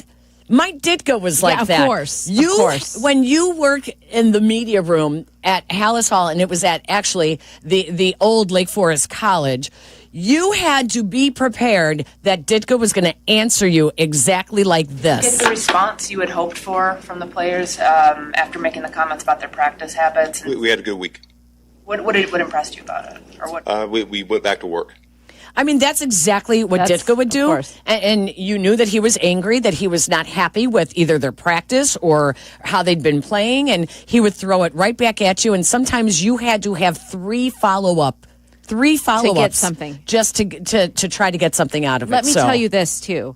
Ben Johnson, in 2022, when he started as the offensive coordinator of the Lions, 29-0, they got shut out by Bailey Zappi and the New England Patriots. You don't think he's had to answer tough questions before? Yeah. They were 1-6 that year to start. Like, he knows that this is not acceptable. But also, he is trying to change a culture. You have to do it different. Yep. He can't sit up there and be like, well, it's okay, because we just had a coach who did that, who gave us word salad and didn't give us, like, stern, straightforward answers, and we hated it. We hated it. The players didn't like it. Word salad from Matt Eberflus when we come back. You're listening to Peggy and Dionne on Chicago's home for sports. This is ESPN 1000. Hey guys, it's Carmen. If you're like me, you know a great haircut is more than just looking good. It's about the whole experience. That's why I head to White Buffalo Barbershop, Azazu Salon's partner. At White Buffalo, they redefine grooming excellence with top-tier barbers and a vibe that's second to none. Need to unwind? Grab a beer with your cut and catch all the big games right from your chair. White Buffalo Barbershop, born original. Now in LaGrange and Hinsdale. Book your appointment today. Visit whitebuffalobarbershop.com for more info. Update and beautify your home with Sherwin-Williams pre-finished siding from Menards. LP Smart Side siding is durable and comes ready to install. Available in 13 timeless colors, it's machine applied for a professional look and coverage. That means no painting and no hassle for years to come. Save big money on all Sherwin-Williams pre-finished siding now at Menards. Plus, view our weekly flyer for all the great deals happening now. Save big money at Menards. Every 40 seconds, a child is reported missing. That's 2,000 children every single day. It's a heart-wrenching reality that we can no longer ignore.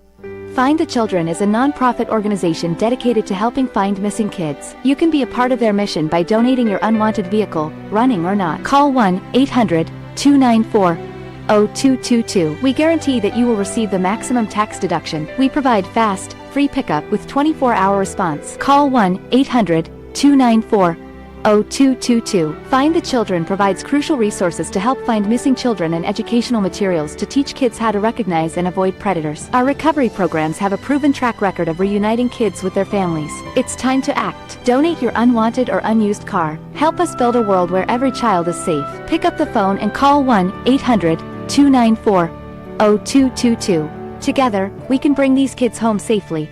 This advertisement was paid for in partnership with Cars R Us and Find the Children. This is ESPN Chicago, WNVP, WTBC, HD2 Chicago, a good Karma Brands radio station. Follow ESPN 1000 Chicago on twitch.tv or the Twitch app. Welcome back to Peggy and Dionne. On Chicago's home for sports, ESPN Chicago.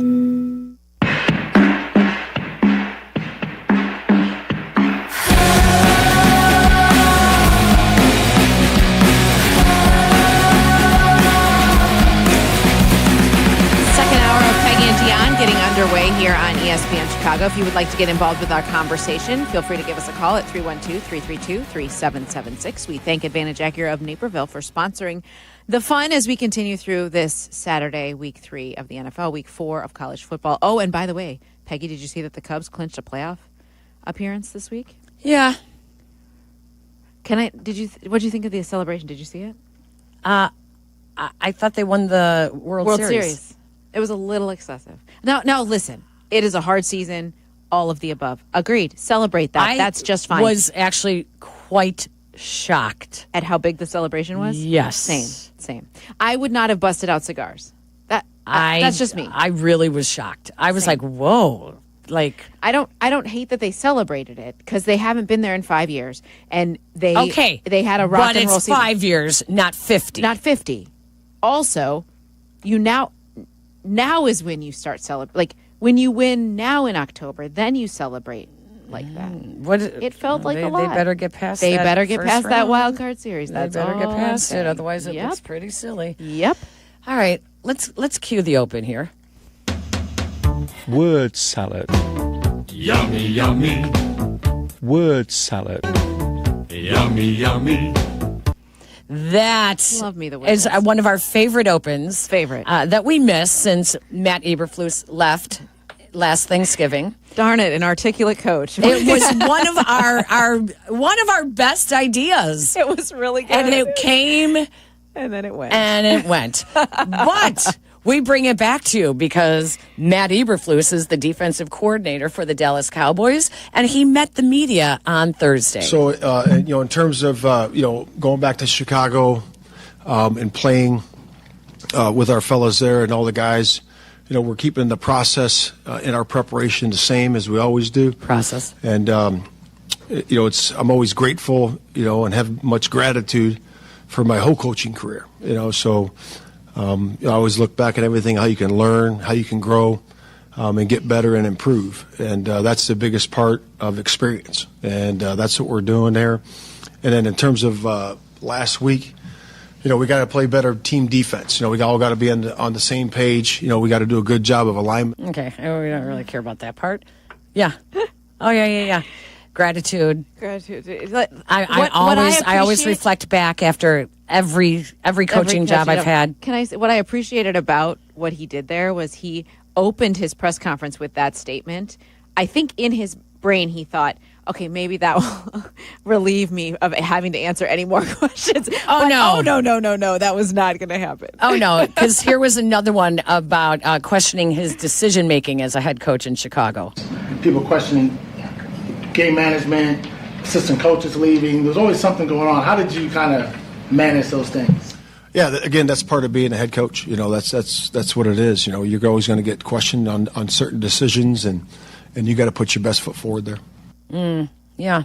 So what did you do when you were fired, Matt? What did you do? Did you get away from football? Did you go somewhere? How did you cleanse your mind? In the time off, obviously, with my girls being home there, I told the ladies it's the first time your dad had December off in 34 years of coaching. I said, so two things are going to happen. I said, we're going to get closer together and we're going to get closer to the Lord. And to me, we accomplished those two things, and it was a good time with the family. So, was there? Oh, there was another one back there where he followed up on it. Yeah, it was. And then now this is the one area that I really do like, and it's his familiarity with the Bears. Mm-hmm. Like, let's not forget, we tried to say Ben Johnson knows everything about Jared Goff. And this is like he's going to know exactly how to attack his weaknesses. No.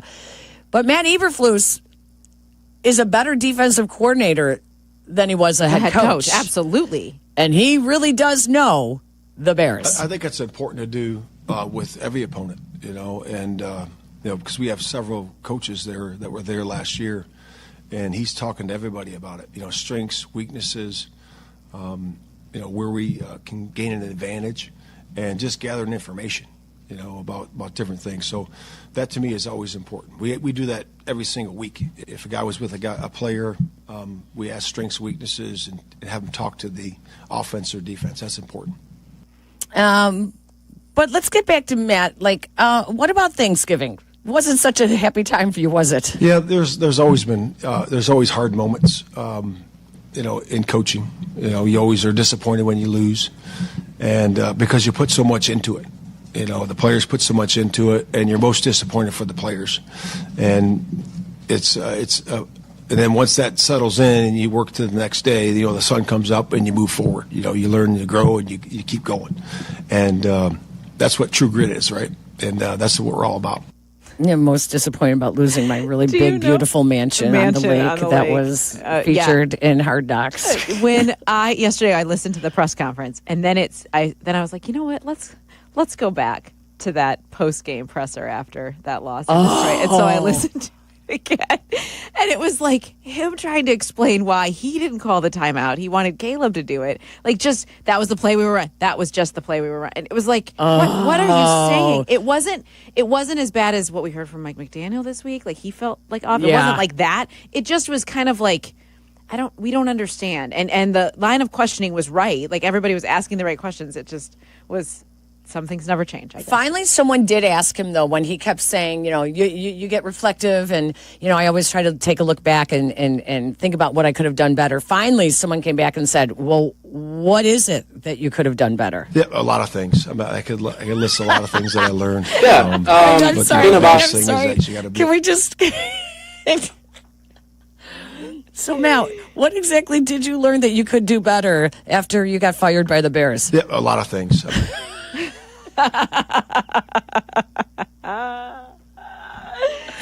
Where to start? Where to begin? Just a lot of things. Yeah, a lot of things. I could list a lot of things that I learned. But, the biggest thing is that you got to be able to communicate well and do a good job there with everybody that's working. The look on your face. Communicate well with everybody who's working. Does that mean communicate with the official to call a timeout? I mean, right. Does that mean your communications with your assistant coaches upstairs? Do we have what Caleb said about him? Yeah, we do. I think we should play that. We do. But before we get to the two of them together, this is what he was asked about on coming back to Soldier Field. What do you think the reaction is going to be Sunday? I haven't thought about it. I mean, I appreciate that that's what he said, but there's no chance he hasn't thought about it. I mean, are you kidding? He's like telling the Eberflus women, you're not coming to Chicago. I was going to say, who has thought about it? Kelly Eberflus. Like, guess what? It has been discussed. They will not be making the trip back to Chicago because they don't want to be faced with... Listen, Ben Johnson got booed last week. Yeah, for sure. So... And the Bears got booed off the field the last time they were At home. Yeah. Mm-hmm. Yeah, the fans are going to be salty. It's been a really rough start. The fans are going to be really salty. Yeah. But yeah, so thank you so much for our word salad. Word salad. Matt Eberflus. Yummy. Oh, how we have Word missed salad. you. Maggie, we should make this a ringtone. We totally should make that our ringtone. I would totally use that. Oh, my gosh. But Dionne did just kind of allude to the whole Caleb Williams and Matt Eberflus. Now, that was the biggest breakdown, was between the number one overall draft pick and the head coach. Very interesting. Let's first hear from Caleb Williams on, did he not think he was going to be asked about Matt Eberflus this week? Because he certainly sounded like he's searching for an answer. Yeah, I mean, it's the same as preparing it each week for me. You got to go out there and execute the plays that Ben calls. And then other than that, I've played a bunch of kind of ball versus that defense and kind of how he runs. So it's interesting in a way. Obviously, Matt was my coach obviously last year. So just being able to move past all of that and be able to go out there and help Chicago Bears be 1-0 this week. Oh, do you have the other one where he said? There's another bite where he talked about it. His time with Eberflus. Do we have that? Let me see. Williams on eyes on improving. It was on Wednesday. He talked about it. I don't. What did he say? Okay, because that was like yeah. On his time with Eberflus, these are the first three words you need to hear. It was great. He said, "We're at the point where word salad." Yummy. So factual. Okay, let me read this whole quote. This is from Caleb. He said, "It was great. We're at the point where we're past that. It was good being able to become a Chicago Bear. He made that decision. Obviously, everybody else was in here, and being able to make that decision, making me a Chicago Bear, Happy to be here. Our time together wasn't wasted. Obviously, we didn't win as much as we wanted to, but we're past that, and we're focused on trying to be 1-0 this week. Our time together wasn't wasted. Well, Caleb, your time with Matt Eberflus wasted my time. That was so frustrating. Yeah. Way to put a good spin on it there, I mean, Caleb. Yeah, no doubt. Eberflus was asked, you know Caleb better than anyone. Showed with the Athletic. What did you think of your time with Caleb Williams, and then what have you seen from him on the 2 games this year? Yeah, like I said, I really cherish the whole time that I was there and my whole coaching experience. And then, for Caleb, really it's just working through the process of his second year. Working through the timing and the rhythm of that offense, and you can see that going forward, game 1, game 2, game 3. And that's where it is. And he talked to, whoops, there. I got to clean that up a little bit, little front end and back end. Remember during Hard Knocks where they had these long clips of Eberflus and Caleb sitting in his office going over stuff. And Caleb was highly annoyed. And I remember saying to you, this is totally staged. You did say that. I did not think that Eberflus was actually that involved with Caleb Williams. Yeah. And I stand by that. Yeah. And Caleb looked highly annoyed sitting there for the cameras. And it was totally so that it phony could look to me. like he was coaching him and telling. Because he's coaching, Yeah. he's going to coach every aspect of the team and really, really get in there with this rookie quarterback and develop him. Yeah. And it was interesting when Eberflus was like, well, we have a lot of coaches here who were in Chicago last year. There are a lot of the quality control guys are in Dallas with him. And also Dave Borgonzi, the linebackers coach.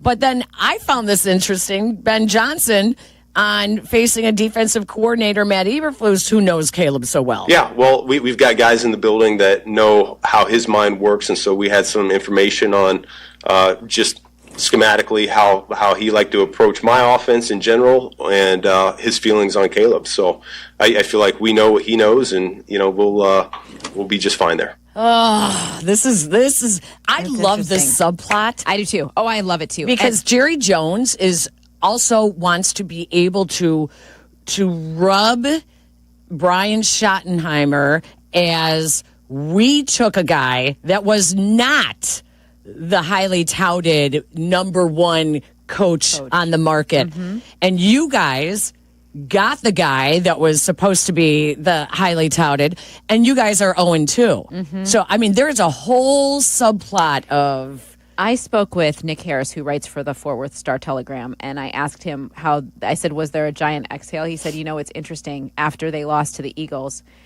people were like, okay, they played. It was competitive. There was more angst after they won that game, and most of it towards Flus. I listened to one podcast, a Dallas Cowboys podcast, and all of the attention was on Eberflus for the way that the defense gave up. They gave up 37 points, gave up 450 yards to Russell Wilson. Yeah. It was that, and the only other player that they mentioned in the time that I listened was Jack Sanborn. I was like, oh my word. Nothing has changed. Wow. It was interesting. So he's under a little bit of pressure right out of the gate. Yeah. He's under pressure in Dallas. Ben Johnson's under pressure in Chicago. Totally. 2 first-year head coaches going at it. There's just some great subplots. And by the way, 3:25 kickoff. Can you just play a football game on national TV? You have a bigger stage. That is not going to be an embarrassment like the Monday Night Football opener. I mean, yeah. I mean, you made J.J. McCarthy look amazing. Can we not can Dak Prescott not be the NFC Offensive Player of the Week next week? Can we just end that trend now, please? I don't think so. I don't think so either. I don't think so either. I think Chicago is where quarterbacks actually come to be named the opposing player of the week. Literally be the best player in the league. Why don't you? What's the kicker from Notre Dame? Why don't you just bring? Who else wants to be? Who else wants to get player of the week at the hands of the Bears? I mean, come on down. Soldier Field, Sunday afternoon. We will help you. All right, let's take a break. More Peggy and Dionne when we come back. More Peggy and Dionne coming up on Chicago's Home for Sports, ESPN Chicago. The Cowboys are riding into Soldier Field. The Chicago. It's week 3 for the Bears. Kickoff tomorrow at 3:30. Join us for extensive pregame coverage starting at 11. We'll have instant reaction from players, coaches, analysts, and of course, you. Put some respect on my name. 4 hours of post-game immersion after every game. It's Bears and Cowboys, 3:30 tomorrow on the home of the Bears, ESPN Chicago. Brought to you in part by Hard Rock Casino, Northern Indiana.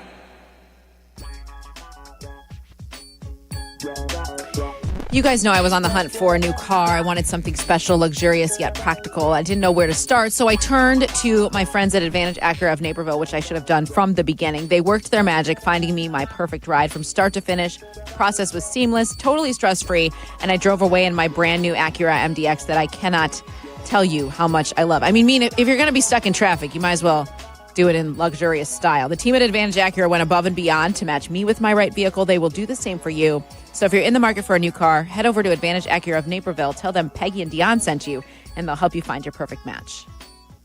Gary Owen. I always took a lot of personal pride in keeping all my personal business off the internet. You know, and we all got those people, they want to put all their business out there every day on Facebook and Instagram. And they always start their posts out like this. Now, y'all know I don't like putting my personal business out there. I go, no, you put all your business out there. That's why I follow you. Gary Owen. I go to your page to feel better about my life, right? Saturday, November 29th, the venue at Horseshoe Casino. Tickets on sale now at Ticketmaster.com. Play smart. Must be 21 or older to gamble or attend events.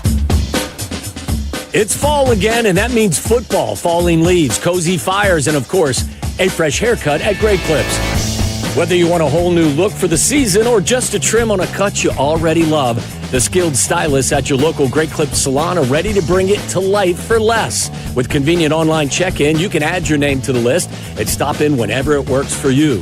They'll even send you a ready next text when you're up next for a haircut, so you can get all of your fall errands done rather than waiting in the salon. Once your cut is finished, the friendly stylists at Great Clips will save the details in clip notes so you can get the look you love every time you come in. And the best part? Great Clips' everyday affordable prices means you'll have money left over for fall fun as well. Look your greatest for the new season. Download the app and get into your local Great Clips salon for a fresh fall haircut today. Great Clips, it's gonna be great. You've heard their name around town, Costa Iavoni. And I'm talking with personal injury attorneys Julio Costa and Anthony Iavoni. You guys have built a serious rep in Chicago. What's the playbook? We grew up here. Southside baseball games in the summer. Football battles on Sundays in the fall. We know the city, and we fight hard for the people in it. Exactly. We recognize that our clients are the same people we see in the stands with us at those games. That's what being local is all about. We get you. Costa Iavoni, your local personal injury lawyers at 708-4million.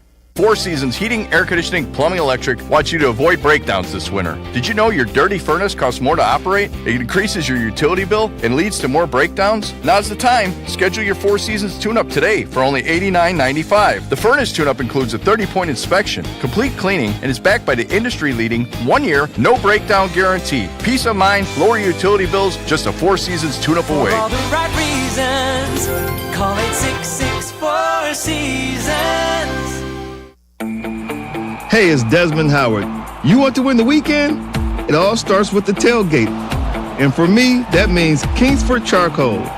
They've been bringing the flavor, the smoke, and the heat since 1920. No wonder they're still the gold standard of grilling. So fire it up, feed your crew, and let the smoke do the talking. Kingsford, the king of the tailgate. Get it today at the Home Depot. How doers get more done. Dive into the Marvel Universe on the official Marvel Podcast with the stars of the MCU. Everybody's going to be talking about whether we're casting for this character. The creators of Marvel Comics. Spider-Man is the greatest fictional character in history. And Marvel Studios' Kevin Feige. But if you want the real answer, if we're trying to get real on this podcast, giving you exclusive access to Marvel's adventures like never before. The official Marvel Podcast. New episodes every Wednesday wherever you listen to podcasts. Follow Chicago's Home for Sports on Instagram at ESPN_Chicago. Okay, we're all listening. Now back to Peggy and Dionne. This is ESPN Chicago, Chicago's Home for Sports.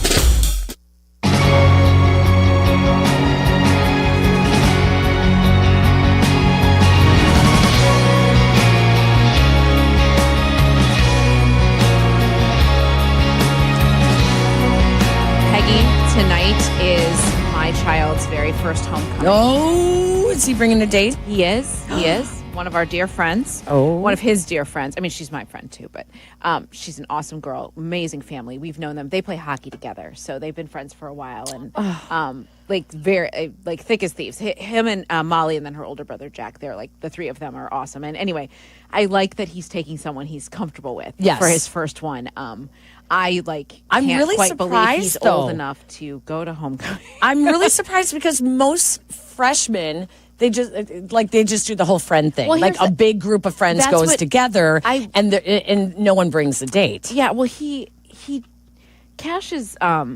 He was very thoughtful about it. Of course, he waited until Monday of this week to ask her, but she kind of knew it was coming, so she had a dress already. But he went like the sign and the stuffed animal and all the things. I think he was like kind of way into it. It was very cute.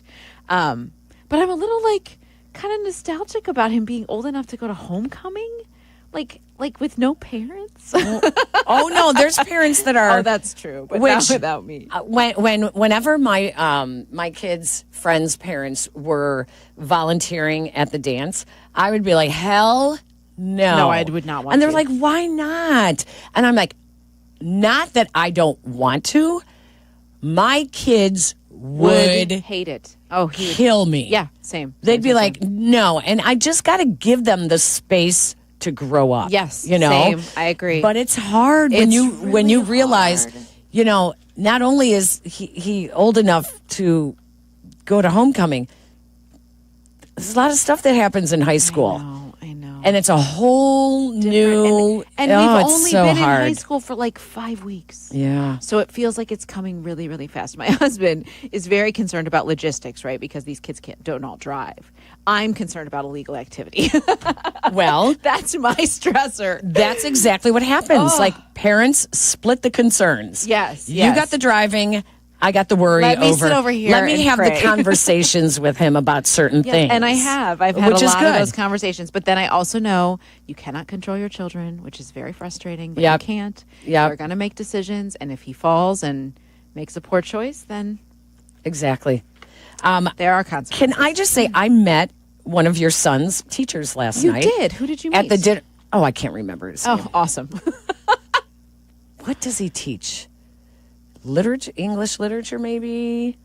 Okay, hold on. I just What's his got- classes? Okay, well, Look up. as luck would go to have the it, parent Peggy, portal. I just got a And the fact that I said, "Oh, my friend, my colleague, and my radio partner, that was Dionne Miller from ABC7." I said, "We host a show together on Saturdays. Her son is a freshman," and he said, "Oh, really?" And I said, "Cash," and he goes, and I said your last name and his last name, and he goes, we have two Cashes who are freshmen. Yes, they're I friends. said, what? And they're friends. And we were at an orientation. And we were sitting at a table That's with this crazy. We were sitting at an orientation with families we didn't know, and we met this couple. They live in Sauganash, and they said their son's name is Cash. I was like, stop it. Our son's name is Cash. And they're friends. It's hilarious. I mean, what are the odds? And we asked them where they found the name, and same, Johnny Cash, both of us. Then they also named their daughter, not June. Roseanne. No, but something that one of his wives. Carter? No, it's not June. I forget. But they did some play on his wife with their daughter, and then they're like, "Tell us you didn't do that." We did not do that, of course. Oh But, my gosh! Isn't that funny? But yeah, they're like friends now. This week was Spirit Week, and they could wear any jersey they wanted to class, and so the two Cashes did a jersey swap. I think it's so funny. Okay, that's was it actually Mr. Jankowski. What is he? What's the class? That's Comp and Lit. That might be. He's fantastic. Do you know his first name? Steve. Yeah, I don't know. Yeah, I love how you. I appreciate you trying to. Listen, pretend to remember. I also met a guy who worked here at ESPN 1000 No way. and worked in marketing. He's like, "Oh yeah, I did the marketing events when you guys would do live shows and stuff like that. I worked with Black and Abdallah and Carmen and Yurko and Waddle and Sylvia." I'm like, "So you recently worked?" Wow, yeah. Here, so I think he left maybe 4 years ago. Don't ask me his name. I forgot that one too. Yeah. Well, I mean, I don't remember is the other Cash his sister named Sue? I don't think so. A Boy Named Sue? I know. That's such a good song. A weird fact to this, too. My sister's naming her kid Cash. No way. I swear, Come on. Yeah, she just got pregnant, too, like Marty, 2 weeks ago. what? Oh, my I'm gosh. like one of like 4 people. Now, Chicago knows, but she lives in Indy, so it doesn't matter. But yeah. That's really cool. Oh, my Well, gosh. we love the name. That's for sure. That is absolutely crazy. Now I I'm love looking it. up who was Johnny Cash's wives. Yeah. June Carter.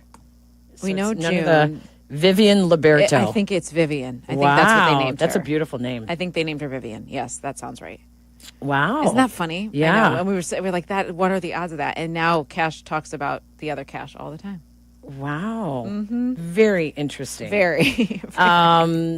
Johnny Cash's first wife was African American and Italian and led to significant harassment from hate groups, including the KKK during the 50s and the 60s, because interracial marriages were so rare back then. So very interesting. I do like Johnny Cash. I love his music. So do I. I love his music.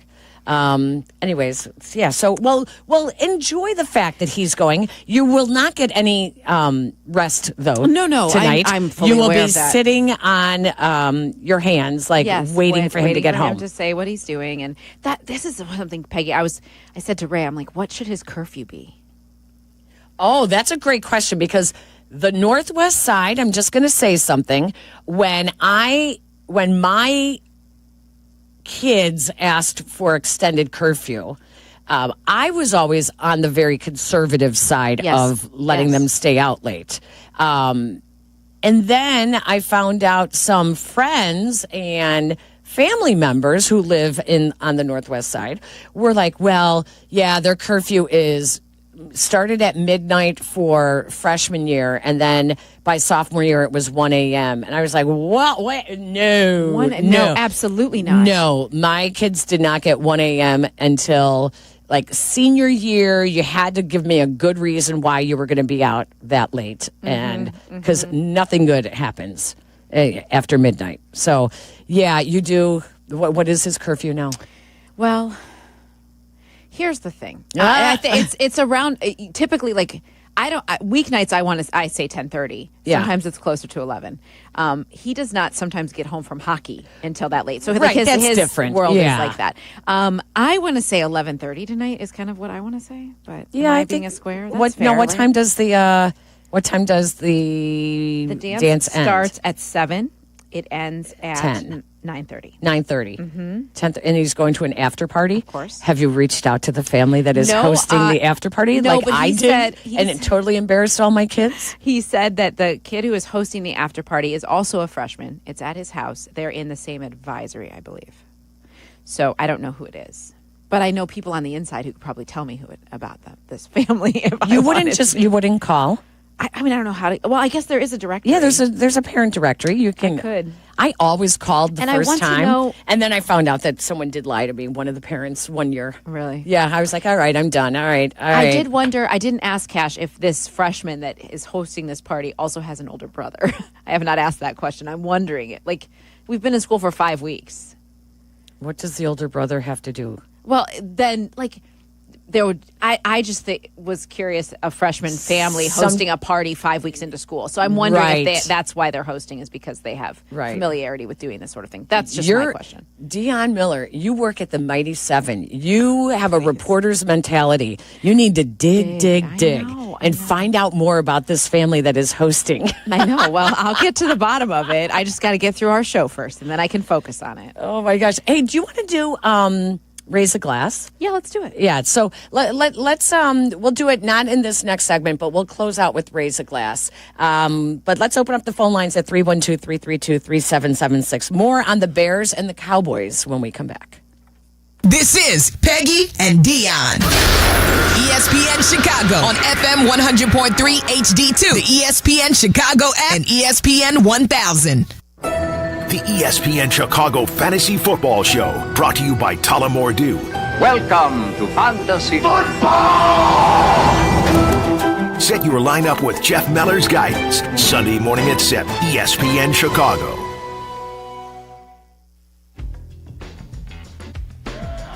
Tired of yelling at frozen screens and endless buffering? Who isn't? Switch to Astound. Reliable gig speed Wi-Fi for only $35 a month. Price locked for 3 years. Plus, get up to a $200 Amazon gift card when you sign up today. Astound Wi-Fi. It just works. True North convenience stores and Red Bull are an elite matchup. True North offers the legend Red Bull Original and rookie Red Bull Zero. Get 3 8-ounce flavors for $6.50 and save 10 cents off a gallon with the True Rewards mobile app. Available in your favorite app store. Twin Peaks is the best in the game. Here, your favorite drafts are poured at a frosty 29 degrees, and rare barrel-aged whiskeys are served just the way you want them. It's bigger game days and bolder fight nights. I mean, where else can you find a scratch kitchen that always comes in clutch every day from lunch to late night? Only at Twin Peaks, the #1 sports bar. Twin Peaks Scratch Kitchen scores every time. Dig into hand-smashed burgers, chef-inspired flatbreads, and more at your local lodge. Ready to finish what you started? At North Park University in Chicago, transferring is seamless. Bring your credits and complete your intended major, or choose from 6 accelerated, fully online programs designed with working professionals in mind. The warm Christian community welcomes those from all faith backgrounds, and students graduate ready to lead in schools, communities, and beyond. You'll be supported every step of the way to thrive in your chosen career. Apply today at northpark.edu. North Park University, where faith, purpose, and career come together. Get the best quality Dutch Boy paints for your painting project at Menards. Max Bond Plus exterior paint and primer is designed to stand strong against weather extremes. It provides max adhesion, hide, and performance while repelling rain in just 90 minutes after application. And with Dutch Boy's high-performing paints that last, transforming your home has never been easier. Save big money on Dutch Boy paints and head into Menards to get your paint project started today. Save big money at Menards. Do you have trouble getting in and out of the bathtub? Are you afraid you'll slip and fall entering or exiting a tub? Safe Step walk-in tubs can transform your bathtub from an area of concern to a calming refuge. Call them today at 1-800-731-4558 and save $1,600. Safe Step walk-in tubs and showers are proudly made in Tennessee and offer an ultra-low step-in, avoiding that difficult climb over a traditional bathtub wall. They also offer a variety of therapeutic benefits that may help soothe your aching muscles and joints, increasing your mobility, boosting your energy, and improving your sleep. Safe Step walk-in tubs are designed to easily fit your existing tub space and are often installed in as little as 1 day. Just dial 1-800-731-4558 today to save $1,600 and receive a free shower package. That's 1-800-731-4558 for a free no-obligation consultation and to save $1,600. Safe Step walk-in tubs. Safety never felt so good. Actual price will depend on product and subscription plan. Featured products are compounded drug products, which the FDA does not approve or verify for safety, effectiveness, or quality. Prescription products require an online consultation with a healthcare provider who will determine if appropriate. See website for details, restrictions, and important safety information. Want a boost in and out of the bedroom? Hims has you covered. Introducing a new 2-in-1 approach to level up your game. Tadalafil for better bedroom performance and zinc for testosterone support. Put it all together and you've got what you need to turn things all the way up. Getting started is simple. Just go to hims.com/joy to start your free online visit. Through Hims, you can access ED treatments including pills, chews, and more. 100% online. No office visits, no pharmacy lines. Just fill out a simple intake form and a licensed medical provider will determine if treatment's right for you. If prescribed, it ships free and discreetly to your door. Find affordable treatment options at up to 95% less than brand names at hims.com/joy. That's hims.com/joy, HIMS.com/JOY. Follow ESPN 1000 Chicago on Twitch.tv or the Twitch app. Welcome back to Peggy and Dionne on ESPN Chicago, Chicago's home for sports.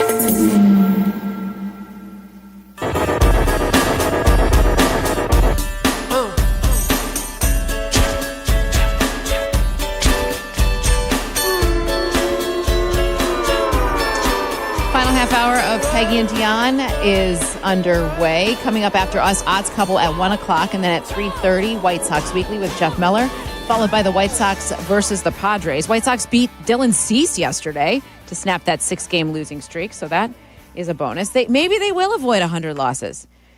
Seems unlikely. Maybe they will. I mean, I was really disappointed, Peggy. I was so excited for them to not lose 100 games.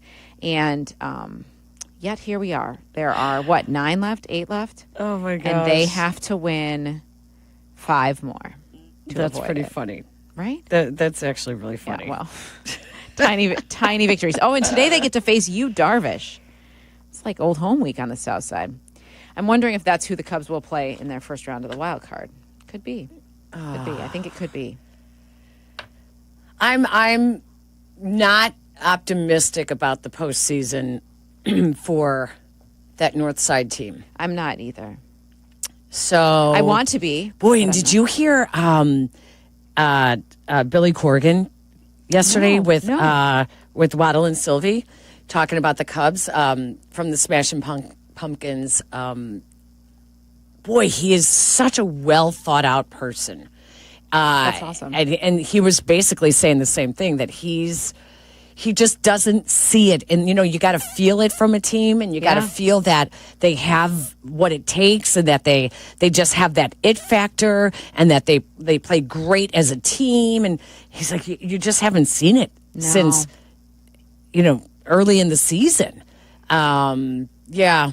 So maybe they'll turn around and surprise us. We'll see.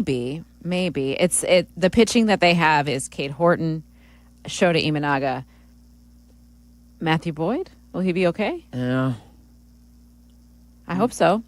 Looked a little shaky this week. Yeah. Hey, here's an update. The Cowboys, after their overtime win last week, they went ahead and signed Jadeveon Clowney on Monday. It came out Sunday, right after the game, that they were signing him. He had been arrested on September 12th. So he was arrested for a little parking lot dispute at his aunt's house in South Carolina. And apparently they were trying to stop cars from parking in this apartment complex due to the football game that was being played nearby. But he was actually visiting with his aunt, and he became, they said, defiant, and he continued to argue and talk over the reporting officer. He wasn't helping them, let's put it that way. Right. And Clowney said that it was really just a parking situation that escalated. But in the end, he did admit that he went to the game, the second half of the game. So, I think it sounds like he was trying to say he was there visiting his aunt, when in the reality was he did go to the game in the second half. So he was using the parking lot, to park. But the Cowboys do expect him to be available and make to his play. Debut. Yeah. So he is expected to make his Cowboy debut tomorrow at Soldier Field for the Cowboys, after they traded Micah Parsons to the Packers, and they look for a way to stop the bleeding defensively. So Jadeveon Clowney will probably make his debut against the Bears. Tell me about what is there anything that worries you with this game in particular? There's a lot that scares me, obviously. There's a lot that scares me. Dak Prescott is playing well. Really well. He's healthy. He's so experienced. As Dennis Allen said, he has such command of their offense. And Ben, I thought it was interesting that we've talked so much about Caleb's cadence and building that consistency, and saying how much Dak uses that as a weapon for a very, very shorthanded defense. This frightens me a little bit. Yeah, it frightens me a lot. CeeDee Lamb, I believe, has gone over 100 yards receiving in the last 4 games. And if he goes 5 games, it'll be the first time a Cowboys receiver has had 5 straight 100-yard receiving games since Michael Irvin. Wow. So CeeDee Lamb is on a bit of a tear as well. He's in a great rhythm with Dak Prescott. Dak Prescott's numbers on third down are incredible. They're really playing well. And I think without TJ Edwards, I think it worries me, the Bears stopping the run. They have shown they can do it in spurts or in the first half, but they haven't shown that they could do it for an entire game. Yeah. And then, my goodness, Tyreek Stevenson's numbers, quarterbacks. Right. Is it a 158 quarterback rating against him or something like that? I got to find those numbers. He was so not good last Lord. week. I mean, it was not good. He's given up 178 yards when targeted his way, 1 touchdown, and then you're going to have Nashawn Wright on the other side. Yeah, hopefully. I mean, that's just that. It's really they're going to just attack him. Of course they are. He's going to pick that apart. They are going to. That frames me a little bit. Yeah, a lot of it actually. Yeah, I'm the same way. I do like how Caleb, that connection with Rome has already been kind of established. That was fun to see last week. That Rome had a great game, and he needs to continue that. But it was also notable, I think, as much as Ben Johnson called them out for their practice habits and that sort of thing, when he talked about Caleb making progress. Should that progress be greater? Yeah, that's what Tom Thayer said. Probably. But the fact that they pointed to that he wasn't the biggest problem, maybe? Right. Or he wasn't. I don't know why people were. I thought people were way too critical of Caleb last week. Well, it was. I mean, he was not the problem. He was not the problem. No, I agree with you on that. But I think so. I think there is some encouragement to take from that. But I want to go back to. I don't think I read this, Peggy, when we were talking about why Ben Johnson might be frustrated. Yes. Why is Ben Johnson so mad? And he said, okay, hold on. Let me find it. You find that, and we're going to go to Tony on the south side. Okay. Tony can answer. Tony, why do you think Ben's so mad? Hi, ladies. First-time caller, Peggy and Dionne. You guys are great. We love that. Thank you, Tony. You're welcome. And I have my daughter listening in as well here in the car. Wonderful. And so here's what I think. I think that deep inside, and I mean, we know the obvious, right? But I think deep inside, he wishes that he could have Bajan under center. And I think that he's frustrated that he can't. Whoa. Wow. And that is... He's just showing it. Yeah, I don't know. But I'll listen in. Thank you, Tony. We appreciate that. What did you find that you were... Okay, so when Ben said about they don't have championship caliber practice habits, he was asked later, like, well, what are you looking for?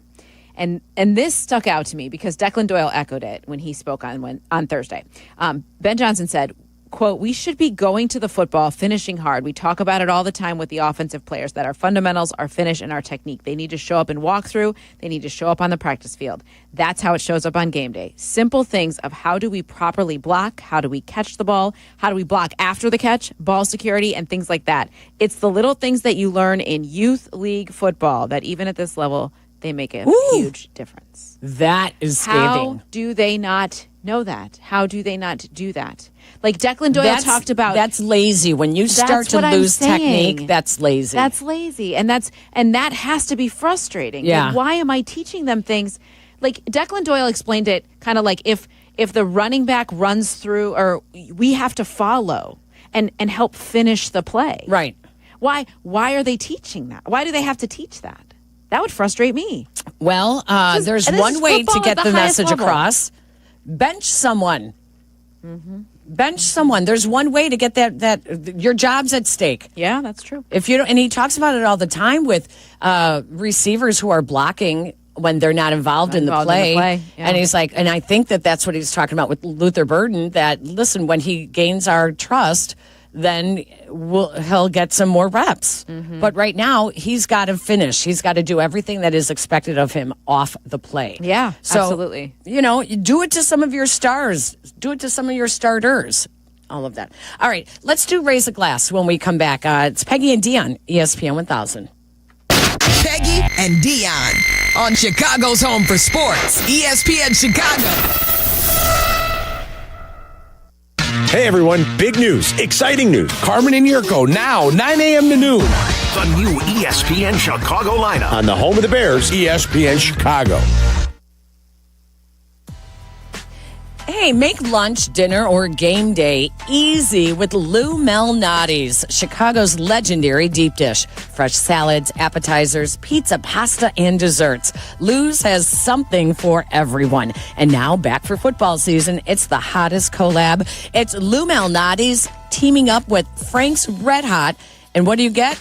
Buffalo Chicken Pizza. It's a limited time deep dish drizzled with bold, spicy flavor, bringing the heat in every bite. Order the Buffalo now and cater your next watch party at LouMalnati's.com or on the Lou's app. Lou Malnati's, Chicago's legendary deep dish.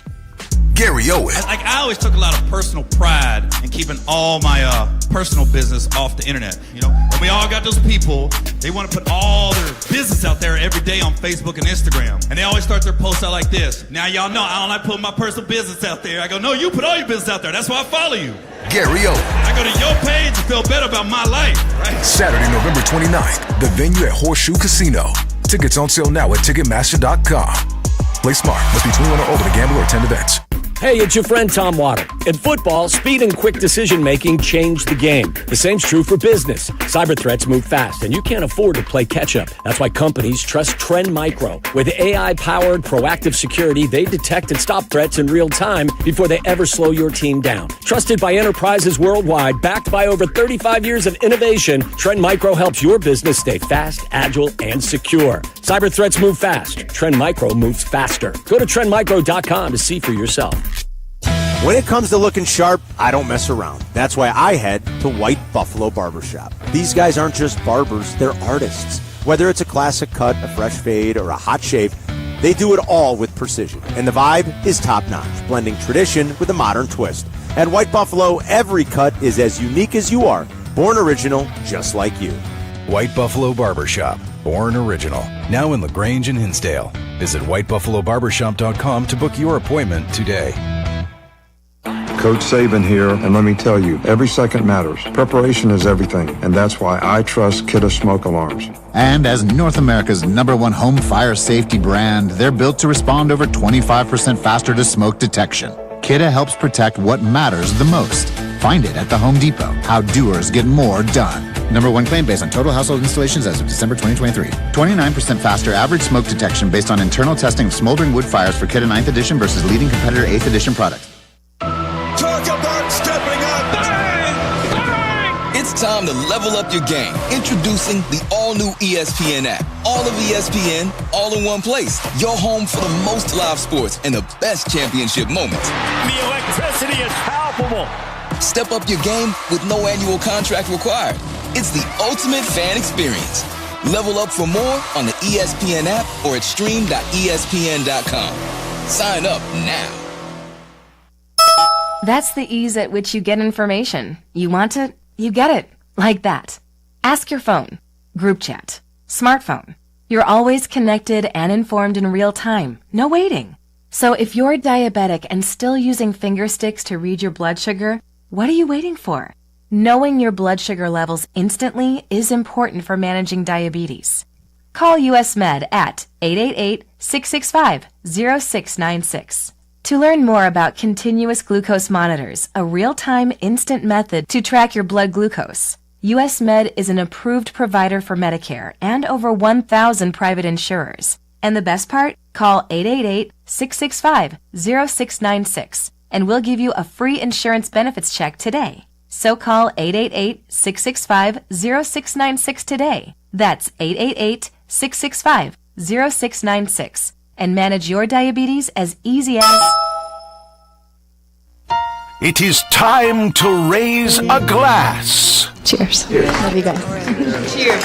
Ladies and gentlemen, if you don't raise your glasses. So, however you say it. Bottoms up. Slancha. Skål. Salute. Chin chin. L'chaim. Cheers. Make it profound. To my big brother George, the richest man in town. Let's raise a glass with Peggy and Dionne. To a night we'll never remember, but the four of us will never forget.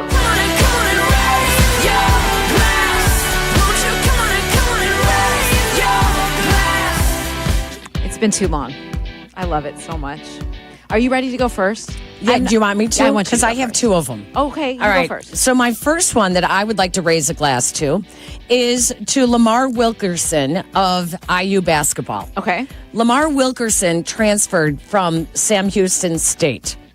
He has 6 figures NIL money. Wow. And he made a 6-figure donation back to Sam Houston State. Wow. Yeah, so it's such a great story. That is awesome. That he wanted to thank them for giving him the platform to be noticed in college basketball, to have the ability to then transfer, get in the transfer portal. And he had so much interest. He ended up at Indiana with the Hoosiers, but he said he owes it all to the staff at Sam Houston State that took a chance on him because he got no interest out of high school. That is so he dropped cool. a 6-figure donation to his old school that he just left. I love it. And it's the largest donation Sam Houston State basketball has ever gotten.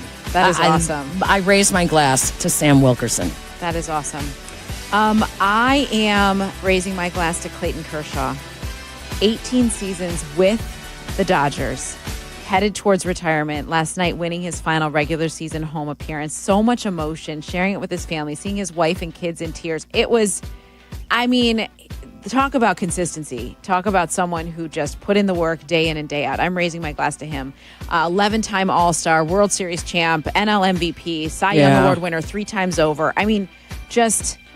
he did it well. Absolutely. Did it so well at the highest level. So I'm raising my glass to Clayton Kershaw, knowing he's beaten all the teams I like. But there we go. Recognize the Hall of Famers when you see them. Absolutely. Mario, we always ask our producers to jump in. Is there anyone you would like to raise a glass to? Yes, actually. Once my nephew, Eli Cooper, he made the travel lacrosse team. Oh, and he's wearing his uncle's number 17, which almost made me cry. Oh, my God. It's the cutest FaceTime ever.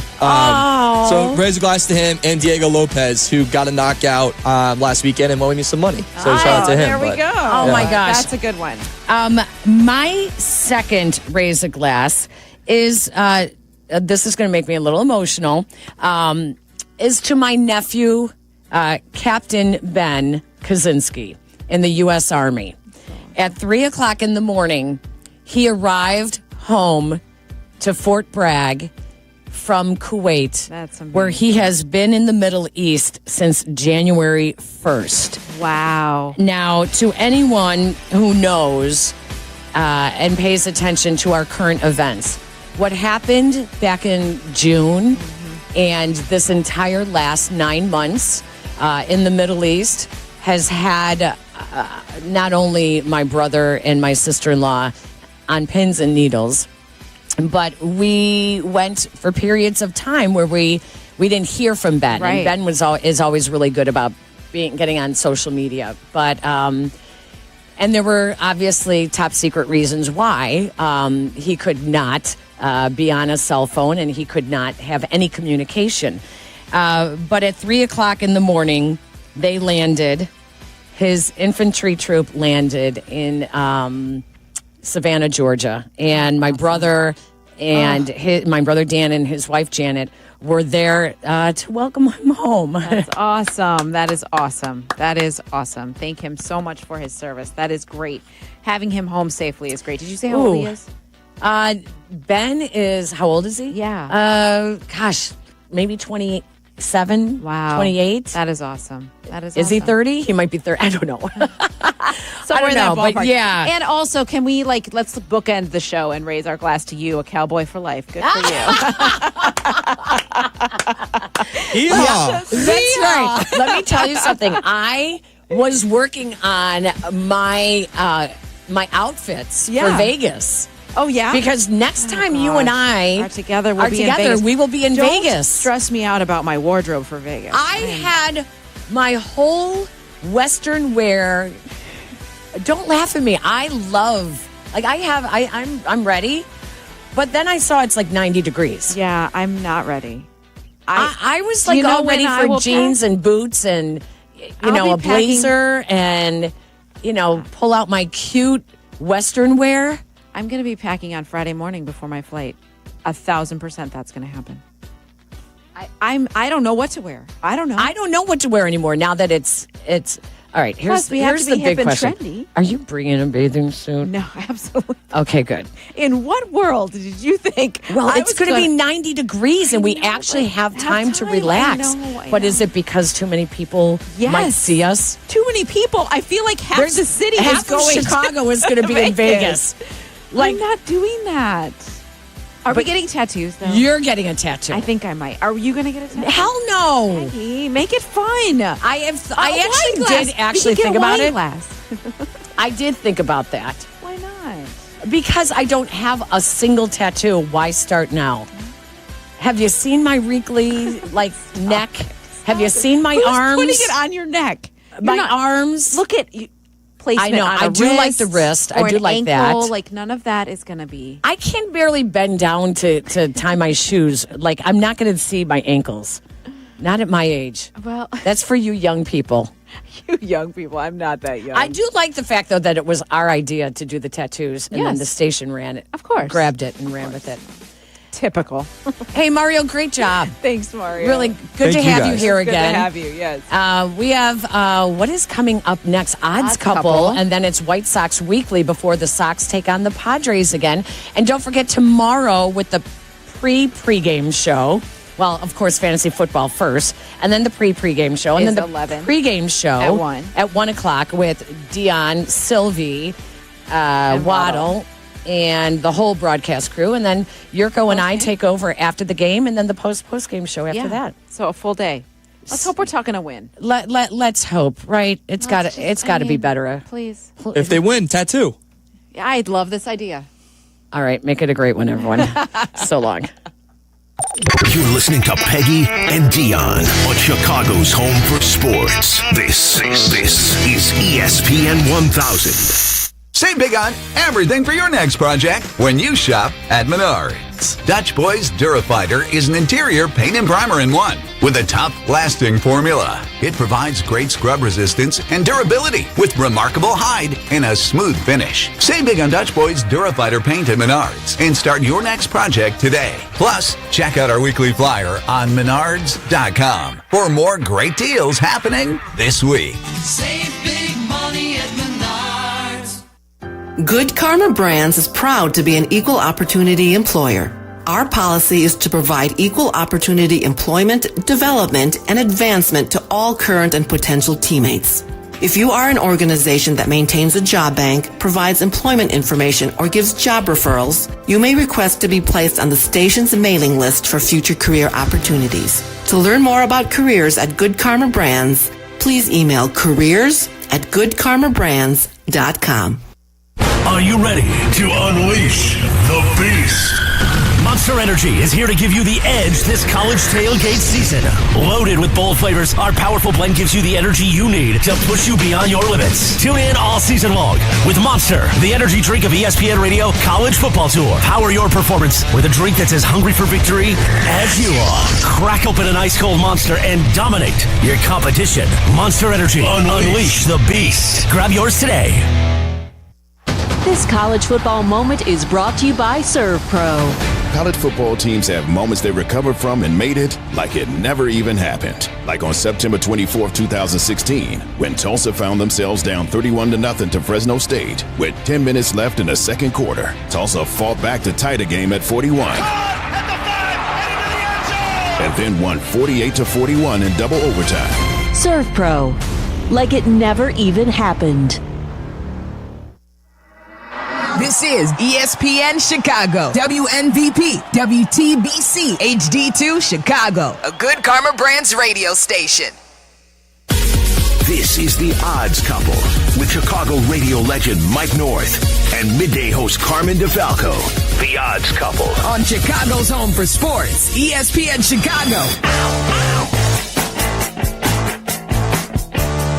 Welcome to your weekend. Time for another episode of The Odds Couple. Mike North and Carmen DeFalco back with you on ESPN 1000 and the ESPN Chicago app. We roll into week 3 in the NFL. Kicked off last night with another Bills win, another home win, another Josh Allen win against Miami, another Josh Allen win on Thursday night. He's never been beaten on Thursday night, but the Dolphins did cover the 11.5 or 12, depending where you got it. Doesn't matter. They covered the spread. Easy peasy for you, everybody. As we are into week 3 in the NFL. We're talking Bears-Cowboys, obviously, one of the biggest matchups of the weekend, and two very historic teams as the Bears try to get off the schneid here in 2025. Mike, And this game's kind of gone back and forth. A little Dallas money, a little Bears money. Who knows? This thing might close at pick before it's all said and done Sunday at Soldier Field. Yeah, and it's good to talk to you, Carm. Good to talk to our pal Eric Ostrowski and everybody out there.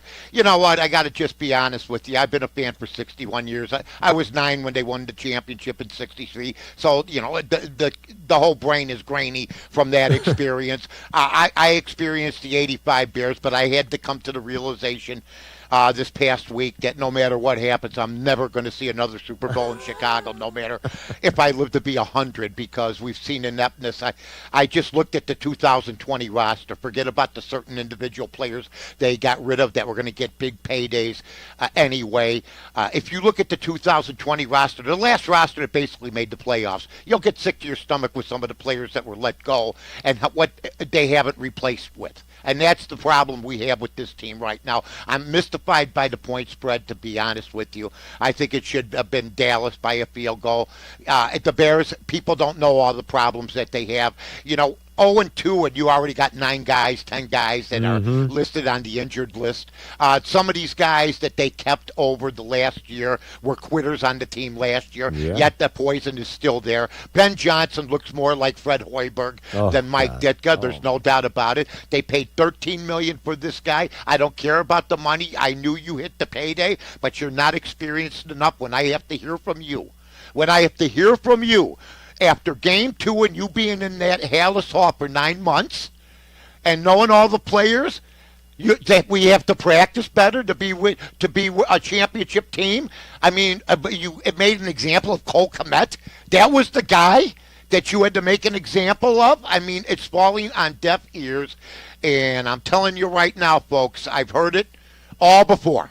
And I think the last 5 years have been mystifying to me. I have been alone on an island with a lot of different people. I thought that they should have never gotten rid of the certain players on the 20 team and then built around them. And instead, they decided to go the wrong way, and that's basically what we are right now. We are the Browns. We are the Jets. We are the Panthers. That's who we are right now. We're the Dolphins. That's who we are right now. Yeah, I mean, it's hard to argue that because of their record. And I got a lot invested in this team my whole life. I loved the Bears before I loved the woman. I mean, if you ask me about my mom and dad, I go, what do you think about the Bears? Oh, yeah, I love the Bears.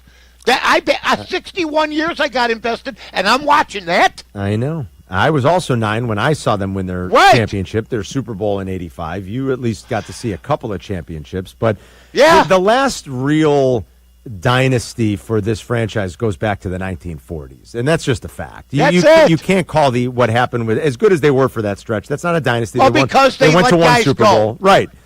And I mean that's the whole point. You know, I got to be honest with you, Carm. I see the patch. I love. God bless Mrs. McCaskey. Okay, but her name, if I'm not mistaken, was Virginia Hallis McCaskey. Okay, or that's the way I think they phrased it. Yet the M's in the middle. She's at Hallis before anything else, and that's how she got that team. And I'm telling you right now that it was misery when she owned the team. It was, and it's misery now that she's gone. And we got even 2 or 3 other people running the squad now that have no clue. I mean, how can everybody say Ben Johnson's going to turn this around? Well, I don't know. All we can do is be hopeful here because that's it. And more often than not, it's also. Ditka's first season, that was a strike season, so they were 3-6. They were 8-8 in his second season. That's it. And I think that's what you got to hope for here. Ditka came in. Out lockers. He did, and I think they're gonna. I think Ben Johnson's gonna do that too, Mike. Tariq Stevenson should not be on the team. He shouldn't, Carm. I'm sorry. And I'm sure he looks talented, but he gets beat. Well, he had a brutal game. I mean, just brutal. I'm just being straight up with everybody. I have nothing against any guy on that team. I'm a Bear fan.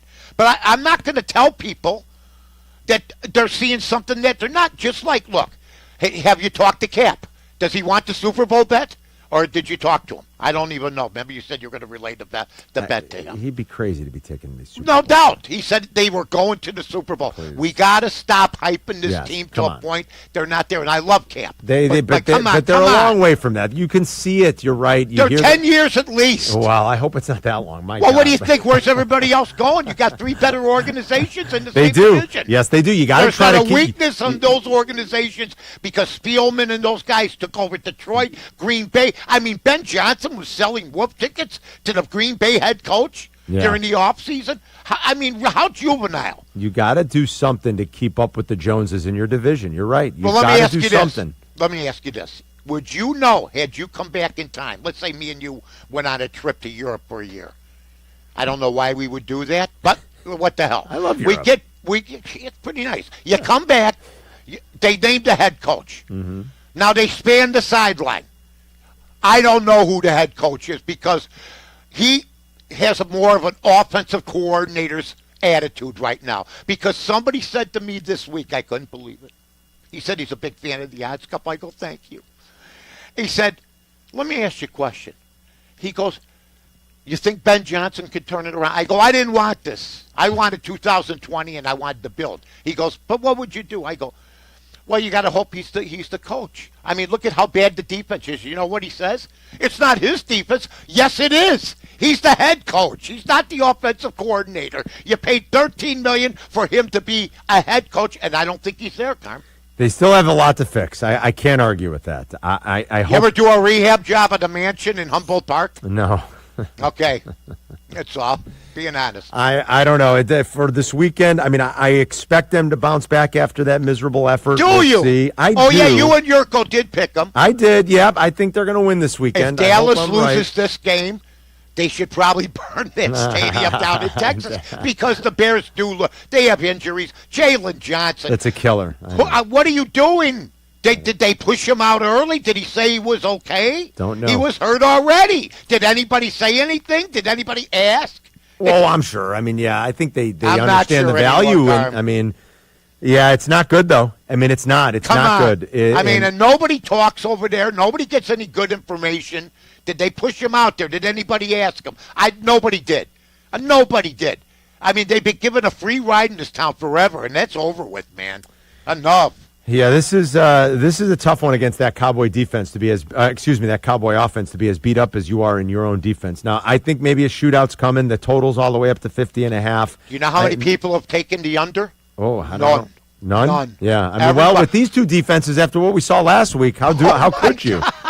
Right? I mean, all of a sudden, Russell Wilson's bombing you for 450. Like, give me a break. It's the way the league is now. It's week to week. And by the way, I mean, I was 2-1 on the Odds Couple show. Thank God I threw New England in at the end. Yeah. Carm, you were 1-1. 1-1, yeah. Justin Field. I mean, come on. Oh, it I was mean, brutal. here we go again. Brutal. I mean, you know That what? said, I kind of like the Jets again this weekend. I think And I like the Giants. Tyrod Taylor gives them a little bit of a boost, I think. Yeah, the Giants played competitive football, They but did. they lose. You know who's a dumbass? Shane Steichen. I got lucky by winning that Indy game. The referees threw the flag, and Yeah. I got lucky. But Shane Steichen, they were on. It would have been a 60-yard field goal. He calls 3 up the middle running plays. Okay, and the field goal kicker. It had was to not kick even close. It wasn't close, and then they have the penalty. But then, look, if I knew that Kelsey was going to wear that outfit, I would have Dude, bet against them. I swear I was so sorry that I took the Chiefs. I don't know what happened to that guy, the land of Ditka, the Gronk, Kellen Winslow, Mackey, dishonored by looking like Pugsley from the Adams That's what it was. It family. was Pugsley. That's I exactly mean- right. It's not I a good mean, look. I'm sorry. I'm sorry, brother. You are soft, and you cost me the game by the ball popping out of your hands like a Mama Luke of the year, and Carmen knows what I'm talking I do. about. It's a terrible look, Travis. I mean, who am I to give Enough. fashion advice? But holy cow! Who are you? Anybody? That is. What was that about? Did she tell you what to wear now?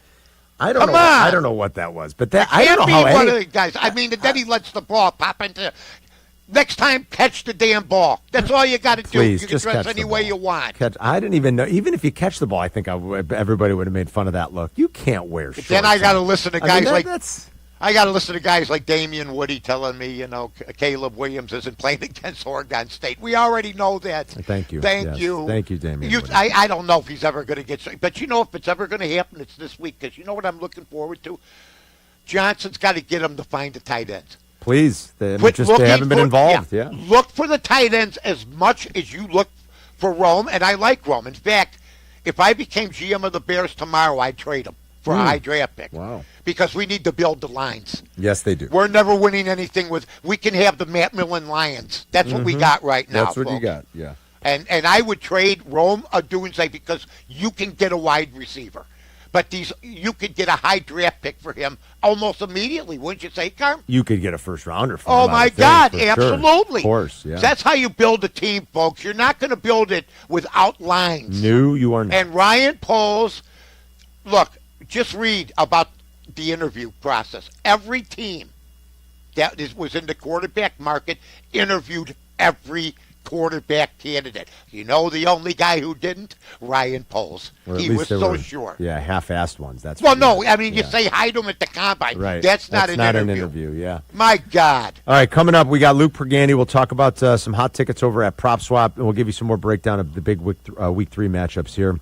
Rolling into week 3 of the NFL, week 4 of the college game, and a big one in Indiana this weekend between Illinois and IU. It's going to be a primetime game on NBC on Saturday night. Should be a very good one. So we got a lot of breakdown coming your way. Don't go anywhere. It's Mike and Carmen. We're coming right back on the Odds Couple.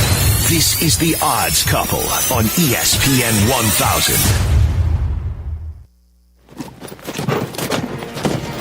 The Cowboys are riding into Soldier Field. How about The Chicago!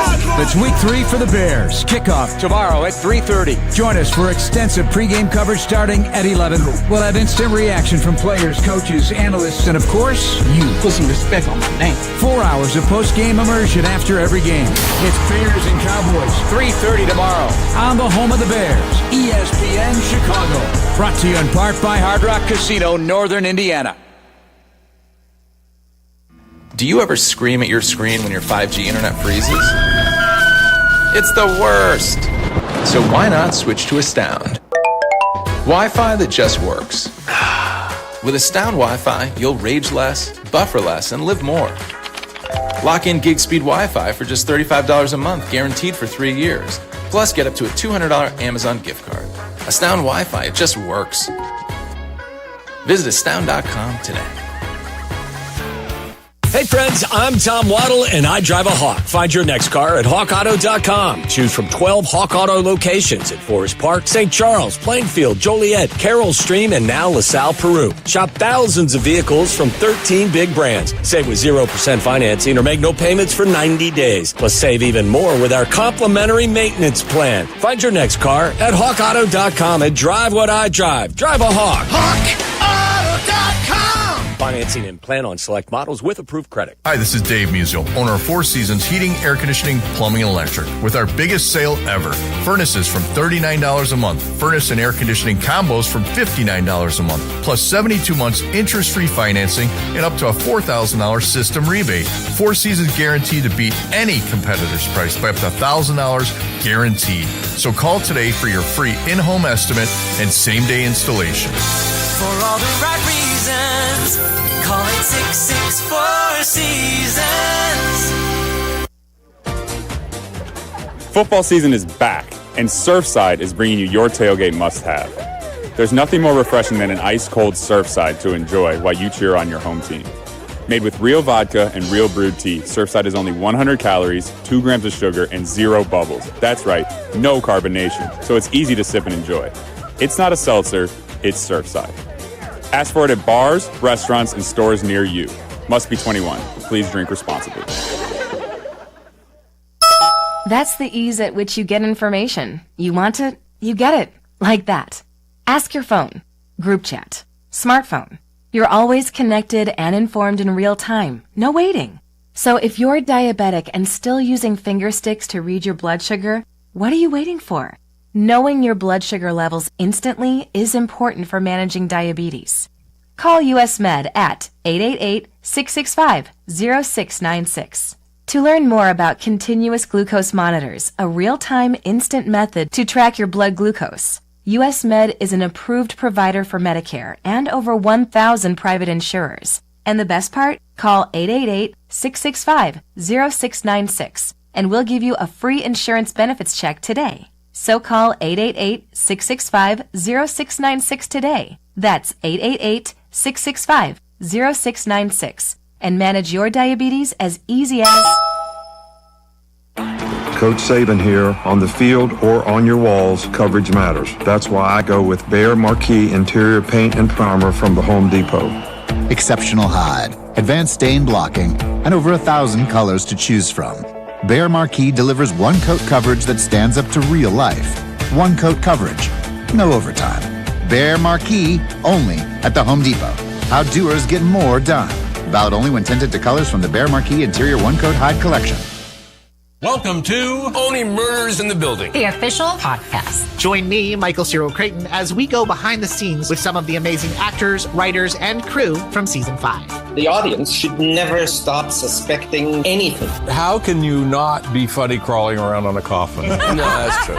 Catch Only Murders in the Building official podcast, premiering September 9th wherever you get your podcasts. And watch Only Murders in the Building, streaming on Hulu and Hulu on Disney Plus for bundle subscribers. Terms apply. The Odds Couple with Carmen DeFalco and Mike North on ESPN Chicago, Chicago's home for sports. Welcome back inside this week's episode of The Odds Couple. Mike North and Carmen DeFalco with you. Make sure you listen on the ESPN Chicago app. It's the best way to catch up on demand anytime, anywhere. Also, you got to have the Prop Swap app on your phone. Buy and sell your futures wagers.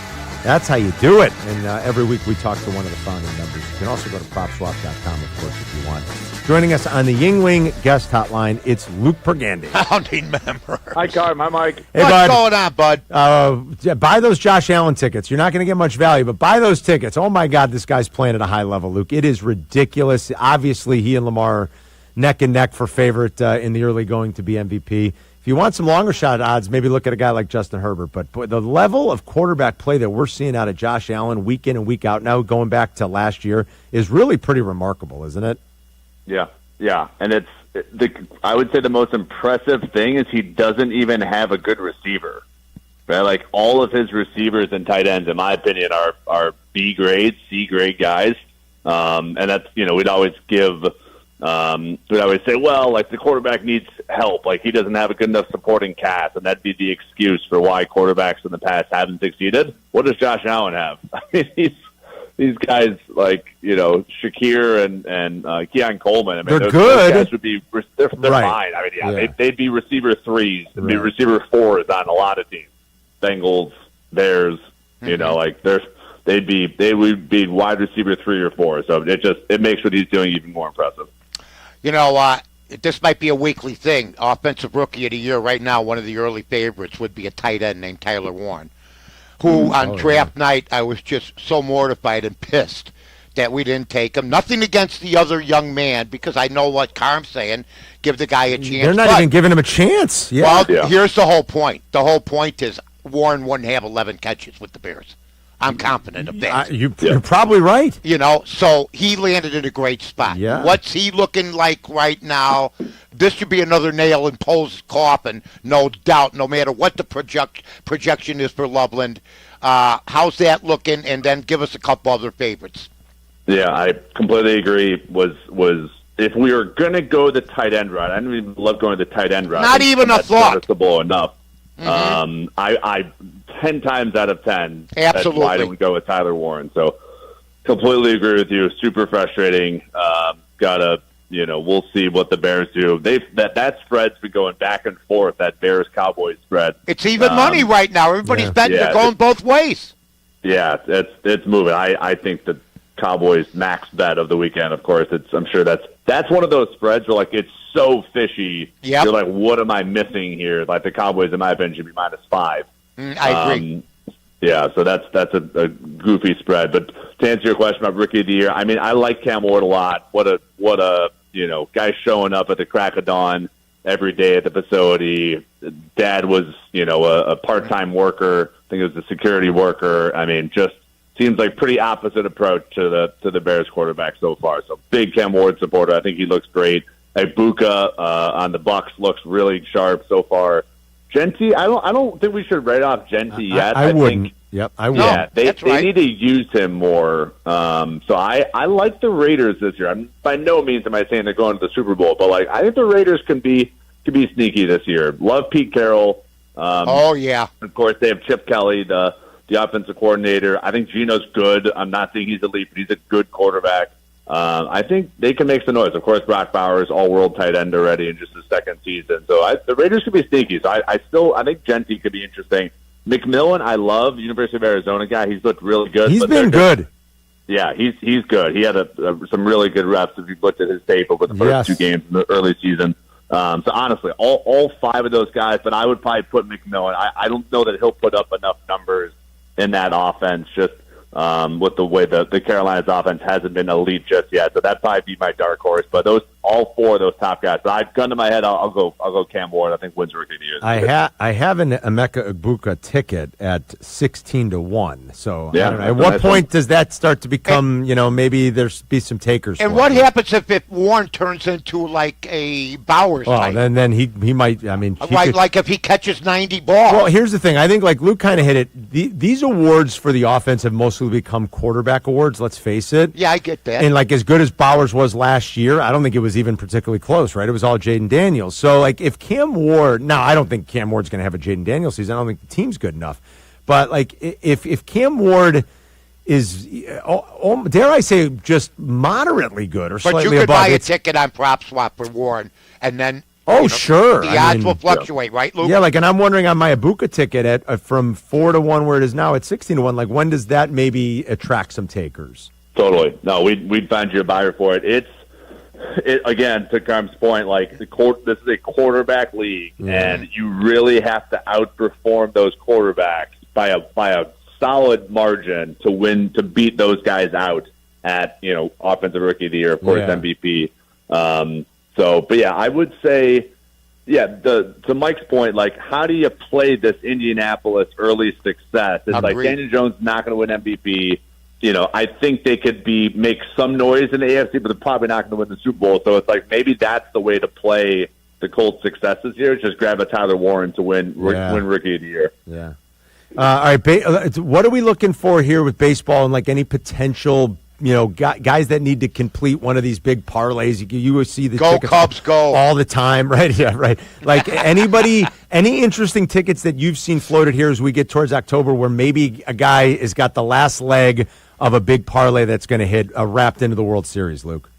Yeah, so crazy. Most people don't know this. Blue Jays currently the AL favorite to win. To win the American League. Yeah. Like I think if you polled most people, they wouldn't have known that. Now they're right next to Seattle, Detroit, Houston at 6-1, Detroit's 3-1, so they're close. But the point is, like, they have the lowest odds right now, and they are the favorites to win the World Series coming out of the AL. And then if you look at World Series odds, Phillies plus 450. It's interesting. 3 NL teams on top of the World Series odds, and then the Blue Jays: Phillies, Dodgers, Milwaukee, then Toronto. So kind of interesting. Yeah, it's a Canadian team, and it's not a lot of well-known players. Although I covered Dante Bichette's dad. Oh yeah. You covered Bo Bichette's dad, Dante. Yeah. Yes. Dante Bichette, exactly. Right. And Bo Bichette is one of the guys that gets things going on that team. He's been a steady hand. Guerrero's out of his mind, but not a lot of people know about the rest of that team. They've got, to Luke's point, I mean, their odds are a little shorter than the Yankees. I think that is surprising probably to a lot of people.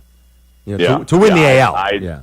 Just because I follow it, obviously we're all three of us are in the industry. That's how I know that, but that's pretty interesting.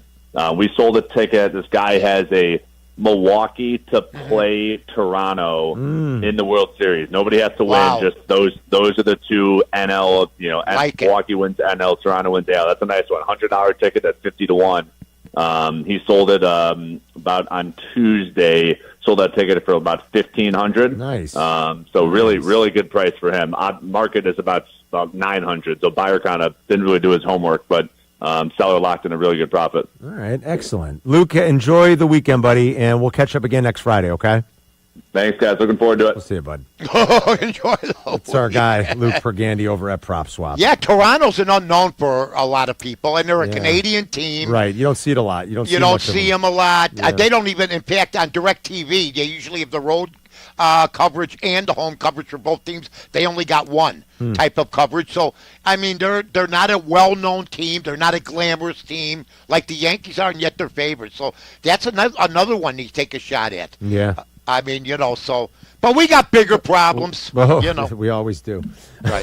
Coming up, we'll get after more games in week 3. We got some big college games to talk about as well, including Indiana, Illinois. So don't go anywhere, folks. We're coming right back. We're the Odds Couple on the ESPN Chicago app. This is the Odds Couple with Carmen DeFalco and Mike North on ESPN 1000.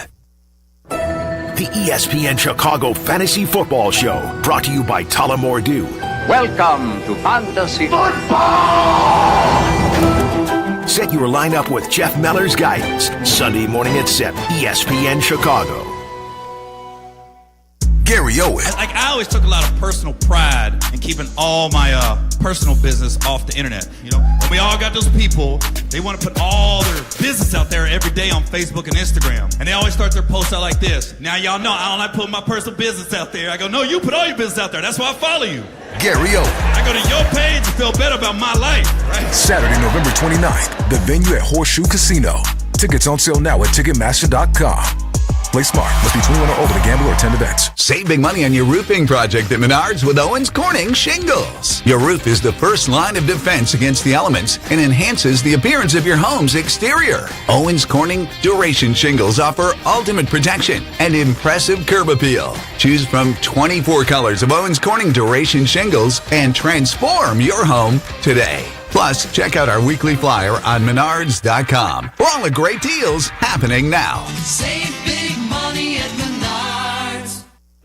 College football is back. Nothing like kicking off game day with an ice-cold Yingling, crisp, classic, and always refreshing. Whether you're in the stadium under the lights or gathered with friends for game day, Yingling is the perfect companion for every college football fan. And now Flight by Yingling is a proud partner of Fighting Illini Athletics. It makes sense. America's oldest brewery, Yingling, is all about tradition, and Illinois football in Champaign is one of the best traditions around. Celebrate every touchdown and enjoy the taste of game day all season long. And celebrate college football, good company, and Yingling. DG Yingling & Son, Pottsville, PA. Property managers and GCs use FinishingChicago.com's contractors for finishes and protective coatings in the most iconic venues, interior spaces, and essential infrastructure. Our painters apply industry-leading commercial and industrial finishes inside and out, so your biggest assets always put their best square footage forward. FinishingChicago.com has your free list of painting, wall covering, glass systems, drywall finishing, and signage contractors. For a great finish, start with FinishingChicago.com. My ride smells just right, just right, just right, just right. Y'all gotta try that Febreze car. Just right, just right, just right. La la la la la. With up to 40 days of consistency, all low Febreze car clips right on your vent. You know my car's my happy place. Keep that smile on my face when it smells just right, just right, just right. Yeah, breathe happy Febreze. La la la la la. Wesley Financial Group is not a law firm, and Chuck McDowell definitely not an attorney. This is Chuck. If someone talked you into buying something really silly and you want to get out of that silly little thing, my advice, get the facts. Call me and I'll send you our timeshare exit kit absolutely free. Inside, you'll learn how timeshare works and all your options for cancellation. Call Wesley now for your free timeshare exit information kit. 800-970-3355. That's 800-970-3355. Hey, it's Kirk Herbstreit. On game day, great prep makes all the difference. Same goes for your pizza. That's why I go with Frigidaire Stone-Baked Pizza Oven. Fresh pizzas go from dough to done in just 2 minutes. Whether you're throwing a party or squeezing in dinner between plays, this oven delivers hot, crispy, restaurant-quality pizza right from your kitchen. Only from Frigidaire. Game-ready pizza. Get it today at the Home Depot. How doers get more done. FX presents The Lowdown. What I've uncovered is insane. Starring Ethan Hawke. Behind every great fortune is a great crime. And from the co-creator of Reservation Dogs, Sterling Harjo. Hidden tunnels, kinky sex stuff. I don't know how it all connects, but till I do, I just keep bluffing. FX is The Lowdown. Premieres September 23rd on FX. Stream on Hulu. This is The Odds Couple with Carmen DeFalco and Mike North on ESPN 1000.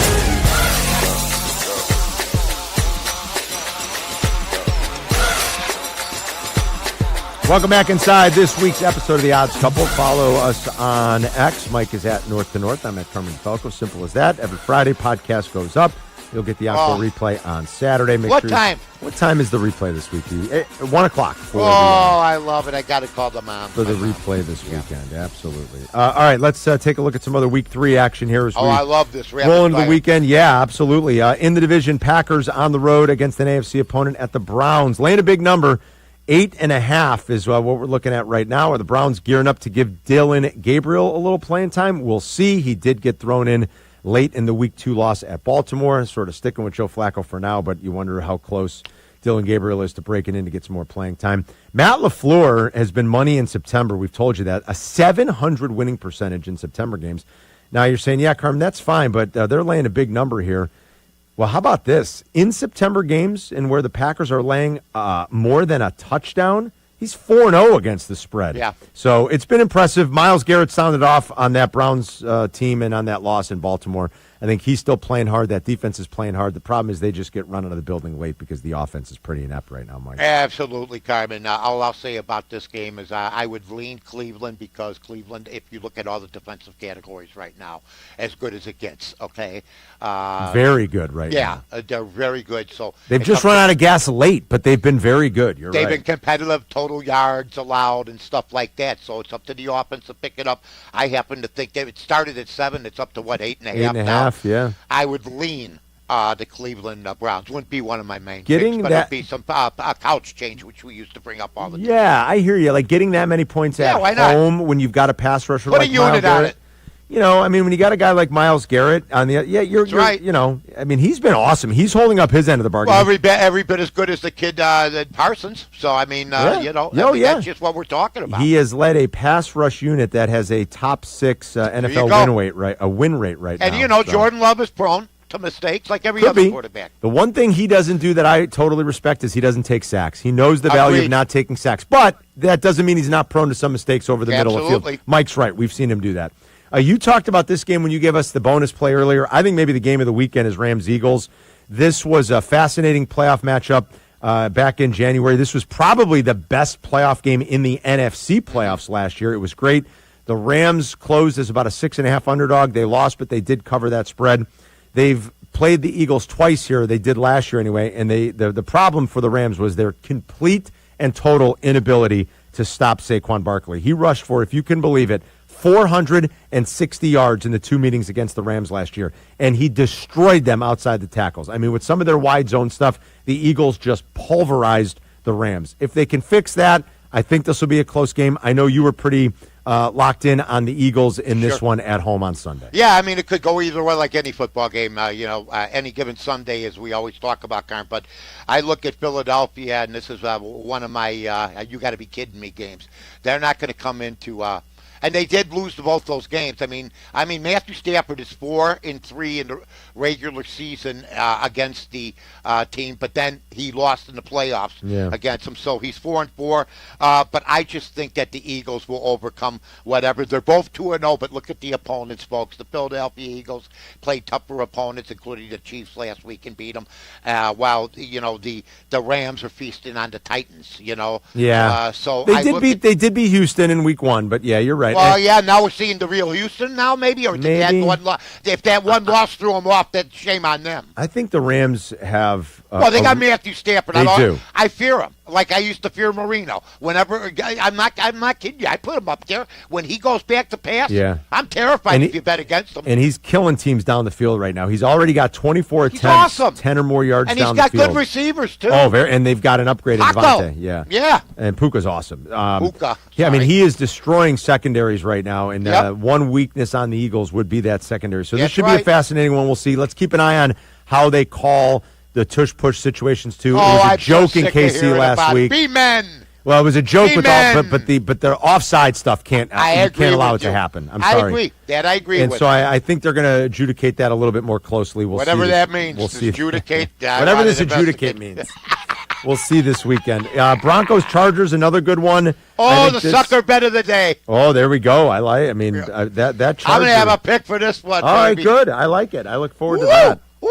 I won't even say anything more about it then. We'll just wait for that one. That's fine. And then the Chiefs have to get a win to avoid an 0-3 start, which usually spells doom for making the playoffs. They're on the road in the Meadowlands taking on the Giants. They're 6-point favorites. I think the Chiefs bounce back this week. I don't think I'd pick them to cover, but I think the Chiefs bounce back. I can't imagine Patrick Mahomes losing 4 in a row, and that would be the case here if you count the Super Bowl loss. He's never even lost 3 in a row in his career. That is the case now. You start 0-3, you only have about a 3% chance of making the playoffs. So I think the Chiefs will bounce back. And I agree with you. And I'll give another statement, like I said about Buffalo the first week against the Ravens. If they couldn't win that, they weren't going anywhere. And if they lost that game, I don't know how the rest of their season's going. I'm sure they'd be fine, but they wanted that game. If Kansas City can't beat the Giants by more than 6 points, they're not going anywhere. I mean, I got to believe they heard from the folks. They've heard all the stuff that went on, including what we were just talking about with that ridiculous outfit that guy wore. Ridiculous. I just think that they're going to bounce back, and I would lean, a big lean. Heavy lean. Kansas City. All right, sounds good. Yeah. Big lean. Yeah. They've never won in the Meadowlands against the Giants. Yeah, but they've never had a big lean. And they've never had Mahomes. And they've never had the big lean. There you go. I mean, Len Dawson was playing for him, or Scott Hunter or something. That last time they went in there and lost, it was still an Alex Smith team. It was 2017. Oh, good guy. Good quarterback. So, Illinois, Indiana, Saturday night, under the lights, primetime on NBC. The schools haven't been this highly ranked in a matchup, I believe, since like the Korean War. Since I was a kid. Since like the early 50s. I mean, look, I was watching Maverick as a 7-year-old. There you go. It was relevant. It has been a long time. Pont? It has been a long time. 68. Illinois probably has the best data point so far with that win over Duke, so maybe that's relevant in the handicap as they catch nearly a touchdown. I love when you bring up analytics with me. In this game, Illinois got one of the best pass rushers in the country. You better familiarize yourself with them, folks. Gabe Yakus is going to, in all likelihood, be a first-round pick. Good kid. And he's been awesome so far. But you know what? Indiana, they got a deep receiving court. They lead the nation in havoc on defense. Kurt Cignetti's got those boys playing again, Mike. Look, he's a good kid, Cignetti. And we're also talking about havoc. And no, Indiana's relevant.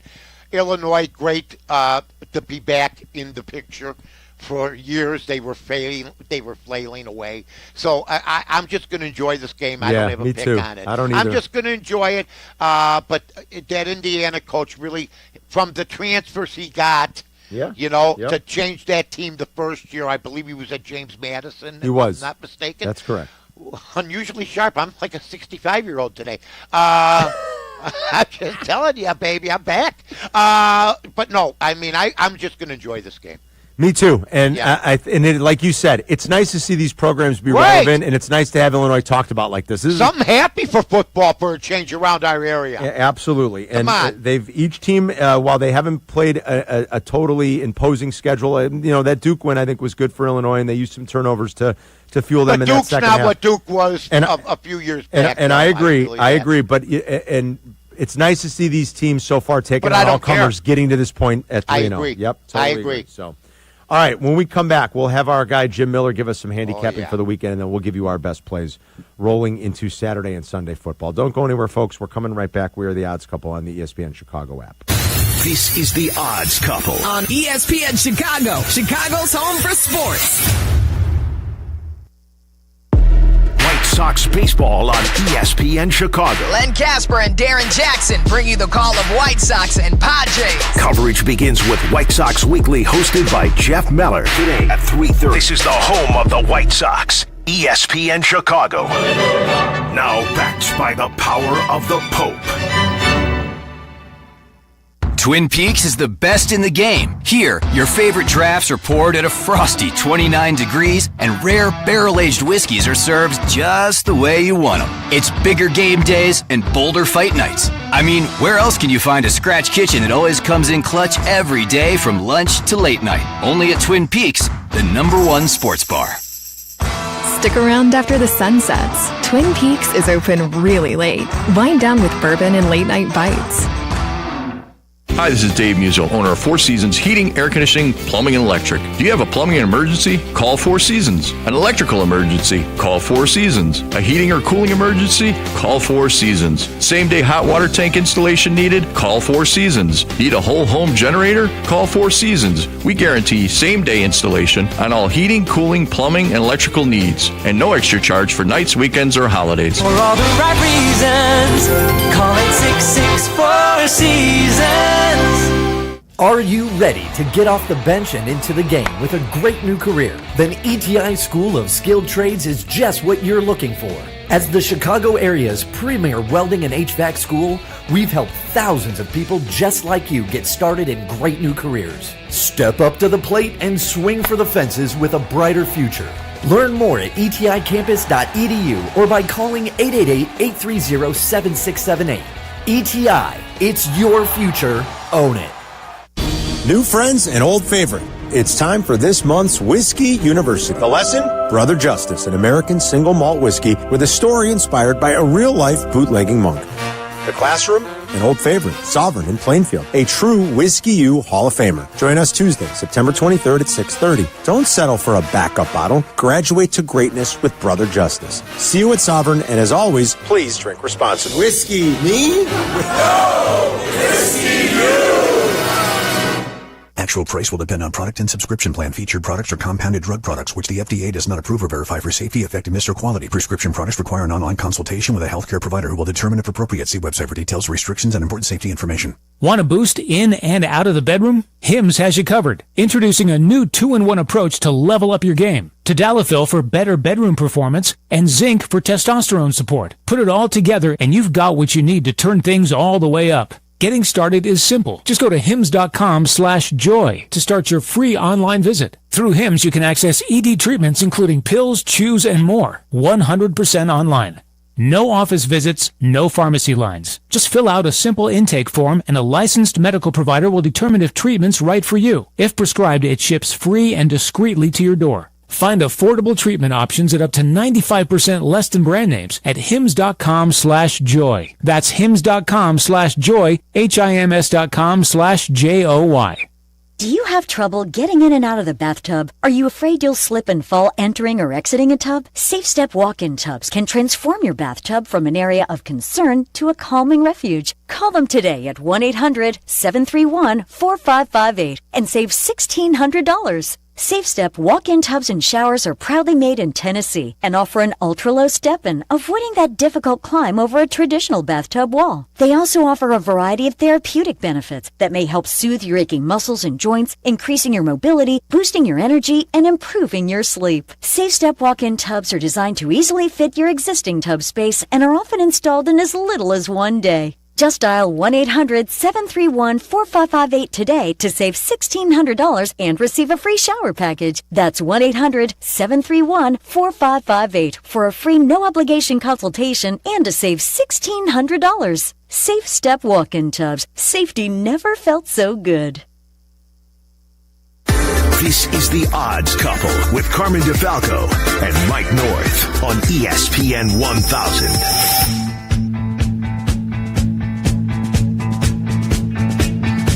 And during the home stretch on this week's episode of The Odds Couple with Mike North and Carmen DeFalco, every week with you on the ESPN Chicago app. Let's get some expert handicapping from one of the best in the business over at Hawthorne Racecourse, where they've got racing this Sunday. Make sure you check it out. It's going to be a beautiful weekend again. Follow our next guest on X. He is at Hawthorne Jim, and he's with us on the Yuengling guest hotline. It's Jim Miller. Jimmy!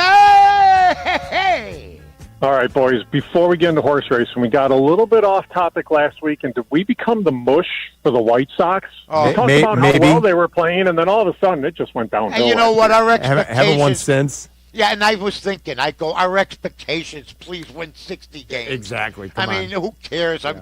I mean, you know what? Hopefully they'll all get better. But, yeah, as soon as we talked highly of them, they must have heard us. They've lost 6 in a row. They were putting Coach of the Year votes out for Will Venable, and you name it. And my God. If we can get to 70 next year, That would be a 72, maybe. That'd be a step in the right direction. That's all the rebuild 7. Yeah. What's the race card look like this weekend, Jimmy? Where you guys got Sunday? That's right. Positives here, boys. You know what? It looks good because here's the thing. With the end of the season, we have about 8 weeks left, but you have other tracks that race throughout the course of the summer that have ended. So a lot of those horses have come our way. So what you're starting to see is larger fields, more races. It's a 9-race card on Sunday. It is a really good card. We do have some big stakes races coming up in the following weeks. The Hawthorne Derby's on the turf in just 2 weeks, too. So a lot taking place. But, yeah, racing Sundays and Thursdays, rolling on through that first weekend in November. And I'll tell you, it is going to be another beautiful weekend, which means a lot of races on the turf, too. Yeah, and how's the crowds been for the first 2 weeks of football and stuff like that? Great. The crowds have been fantastic, and like we talked about, it's just really good for timing because you go in early, you can get your wagers down on those noon games, sit around and watch those games, then as they're wrapping up is when we're starting the racing day, and we basically carry you right through the 3 o'clock slate, and then you can get out of there, get home in time to make those plays for the night game, and then get home and be comfortable, but it has. The crowds have been good. Nice weather has helped, but there's tons of TVs. You're not going to miss a game. You'll see every snap right in front of you. All right, fantastic. That's the same deal for this Sunday and every Sunday. Everybody, remember that the book is open. Where are we wagering this weekend, Jimmy? All right, great card at Parks this weekend. They have a massive card on Saturday. It's 15 races, but there's a lot of stakes races, so all these horses across the board. Race 12, we're going to bet the 6, Donut God, across the board. Nice. Race 13, we're going to bet the 7, Good Cheer, across the board. And then race 14 is the $1 million Pennsylvania Derby. We're betting the 9 Gosker across the board. This one's returning and should be very tough. All right, and this is Parks? Is that what you said? Yep, Parks. Why do I feel like I've never heard that track? I never heard Philadelphia Park. Got it. Okay, so they Parks. just got him out of there. Okay. All right, so Parks for Saturday, 3 races, everybody. Race 12, the 6-horse across the board. Race 13, the 7-horse across the board. And then race 14, the 9-horse across the board. Is that right, Jimmy? That's right, boys. Let's make some money and then hopefully wheel it into a Bears victory. There we go. Have a good weekend. We'll talk to you next Friday. All right, guys. Good luck. See you, bud. Jimmy! This is our guy, Jim Miller. That means it is time for us to roll into best plays for the weekend. All right, Mikey, where are we starting, my friend? Well, we're 5-4. It's a privilege always to be with Carmen and Eric here. I love doing the show, folks, and every year just stay tuned with us because I cashed in my baseball bet. I had a deal that I would finish about 500. I'm done for the season at 41 over. The guy submitted, so he paid me my money. I'm doing the same thing now on Twitter on Sundays, where I'm 7-4 in the NFL. I got to finish above 500, so we'll see what happens. Carmen and I are off to a good start, as usual, and here he is. He's going to go first, ladies and gentlemen, because he's been getting it done from the beginning, Carmen DeFalco. All right, let's go to Tennessee. Maybe a little bit of a hold your nose here, but we're going to dive in anyway. Yeah, we're going to take the Titans as the home dog here in the division against the Colts. We'll fade Indy for this week. Look, through 3 quarters of each of their first couple of games, the Titans have kind of found a way to hang around. Even last week, it got away from them, but it did. With about 5 minutes to go, I thought it was dead. They had a lead on the Rams. You know, Yeah. I mean, so look, they've got a fringy top 10 coverage unit right now through 2 weeks. I know Danny Dimes is shredding teams right now and shredding secondaries. A very impressive 9.3 yards per attempt and a quarterback rating over 110. But now they got to go on the road and not only win in the division, but cover by margin of more than a field goal. I'll gladly back the Titans here. I hope I don't come to regret this. But, again, I think that team has got a little fight in it.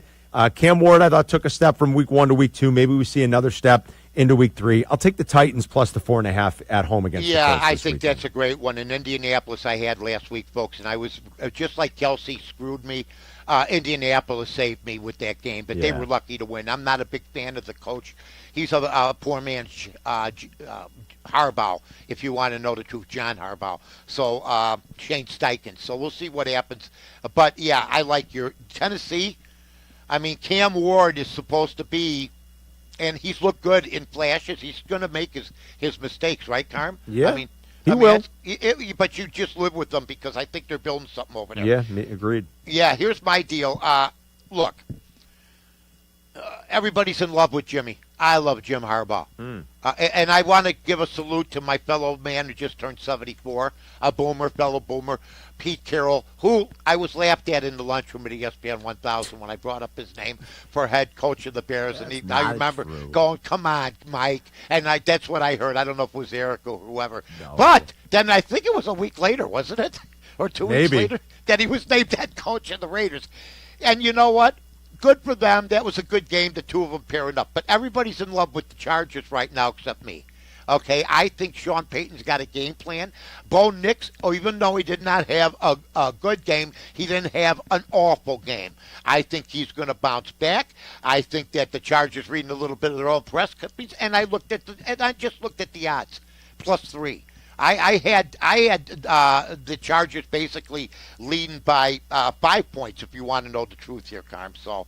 I'm gonna take the Denver Broncos +3. I think that's a good play. I think the Khalil Mack injury is a significant one for a Chargers defense that has played well, but I also think they are, for the first time, and Todd Furman made this point with us earlier today. My guy. That's right. For the first time, this Charger defense is going to see some real skill positions, absolutely, some real playmakers on the field. They haven't really seen that. Brock Bowers is obviously hurt. I think you saw it in the Monday night game. So I think it's a good play, Mike. I'm with you on that one on the Broncos. All right, now I know this for a fact. You got another one. I'm going to give out one more, but I love when you do that. But I'm going to say this. This is not a bet. I have only one true best play for the week. We won't grade this one, but I will give you a heavy lean. What do you mean we won't grade this? Well, because I don't. This is a lean. All right. It's kind of like Mike's lean. The long lean. I couldn't in good conscience give this out to people as a best play. Or I'll help you out play. if you got a good play here. Florida plus the points at Miami. Oh, I'm not gonna exactly. That's why this will not be a best play. But it is illogical. I'm going to lay it out real quick. Billy Napier's teams, when they have been pressed, he does seem to find a way to get these guys to respond. I can't explain what happened 2 weeks ago at home as a big favorite against South Florida. I can't. And I can't explain a lot of Billy Napier's failures, but he does seem, when his teams are up against it, to be able to get them to respond. His Gators team sweats a lot during He that does, time. I know. When you see a guy sweating and he's leading, that's scary. I mean, Patton didn't sweat. No. His Gators teams are 4-0 against the spread when they get more than a touchdown on the road.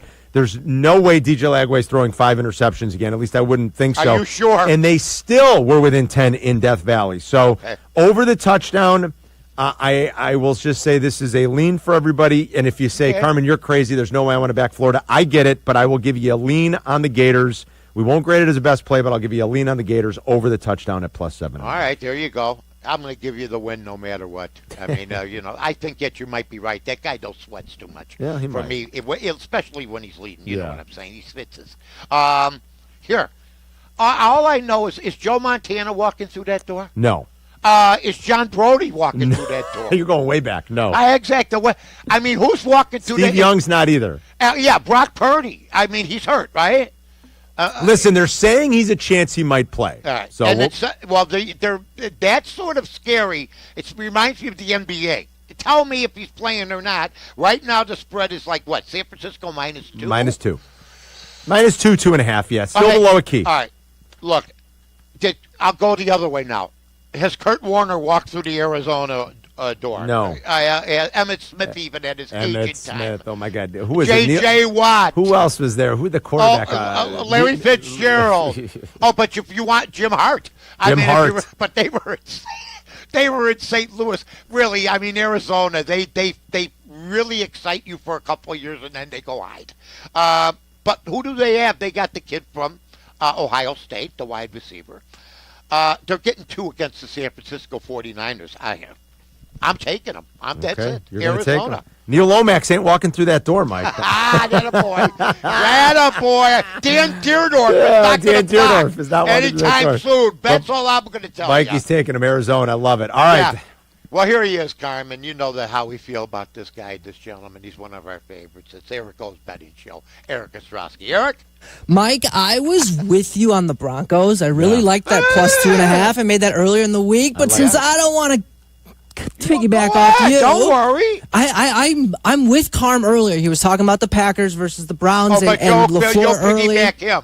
Well, he didn't take that as a pick. That's why. Another one of his leans. Yeah, so I think Green Bay is easily the best team in the NFC, and the Browns are doldrums. I'm going to take that 7.5. All right, you're going to lay the 7.5. All right, there we go. Man. Thank you to Eric Ostrowski for producing, as always. Thanks to Luke Pergandy, and thank you to Jim Miller.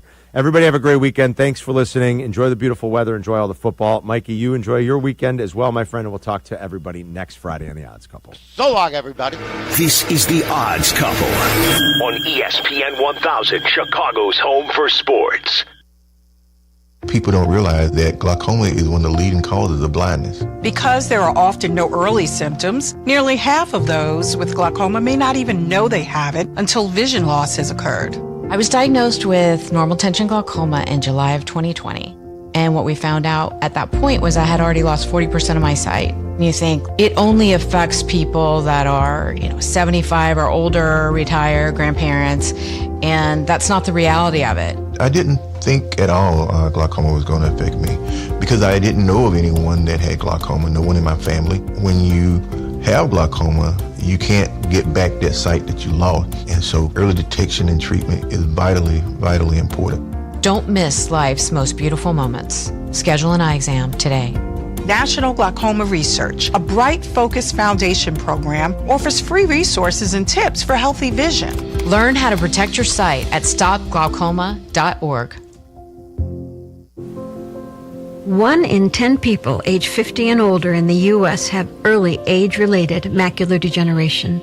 Because macular degeneration often has no early symptoms, many don't know they have it until irreversible vision loss has already occurred. Well, when I first found out that I had macular degeneration, it was really scary. I mean, my eyes are my living. What's most important for me to see my family, my loved ones, my pickleball game, everything I do is dependent upon my vision. Being able to see, be able to spend time with my children, be able to travel is extremely important. And I wouldn't be able to